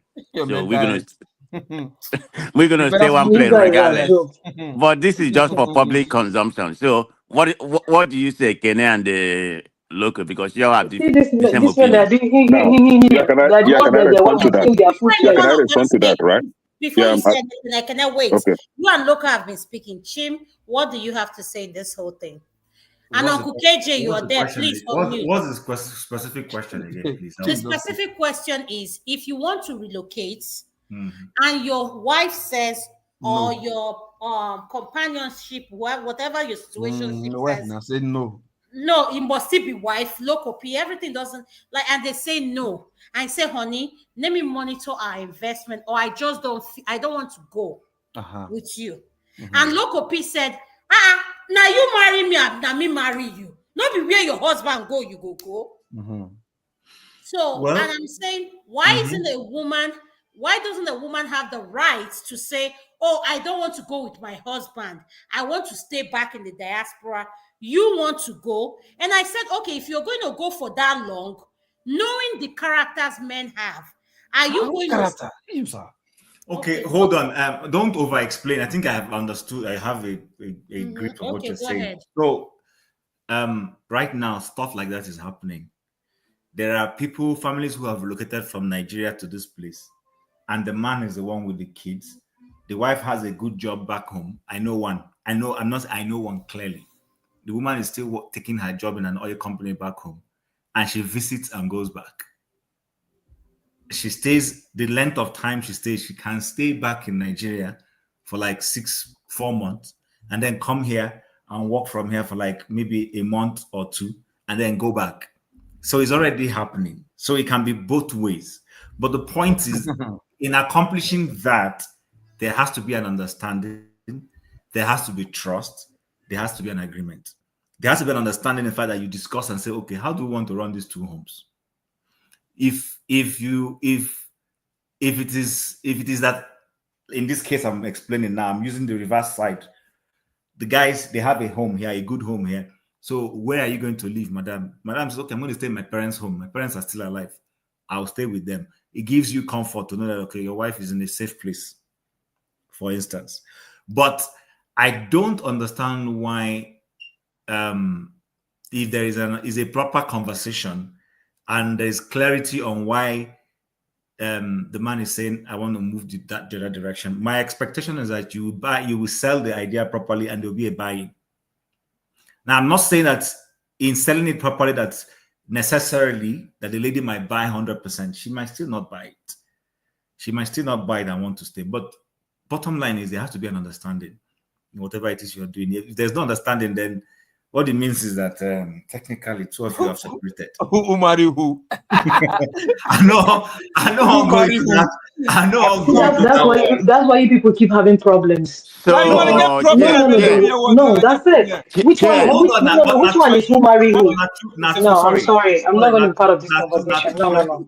Ken, let me ask you this question. Who question. marry who? Can I conclude? So let me ask you this question, Ken. What happened if everything? Hold on, hold on a second. I'll take your question. Hold on a second. Now, you said, has she left? She don't go. Okay, I was going to ask her. She said, if you have trained your children well, they should know your body language. And I want to ask her, is it these children of this generation or before? Because this one, they don't get body language. So, man of prestige, go ahead and ask. So my question is, what happens if everything is equal? Let's assume, both you and your wife or whatever otherwise, both you are financial able. I mean, you have good money, and you decided to relocate in Nigeria. Build your own mansion or decide to stay in Abuja or Lagos. I'm talking about relocation. I'm not just talking about temporary, like 2 or 3 weeks, 2 or 3 months, come here. You want to retire in Nigeria, but the wife, give her own reason because of maybe her mental health. She doesn't think that she will be fit to live in Nigeria. That's just her only reason. And you have house in Canada or USA. So in that case, is that going to be a divorce?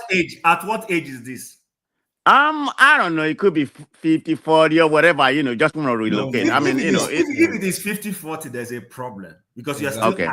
You're still heavily active. Exactly. 50, 40, but if this retirement at 70. I don't understand. If he stay there, you go.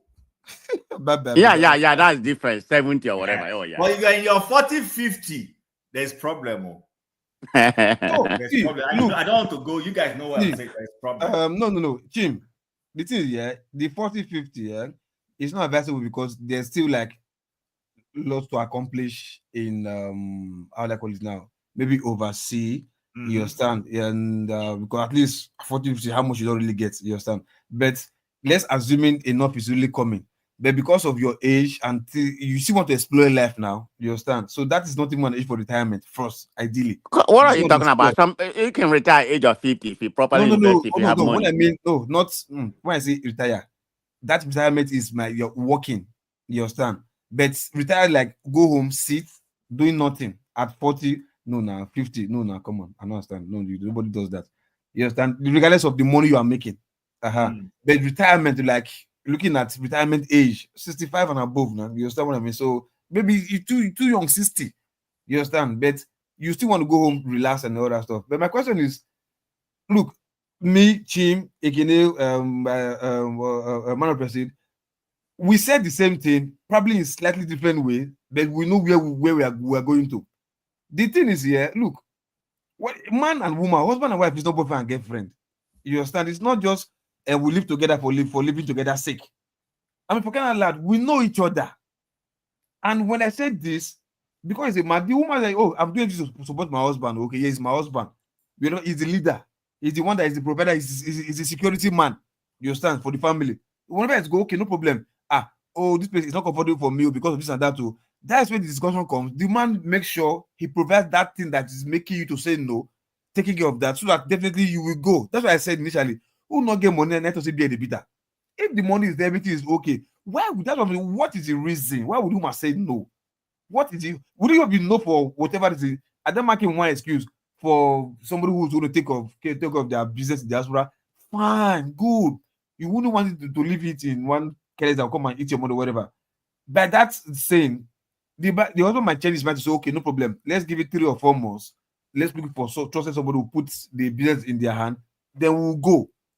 You understand? The man will not just say, I want to go now. Why follow me? Go now. We must go now. No. Nobody does that now. You understand? I want to go. The wife may give me say, okay, not be like, what happens? There's a discussion. Natu is just thinking because I say who marry who. He's just thinking, sit down. Now they be this all those men who oppress their wife, this and that. Come on, man. No. I already said that after all these things that she's explained, discussion, just the way man she explained, discussion, reasons, why not, take the pros, look at the pros and the cons or whatever. After doing this process of elimination plus and minus, now I've made the conclusion, wife, let's go. I've been waiting there, nothing there now. Every time we're sitting down, doing nothing. Let's go be talking to people, family, this and that. Family can come and say hello. Just, you understand, whatever. That might be my place of mind at that time because I'm retiring. Just like you see old people when they are old, they want to be seeing their brothers, their siblings, their grandchildren, whatever. They want to keep that blood, that spirit, that family, whatever together. So you go to your place. That's why when people are old, they'll tell you they are calling you. Your ancestors is calling you when you are old. So that's how it is. When you are old, you want to be nearer your people. That's how it is naturally. So who wants to be fooled by this? I don't say abroad. Everything you put in a better pass. Your own and no good. God be with you. Bye bye. Go there and remain there. But if you want to go. But for husband and wife who have lived years and be together and retire at the age of maybe the man is 70, the wife is 65 or thereabouts. What is this level you want to again? What is this level abroad you want to catch you for abroad again that you've seen over the years that follow your husband and your companion to Nigeria? Your ride or die, your 5 and 6, somebody who will be with through thick and pain is now saying that, on my mind, I'm going to Nigeria. Everything that we need, I provide for you, provide for both of us to be happy and safe and enjoy is there in Nigeria. Your country safe. You sit up saying no. I don't understand. That's why I said, who marry who? That means, like this man, this thing we see for abroad, that they just because they do the man since once the man come up for you, you are ready to go to your own way. I mean, come on. That's why I said, who marry who? Hey, let me tell you something, local. I think Natu took what you just said because of that word you used, who marry who. That's why I think. Ask for explanation. But in a real sense, man of prestige, who marry who? I haven't told her. I haven't told her. Look. Well, I can only speak for myself. I can't even imagine that. It's gonna be neither here or home. So I'm just speaking from my own point of view. That look, even if I said who marry who, I still put what she said, what Natu explained into consideration. Like, look, all these things, explanation that you're talking about must have gone through. We must have talked to ourselves, do the plus and minus, do the calculation. All these things are gone through. Bros, let me tell you, if you want to get results, right? You see that statement that you make? It's a triggering statement, and let's just be honest with ourselves. For who? And no, hold on a second. Hold on a second, sir. Hold on a second. Hold on, with all due respect. When you go to make a decision with your wife tomorrow about something, and she doesn't agree, please, by mistake, just tell her who marry who, and then come back and tell us the results. Okay, now. Do you understand what I'm saying? And especially people living abroad, that you are doing joint income, sir, you have given up that right to make that. Please, you guys are just capping. The context between you put it one, you said when you are doing like anything. This is a major move. Relocation is different from just anything like, okay, I want to go to this party. My wife said, don't want to follow me. They will not ask you who marry you. I want to go and see my friend. My wife said she don't want to follow me. I was like, no, that is different. So that's why this is a life change, like a life changing, like a decision making situation. I'm relocating. It's different from babe, I want to go party. Follow me, go there. My wife said, I don't want to go. I don't want to follow you to the party. I will not be asking. I won't do that now. You don't want to go, no problem. When I come, I'll bring rice for you. I move. So that one is different. You understand? So this is a life changing. Like I said, there's going to be discussion. See, let me tell you, somebody is telling me in the comment section, say marriage is not competition. Let me tell you, I know marriage is not competition. There's going to be a lot of compromise. Times where you don't want to do something, your partner wants it, and you have to consider because you are seeing your partner's side of what they are saying and it's making sense to you, which did not make sense to you before. But I'm just saying to you, and I'll repeat myself again, and I will say again, all of you men that are saying here that kinikon, because you are the lead, if you don't lead your wife right, if you don't lead her well, if you don't take that ownership in stuff like this, you lead your wife can't well? wake up. Why would you lead your wife? Were Bro, you you reading are her very well no. You are very before you come unrealistic. up with You are very unrealistic right now. That's what you are because you be acting like these things are not happening. These things are happening. Why did Ibrahim father went to Nigeria by himself? You guys are not being No, realistic. see, You guys are living in La La Land. look, No, that's what I'm saying. I will not sit down Natu, here he and went argue to Natu, with you guys Nigeria because you're because not being he was realistic. Natu, they were I'm not saying divorced. anything You They guys negative. were are not being divorced. It's a realistic. different That's All my case I'm here. point. No, you guys are not being realistic. You guys Natu, no, you guys are not being realistic. Natu, That's hold on, period. listen. What is I'm wrong not in talking asking about your wife anything. who marry who self? Let me I'm even not ask. talking about What is No, anything wrong with I that? negative. say go and ask your wife and come back and tell us. Go and Who ask her. marry Natu, who now? Go and ask her. Oh, wait, it's a Natu, simple listen. question. Who they marry who? Now make I understand. Because Natu, sometimes listen, yeah. we don't really understand. I'm telling you this with all things being equal. Yeah? I'm not talking about anything like from the negative perspective, like it's because See, he's trying to people be coming from I wasn't Nigeria. leading See, her a lot well, of and she our. Let still me tell remained you, my wife. a lot of our men from You gotta look for Nigeria. We another have leader now. there are a lot of stuff. There are a lot of stuff that we have learned back home that we are unlearning and relearning, both from the men and the women. There are a lot of our traditions that we picked back from that when we came here, we could no longer hold it. Like when we were growing up, our fathers were the sole providers, our mothers are helpmates. They are just some of them are working, some of them are not working, but they're taking care of the house. But Yeah. now that we have come to a place where the men are like, babe, I cannot do this now, I need you. Two of us have some men will not even cannot even take it if their wife is not working. Do you Okay. understand what I'm saying? Hold on, And hold on, there are a hold So, on. lot of now, there are a lot of somebody no, let asks, me who has land. the Let me veto land. power? One of the one way the Let husband Who me is has the land. veto power? Let me land. what You see about what the situation problem the is? husband is What's the veto providing well? power? Who has the You guys veto are power not. in the house? Please, Ekene, please, you guys should what are you continue. Victorin, Ekene? Somebody Who asked the veto hell? question. Go with your I'm veto just power, No, please. not All of not you, hold on, all not of you hold on, men that are running your mouth here, that cannot talk not to your hold wives on, at home, you're here running your not mouth. I hold on, beg, not please go and hold on. rest. What who has about the the veto one? power? Hold on now. What about the one that is Nah. providing, the husband that is providing? You are saying Mm. 50. Bros, What about the one where the woman is you're providing? not seeing my point. You're still not seeing my point. Women are not hard to lead. They are I not don't hard. know. Then you want to tell me? I think that How I about grew now? up They are with not my know hard. You guys are not just you're not getting my point. You kept going back to the same thing I'm telling you. that what The same thing I'm telling you. Women are not hard to lead. You're saying, I bro, know. please, nah, I'm out of this. Please, I'm Some women sorry. are very Wait difficult a to. minute, Nato, don't go. Like this kind of thing you are saying. Ekene It's very doesn't believe difficult in to. compromise. Ekene believe in Victorin everything. No, see, man of appreciate. See, the truth, look, the truth, there's some things that women don't understand. Look, they said we go back home, we take our African culture, this and that, this and that. First of all, because you don't like something, you first of all want to demonize it, African culture. What is even the African culture? I wonder. Who tell you their culture here is better than our culture? Who first tell you first? Who? Where did Somebody you called you a traditional man. exactly? But where did you get it from first? Like, the culture in abroad is civilized. Not only traditional, I'm a cultural man, self. And it suits your body. You said okay, and you tell you the one because still look, if you don't know the order of creation, you don't. That means you are lost. You understand? Because God keep quiet and allow so-called people to live the kind of life they live. Maybe women live the kind of life they live, freedom, liberty, equality, or whatever, and God keep quiet. And there's one Loco, you keep on there's burying one yourself. there's Loco, one stop stupid burying law. yourself. Wait first now. There's one stupid law somewhere that is now backing you to say yes, women's right or women's no right. Nobody is telling you oppress your wife. Nobody is saying treat your wife anyhow. Nobody is saying don't glorify your wife or don't respect your wife. Nobody is saying that. Never. And that is oppressing your wife or disrespecting your wife. That is not even African culture. Exactly. It's not African culture. I've seen African culture where husband and wife they live like boyfriend and girlfriend. As the husband and wife, the love is so sweet. Like, hey, yeah, it's sweet too. Like I think they are still young. That is African culture. I don't know where they got this negative thing. Like, African culture, there are many schools. So hold on, Loco. Oyibo feminist idea. Loco. I Okay, think so what's happening. okay. This is what we are going to You do. keep on letting Ekene, echoing you. You keep on talking. No, Okay. Look. No. Loco is speaking the truth. He's saying what is right. Okay, can we have our final summation, please? My wife.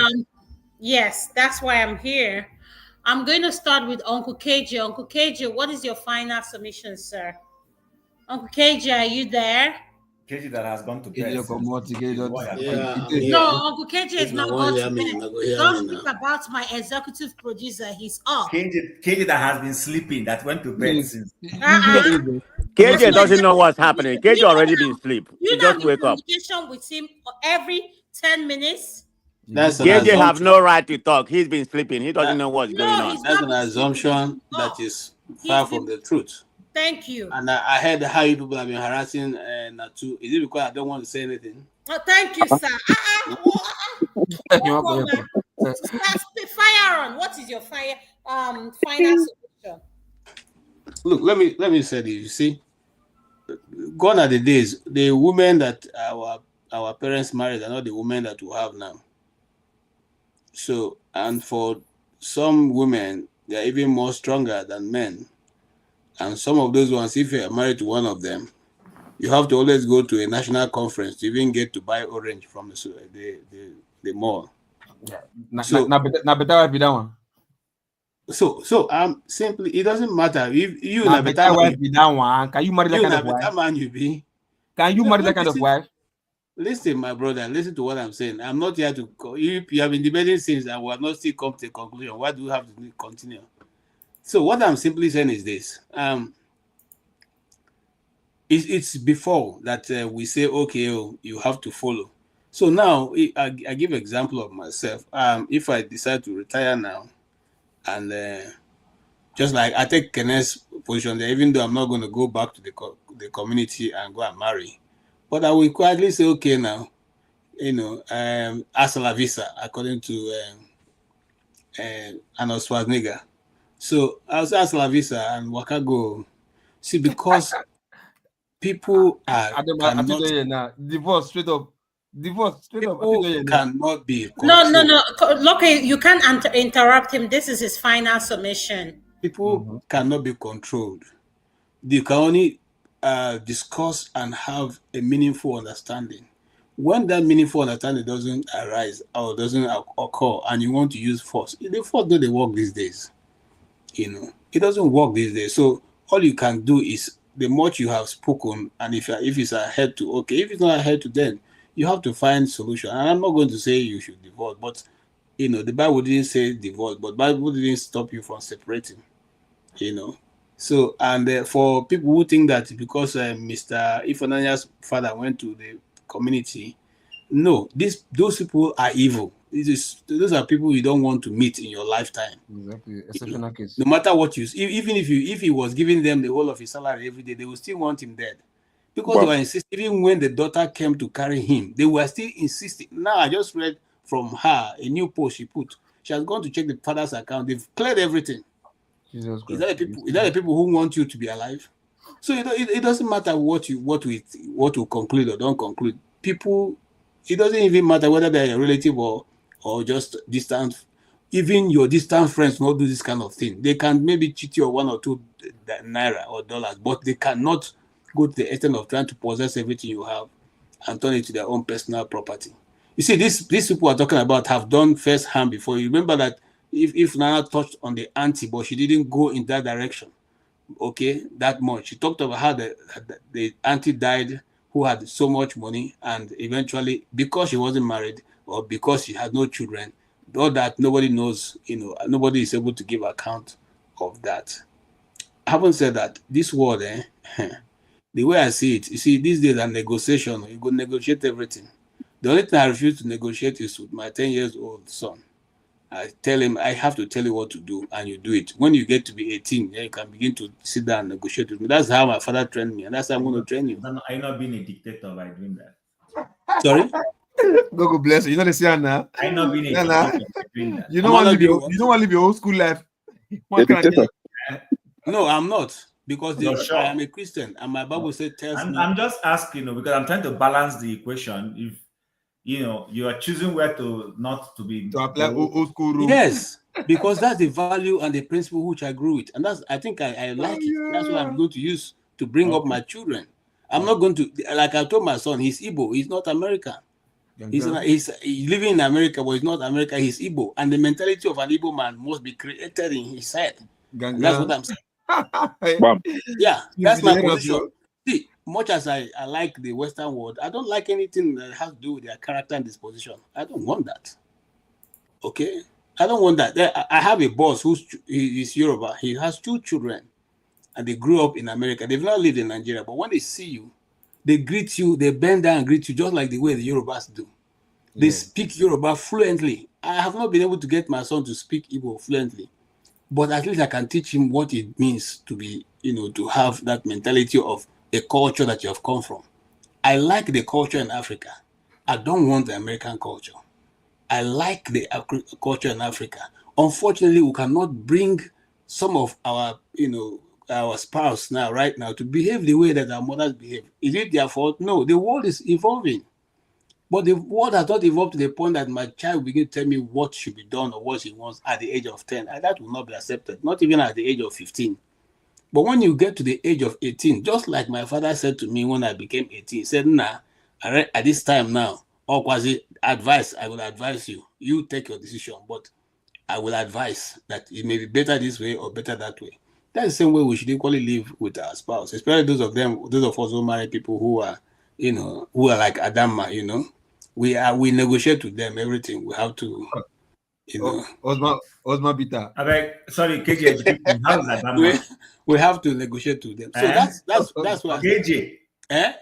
You said who are like Adama? What is she? No, I mean, I say Osman Bita. No, now who seem to be? I'm trying to say those people who seem to, when they speak, you think they are. Are you saying? Do you mean the head of the family? What they seem to be? Are you saying she seems to be a troublemaker? She's the head of the family. Is he how no one set me up with Adama? Thank God. You talk. Now follow up or they follow up. He's the head of the family. Don't let them set you up, okay? Thank you, Uncle. Thank you, Mr. KJ. Good. Again, I want to make that point very known. I mean, people who like to express themselves, it is always good for you to hear what they want to say, and from that point, negotiate. It's negotiation. Now, that's where the world is. We can't do otherwise. We can't go back again. The genie is out of the box already. There's no way you can put it back. Can't go back into the bottle. Well, anyway, Iran and Israel cannot negotiate. So okay. Thank you so much. Man of prestige, what is your final submission, sir? Yeah, thank you very much for being on this platform. So my final submission in regard to relocating and all that kind of things, I think it's not one size that's fit all. Some people has been able to relocate and be very successful and live happily, maybe live up to 90, 100, whatever it may be, depending on their gene. And some people can't can't relocate and live happily. So it's like I said, it's not one size that fit it all. But in my own case, it's different. I mean, I can't even fathom the idea, of me relocating to Nigeria or wherever. My wife didn't go with me. I mean, I'm not saying I'm going to compare her. I'm just saying, the way our relationship is, that's not going to happen because Exactly. I'm not saying I'm going to force her, no, nobody's going to force. It's not force, no, but like... Yeah. I'm just saying, knowing how we are, I mean, if I decide to relocate let me just put it straightforward. If I decide to relocate to Nigeria and she says she's not going and give me her reason, I will understand. I'm probably going to stay here with her. That's just the way. I mean, she's probably going to do the same thing with me. I understand my reason. I decided to relocate with me in Nigeria. So, I mean, that's the way I see it. We already have that discussion. So that's not going to happen with me. What excuse do you think your madam can give to you that you think will make you stay? Like, what kind of excuse? Well, there's no excuse because we already discussed it. I mean, there's no excuse that I can think of, and there's no excuse that I can give her that we change her mind. We already discussed what we're gonna do. So I mean, I can't. But what I'm saying, unless she's divorced or otherwise, but there's nothing really say we are together right now. We're not gonna stay one place. It's gonna be here or back to Nigeria. So that's it. Kawasaki. Yeah. Thank you, Adama.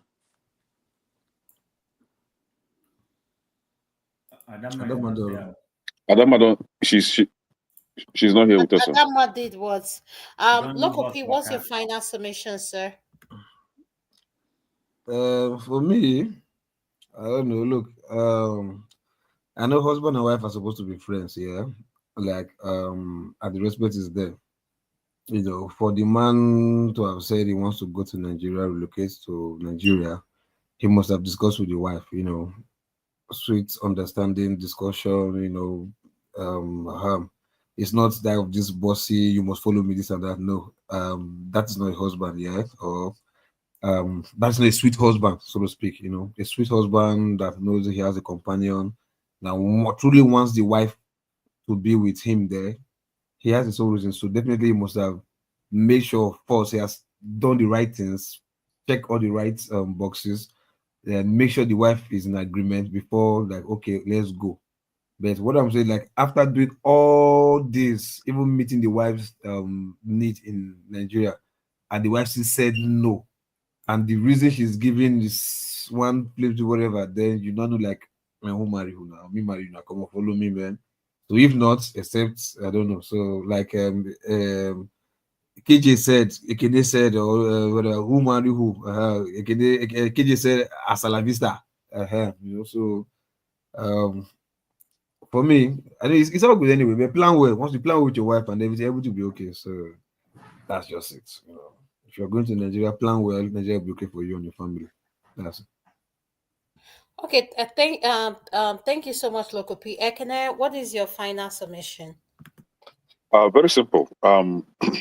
Whatever you do, just always remind yourself that you are here in search of greener pasture. You are here to hustle, if I should use that language. You are here to make money. There was never a time you decide to change your nationality forever, that you are no longer a Nigerian, that you are now an American. Most of us, when you go for interview at the embassy, you always say that, I'm just going to spend some few months and I'll be back to Nigeria. And you are here and you want to stay forever. Who are you? Now, the thing is, whenever you decide to move home, just make sure that, just as everyone here has said, you planned your relocation very well. Of course, you, the woman, you are not married to a stupid man that has no good sense of planning or reasoning. You know that this man has been a brain in the house, you know, but all of a sudden, because he asks that she relocate home, he now turned out to be a stupid man that don't have sense of planning. That he just trying to get you to Nigeria so that you suffer. No. If you know the man that you are married to, and again, if you are divorced, right? Just as this lady's dad, I think the best thing is to make your children, give them the power. Find a child, you know, one of your children, give that person your power of attorney so that they can decide for you, instead of giving it to your hustling, wicked, and insensible siblings. So the thing is, relocating back home is a good idea, just as I said earlier, very nice one, especially when you're of age, you want to go and rest. Having that conversation with your wife is a good thing. Establish that conversation. She might give her reasons, which is okay. If you eventually agree to stay back in the US for the rest of your life, so be it. But if you're adamant going back home and she said, nope, she's not going with you, it simply means that there will be separation. And Adama, you asked the question earlier, I said, what if she asks you, will you be doing the other one? What will you say? I will say, yes, I will be doing it. See, you're not coming with me, Abby. Okay, Right. no worry. I'm going. I'll carry my bag and go back home. The thing hungry me, and I can't stand it any longer. I'll go and find one small girl, marry her, and stay there. So whenever you come visiting, you find a co-wife in the house, and you cannot do anything about it. Do you understand? Yes, So thank you. that's how it's Wow, supposed to be. I'm There beginning to must be a listen to leader. Ekene, No, but why you There wow. must be a suffering? leader What in the am I house, doing right? you? There must be a leader in the house. Who marry who? I still ask that question. Who they marry who in the first Okay. place? Okay, thank you so much. Okay. Kandu, welcome to the show, sir. What is your final submission? Do you know what we are talking about? Mr. Kandu? Madam Luke, what is your final submission? All right. Thank you very much. My final submission is as follows. Now, we are part of the older generation, and that's just all right. This companionship thing is good. But if it comes to the fact that the man wants to go to Nigeria, I welcome a separation because I ain't going nowhere. I will even help him pay the bride price for the next wife so that way he can be happy. But you see me, I'm an American babe. I go nowhere. In fact, after my husband took time first chieftaincy title, that was it. You see all those things they do there. I'm not interested. Wearing all those garbs, all those, what do you call it? Long flowing gowns and the blowing whistle and all those things. And skirt. I'm not interested at all. Where they will tie upon their waist and be marching from village to village, from Oba's palace to that's not me. And then we have to rub chalk all over our. I'm not interested. Sorry. So I'm fine. Like I said, sex is not a problem for me. I believe in self gratification anyway. So he can marry all the maidens in the village as long as he's happy. That's fine. The moment he quenches, the life insurance policy is mine. Everything is mine. So I don't really care. That'll be your plan. Man, this lady is so That'll be your plan. extraordinary. Madam Lou is so She's so you extraordinary. see evil women. You see evil women. I think you see evil women. Yeah. So no, realistically speaking, he has life insurance policy on my head too. So that's not a problem.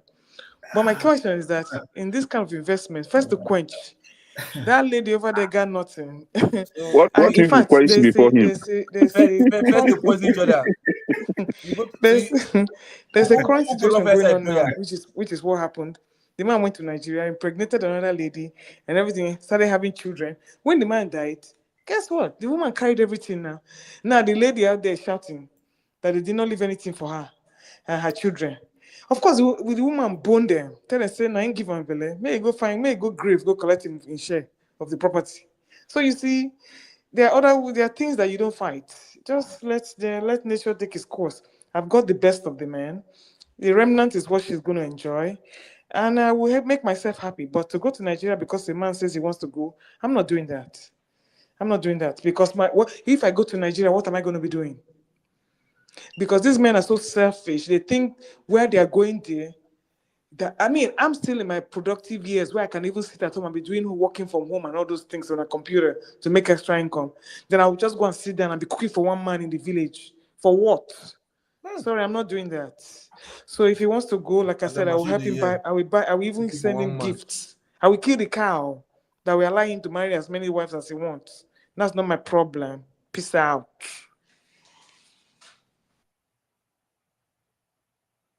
Adama respond now. Sure. Okay. Okay. Thank you so much, Madam Luke. I'm going to go to Kandu again before I come to Chim for the final submission. Kandu, are you there? Yeah, sorry. I was muted. I didn't even realize it. Yeah, good morning, everyone. I've been listening, for a long time. And obviously, we're just having conversations and what have you. And I think most people have, taken very reasonable stance.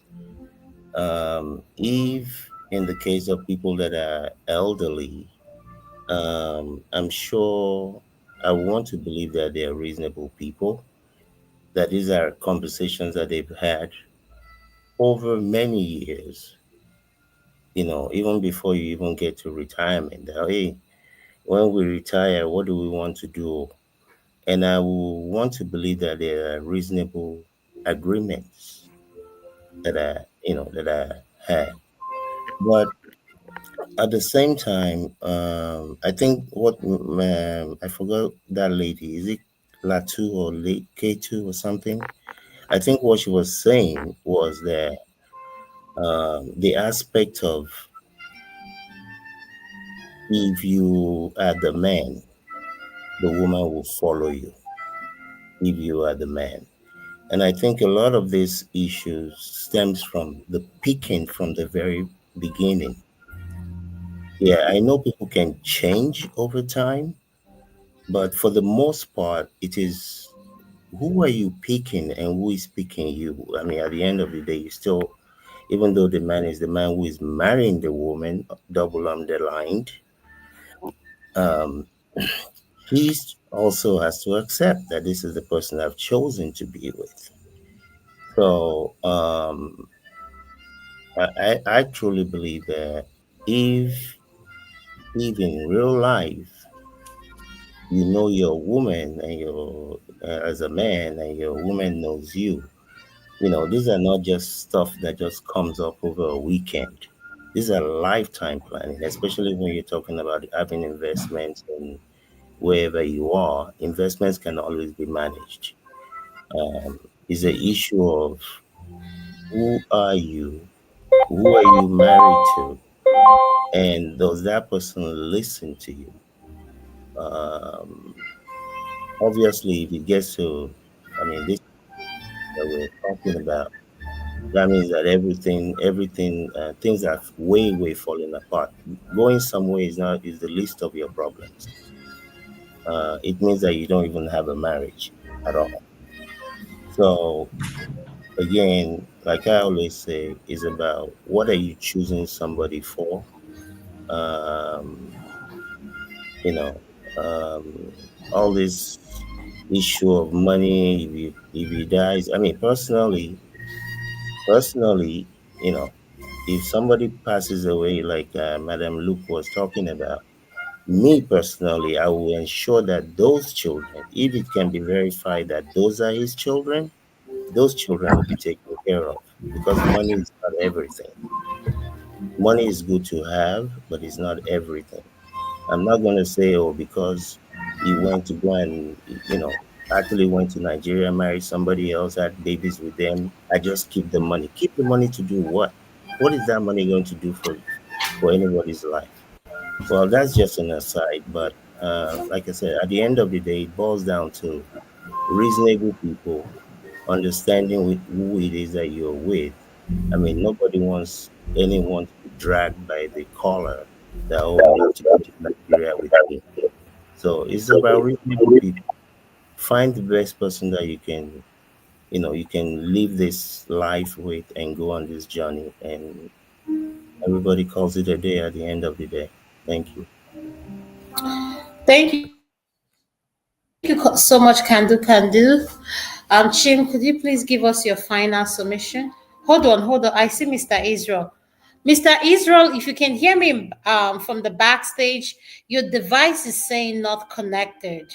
So I can't bring you in. I'm sorry.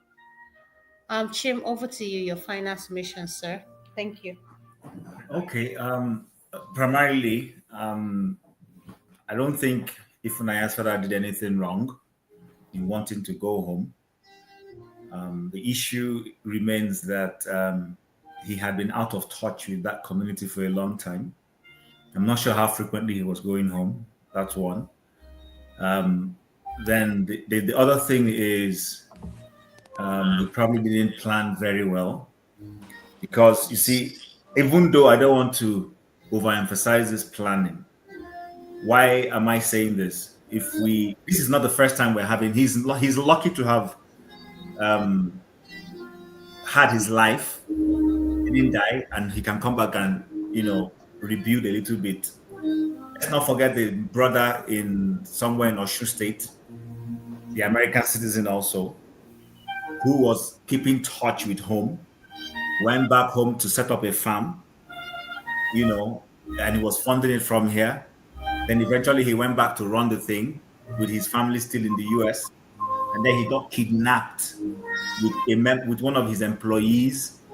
And while the ransom was being planned, they killed him.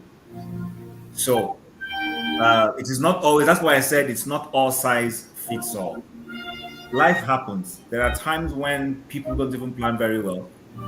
They retire back to Nigeria and they enjoy a good life. And there are times when people plan so much well, and yet things like befell the man I just explained, or if Unaya's father will happen. My take is that if you have been out of touch with that community for long, then perhaps you need to begin to do a gradual reintegration. Do that gradual reintegration before you take the plunge.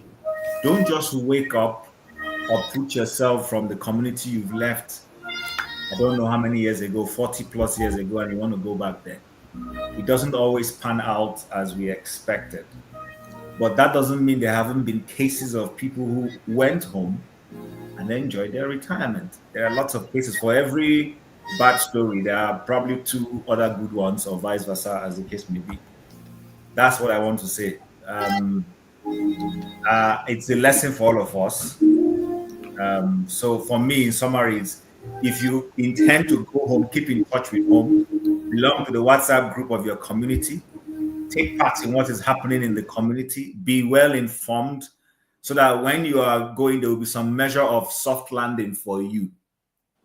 Because, some of us are saying we want to stay in the US. It's good. It may work out for a lot of people. I'm not saying it can't work out. It may work out for a lot of people. But the point remains, there is no, I'm of the school of thought that there's no guarantee anywhere in the world. There's no safety anywhere. There are people who have experienced terrible circumstances in diaspora, and they wish they went back home. That it is working out for you right now, praise God. There are other people it's probably not working out for as it is working out for you. That's the fact. So I would end on that note. And I think that's just as much I can say. It's there's no one size fits all. No, there's no one size fits all. These things are sometimes can be a matter of chance. Thank you. Thank you, Adana. Yes, go ahead. Thank you, Chim. Yes, go ahead. You can speak, Israel. Yeah, I believe everyone can hear me now. Yeah, it's Sorry much for better. the Yes, it is. hiccups. Yeah, beautiful. Thank you very much. Yes, I've been a fan of this platform for a while, and I think I know a few people on this platform. Kenny and Chim. Chim and I have been friends on Facebook for a while. I think we lost track on Facebook due to Donald Trump in 2020 or thereabout. You're going to help me remember who you are then. Donald Trump. Donald Yeah, Trump. yeah. They report you. This is Adekunle Adelusi, Israel. Can you imagine, Mr. Delusi? You remember Adelusi? I'm not sure you Now you do. can't answer Israel. Now, wow. Yeah, Israel is my middle name actually, and Okay. it's my popular. It's the name I've been using on my Facebook, my YouTube for a while anyway. But Okay. I know we have a few arguments on Donald Trump was thoughts on his first term, and then somehow you just disappeared. But I know you. I've been watching you on Dr. Damages for a while. I must say that I love the contribution so far, and then I don't think I have something unique or different from what everybody have contributed so far. In fact, the wisdom and the advice that has been contributed and given on this platform it's robust. And then, in fact, when I actually wanted to bring up I couldn't. But to add to what Shim have said as well, if anyone you just can't just go back to Nigeria without you having tested the waters. You need to integrate yourself into the Nigeria of that you think you know before. It's actually different now. Security wise, culture wise, we are changing as well. The values we think we do hold then when we were I'm in my late I'm close to 50s now. I think back then there are values you hold very dear to yourself that are not very present in Nigeria anymore because of the a lot of thought. So if you think you trust your immediate communities or even your immediate family, you might be surprised.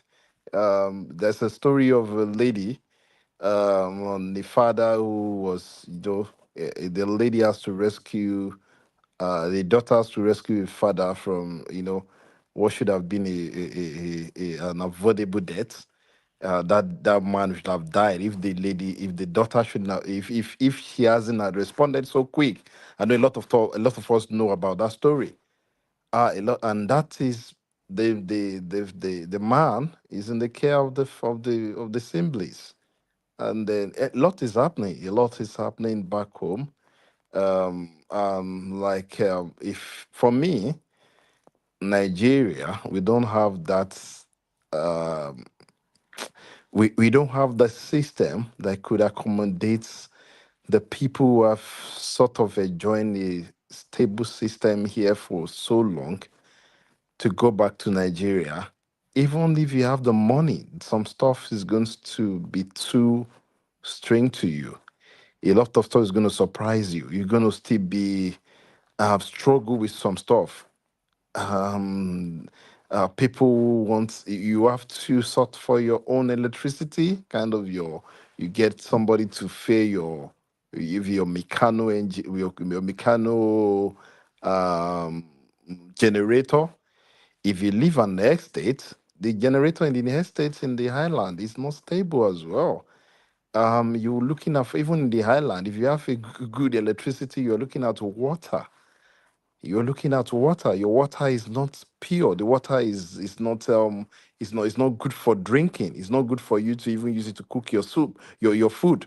So there's a lot of stuff that you might have to struggle with if you have to go back to Nigeria. So sometimes you might need to do a little bit of going back, spend 2 3 months, look at the environment. Are you going to be able to endure? Are you going to live your life, the rest of your life, in that kind of environment? So, like, one has to test the waters before you want to say you want to retire to Nigeria. Nigeria, for me, I love to be. Nigeria is a place to, enjoy your money. You go back to Nigeria, the few money you've made there, when you do your exchange rates, you can have some, you are like a king. But to retire, you're looking at so many years, you're looking at people who are actually dependent on you. Because when you get back to Nigeria and you have families who are not so wealthy, who are not so, they are probably, they are working, but they don't earn that much. A lot of people still look up to you. And if you live in an environment like that where you have people who look up to you, and if you don't have that much, you won't enjoy it. You will suffer a lot. So similar to what Mr. Shima has actually said, you need to test the waters. Test the waters first, and then accept government try their best to make sure that that country is at least conducive for the citizens. It might be difficult for us to adapt. You know, now that we are strong, if you live in Nigeria for 3 months, even if you have money, you're always going to be complaining. You're driving the streets, you know that the driving is not like you're driving in the advanced world. I live in the UK. So if you go back to Nigeria, you're driving on the street of Lagos State, where you have downfall driver who drives carelessly, you'll be scared for your life. For me, sometimes it might be best for one to just say, you know what, if you have good money and then you have good investments, you have businesses, just invest here. Invest your retirement here in the UK or in the US, wherever you are, and then even perhaps by God's grace, things changes in the country, you can retire back to your country. Except if you live in a very remote area where you believe that they have that values, that that values that you know that you will be safe, your life will be safe. You're not scared of X-Men. You're not scared of being kidnapped because they know that somebody from abroad has just arrived and they could just take him and leverage because he's a bit crazy. it used to be some few communities and few people who are kidnapping. But Nigerians have seen the kidnapping idea as a sort of a way to just extort, just extortion. We've got an uncle he's not been around for a while, and then that uncle can just make us a millionaire. You've got distant cousins you don't even know, or distant cousins friends you don't even know who knows that he's just a uncle or something. So it's a crazy place. I'm not saying this to discredit or to kind of destroy or give the bad image of our country, but it is the reality. It's the reality. I've been in Nigeria in about 2 years ago, and then I've seen a lot of stuff happen. I've seen stuff that have happened. So it kind of get us scared. People are desperate for money. Be desperate. The kids that you don't even think that could do stuff. I've got kids. I've got friends who, their children turns out to be courtesan in Nigeria now is not limited to the universities. It's limited to uni.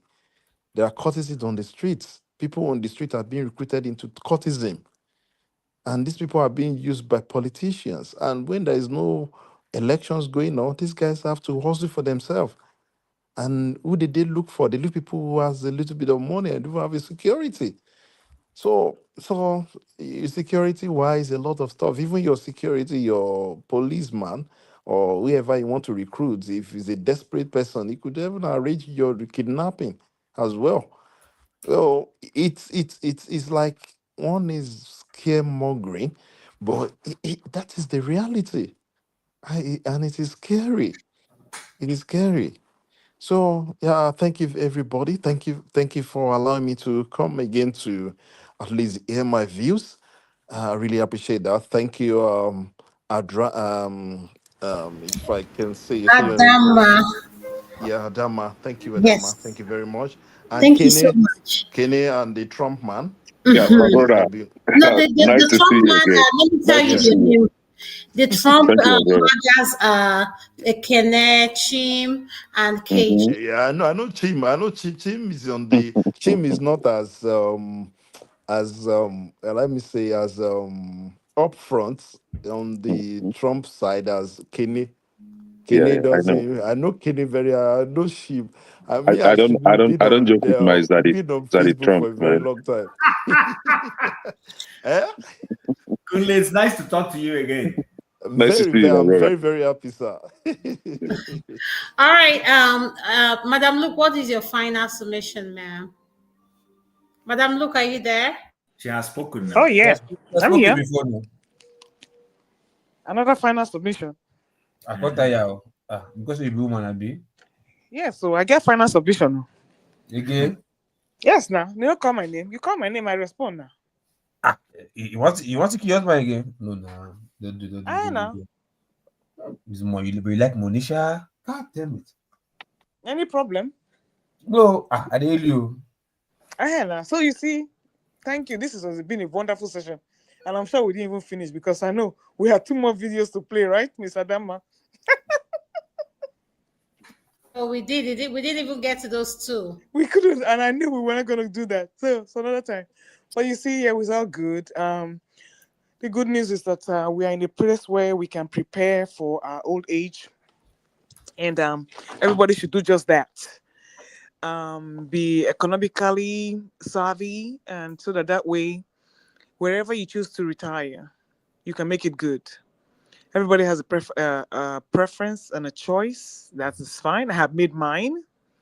Going back to Nigeria is not an option. So, anybody that feels like going there, I wish them all the best. But I'd rather just buy one McDonald's here or get one washing machine. What do you call it? Invest in one car wash or laundromat here. Sit down there all day and be collecting my kobo. But when I have to compromise healthcare and I have to leave my village and go through the treacherous roads to go find healthcare, only if you've been there will you know. Will you understand the fright and the terror of it all? I cannot come from my village in Edo North to come and start traveling all the way to Lagos to get healthcare. I can't do that. And if that is a price I have to pay to be an exile for the rest of my life, so be it. My safety, concerns for safety and well-being, as far as healthcare is concerned, is paramount to me. So there's no amount of investment in Nigeria that will make me compromise my health. But for the men that want to go there, like I said, I'd always wish my husband, I said, goodbye. Call me when if you need anything, I will sell you the money. But I ain't going there with you. Because for women, we have nothing to do in Nigeria. Absolutely nothing. When you go there, you're just going to wait on your husband hand and foot and be a trophy wife so that he can feel good about himself. But are you feeling good about yourself is the question. So I'm at a very selfish point in my life. I do what I want to do that gives me peace. There's no us here. You do you and I do me. So on that note, be safe and take care. Thank you so much. I just want to say, this is my opinion is going to be short. If you are planning on relocating, please make sure whatever jackpot you want to do, please make sure you get an approval from your doctor if you have a long-term illness. So please, the healthcare is where I am more interested in. So please do your homework before relocating, because like I said, if you go back home and you were to be shot at, like you get injured by a gun, what is the closest trauma hospital close to you? I don't know that. So that these are things you need to talk about, figure it out. In case of an emergency health-wise, can I be able to make it to ABC hospital? So at the end of the day, please, even the perfect plan end up having a hole in it, meaning something will go wrong. So with that all being said, I just want to thank all my panelists. Uncle KJ, thank you. Ekene, thank you. Madam Luke, thank you. Local P, thank you. Kandu, thank you. Mr. Israel, thank you for joining us. And Chim, thank you very much. I really appreciate you guys. So I'm going to end the stream right now. Thank you. Thank you to you. Thank you, Adana. Thank you so much for watching. Thank you. Have you subscribed? Yes, you. Have you subscribed? You. Yeah, before you go, click. It's free. Click. Just that's it. Have you subscribed? You're laughing. Have you subscribed? Have you subscribed? Thank you. Thank you. Thank you. Hey, madam. Thank you so much. I can see you. We have to get to 100,000 subscribers. By the end of the year, how are we going to do that if you don't subscribe? Yes, you. Yes, you're about to click off. Why? Have you subscribed? It's free. If you don't, ask your son, ask your daughter how to. Just one click. Thank you. I see you. Aha. Thank you very much.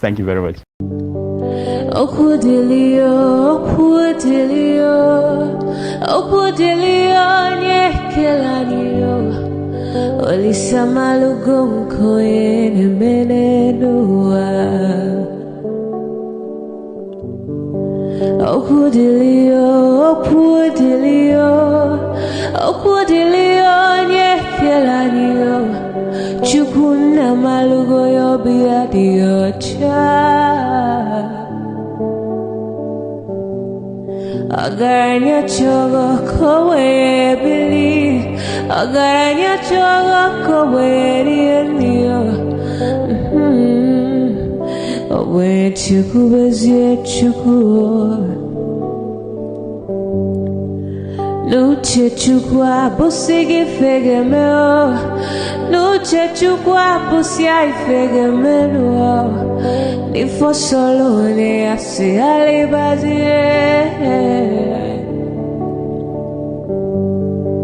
Oboye bebe agaranya muliba Oboye wuru agaranya mebi vesolea Mano agaranya mua Oboye afyozi enipa kwa Agaranya chogo kowe bili Agaranya chogo kaweriyo. Awake chikubes yolisa. Kodili ma, kodili bemo, kodili wakema, kodili wanima. Naino kwane we beluge beluo. Kodili ma, kodili bemo, kodili kemo, kodili heyo. Ibedwe me wanem, nikadiezi bohimo.